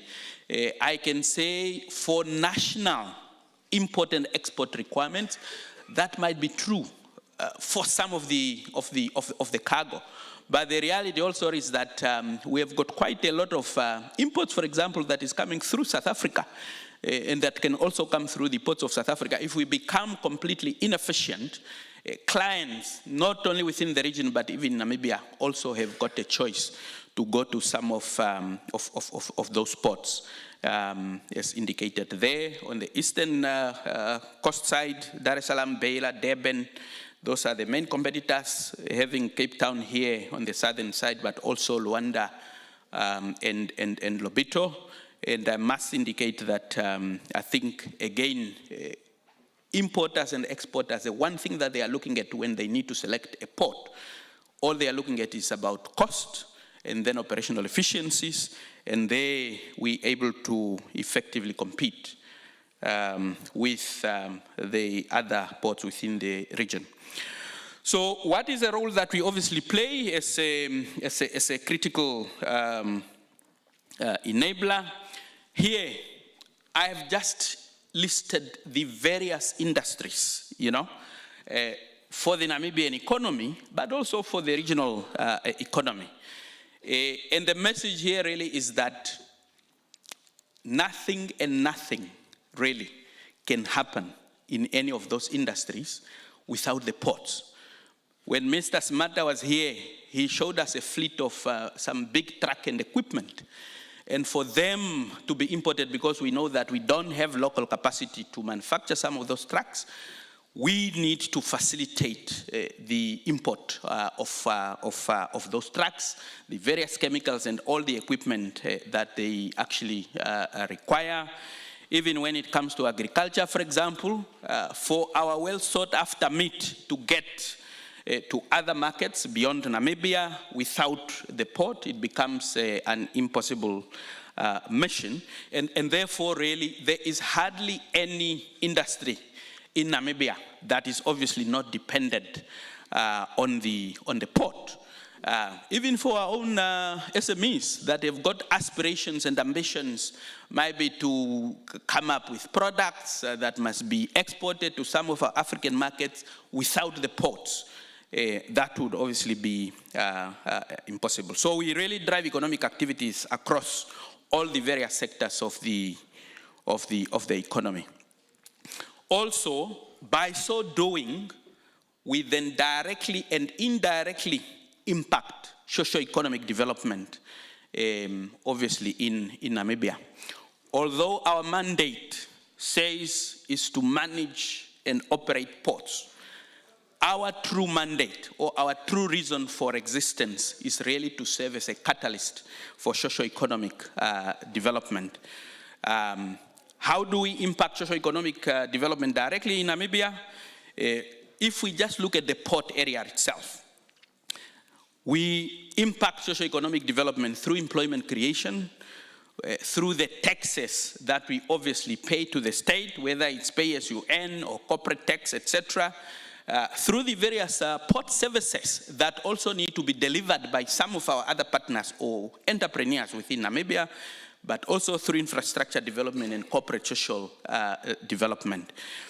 Now, what we call as indirect, again, if the port is not there, there are simply certain industries and certain sectors that will actually not be in existence. So the more volumes that we are actually handling through our ports, the more we actually able to create new enterprises, new businesses, which businesses will again be able to contribute to job employment creation, would be able to pay taxes to the state, will also be able to contribute to infrastructure development and the like. We also have what we call induced benefit, indirect. Those are really the benefits that comes directly out of the businesses that operate directly out of the port or that are directly connected to the port. But there is also a number of other industries that, although they don't deal directly with the port, they actually benefit from the volumes that actually goes through the port. I'm struggling to learn with this technology. So, and I'm just going to quickly run into the specific direct impact, indirect impact. As far as NAMPORT specifically concerned, our direct contribution, it's really in the form of the income that we make. For the year ended 2024-2025, which is March 2025, our revenue, this is not the latest numbers, just went over 2 billion. And what I need to indicate is that the 2 billion that we generate is invested back within the Namibian economy in various forms and so on.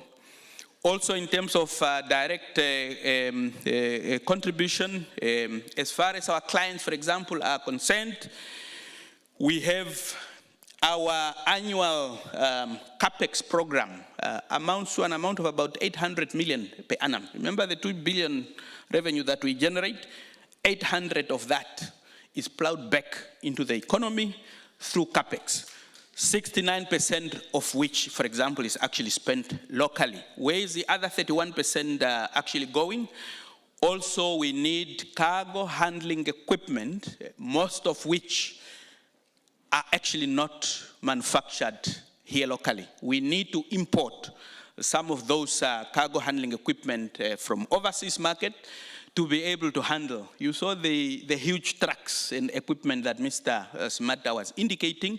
When they enter our port, we need to ensure that we have equipment, cargo handling equipment with sufficient capacity that can lift those trucks in and out of the vessel. And this is really where the 800 million is obviously going back. If you look at our employees, we are at 570 employees as at end of March. We've reduced, obviously, we used to be around 800, but remember with the concession, we transferred just under 300 employees to the new concessionaire, but the new concessionaire has also since obviously increased those employment numbers. And about 500 million annually is again plowed back into the Namibian economy through the salaries and wages of our employees. I must just hasten here to indicate that things like training and development are all included in here. So don't take your calculator to divide 500 million by, by 570 million. It will not give you an accurate picture and so on. Again, as far as our shareholder is concerned, we do proudly plow back to our shareholder. For the year ended 2024, we were able to declare a dividend of 100 million to our shareholder. But again, we contribute to the state coffers through taxes, whether it's income tax, etc., etc.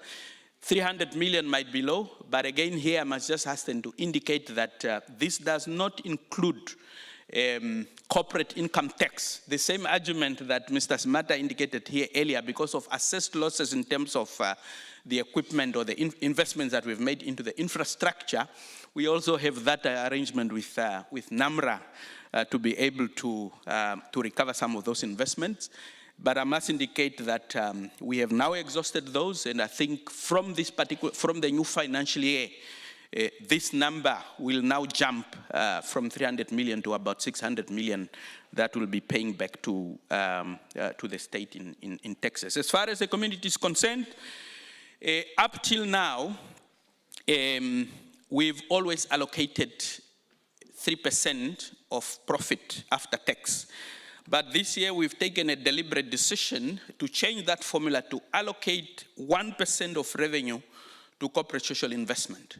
we are saying we have 4 critical stakeholders. We've got our clients, whom we need to ensure we provide with unparalleled customer experience. We've got employees. We need to ensure that on a monthly basis, we pay them their salaries. We also have a shareholder whom we pay taxes and dividends. So we are also saying as a community, for us to earn our license, they don't have to wait until we make some profit. We're now saying whatever budgeted revenue for that particular financial year is, 1% of that is now allocated to CSI, starting with this financial year. And that has really enabled us to ensure that we allocate quite a good chunk of funds to corporate social investment. The map there just indicates that we also have what we call the NAMPOT Social Investment Fund, which has been in place since 2006. And since inception, again, the latest number is that we've been able to invest more than 70 million Namibian dollars back into the community. And again, with a change in policy where we are now required allocating 1%, that has enabled us to ensure that our annual allocation has now increased from what used to be about 3 million per annum to about 18 million per annum, and so on. We've also changed our policy, obviously, just to ensure that a lot of these investments we put back into sustainable projects. And therefore, out of that particular allocation, we've taken a principled decision to say at least 60% of that must be invested into sustainable projects, and then the other 40% is what would go into possible emergency requests and the like. Of course, as far as indirect contribution is concerned, as I indicated earlier, there are significant benefits or significant contributions that we make through our ecosystem. If you look at the first table there where we talk about port users, for all the cargo and volumes that we handle through our port, you need freight forwarders, you need custom clearing agents, you need ship repairs, you need trucks, and the like. And those are all the businesses that get established as a result of the cargo and the volumes that we obviously handle through the port.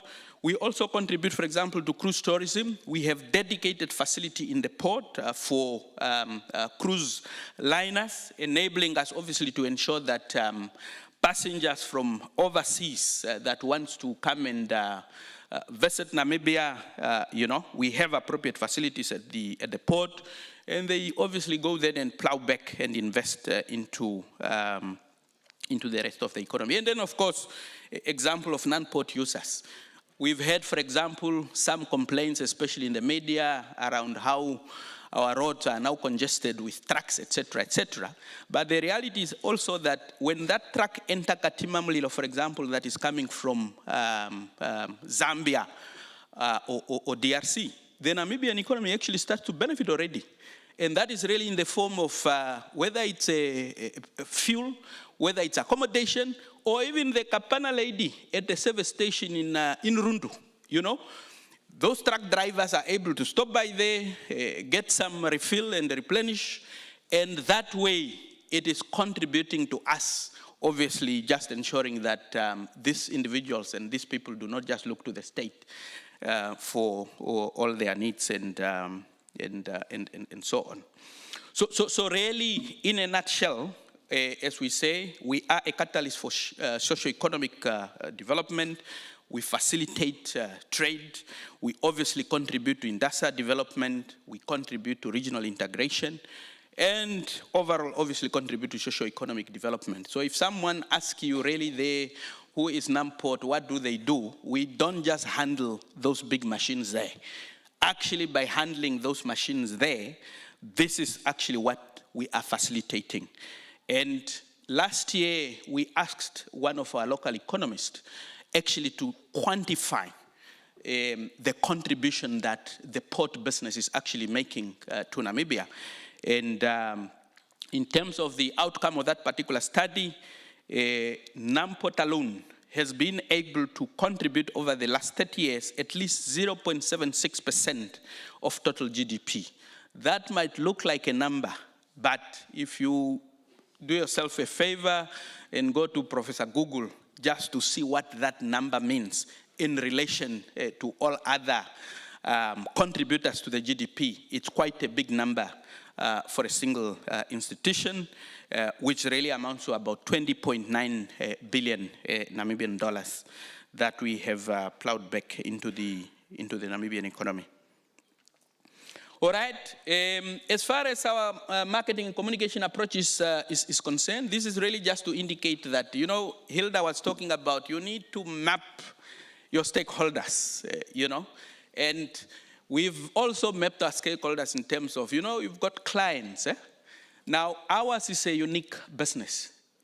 You probably, you know, I see some people from NBC, they constantly asking, why are you probably not advertising with us? Ours is a unique business because our business is dependent on B2B and relationship building. We know exactly it's targeted businesses that we are actually dealing with. We don't need to go out to the Namibian or to NBC to place this general advertisement, because as far as our clients are concerned, they would definitely not be able to meet their requirements. But we have got various, should I call them touch points, to use Hilda's language. We have got various touch points and engagement platforms that we use for our various stakeholders, our clients, our shareholders, of course our employees, and ultimately the communities and the general public. I put the general public there.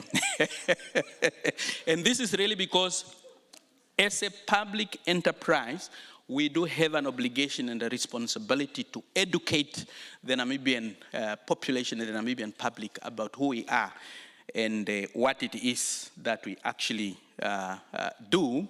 And what is it that we are expecting of you? It's really for you to help us tell this story to the ordinary Namibian so that they can have an appreciation for what it is that we actually do at Namport. And really that is me. I realize I was the one standing between you and your lunch, and thank you so much.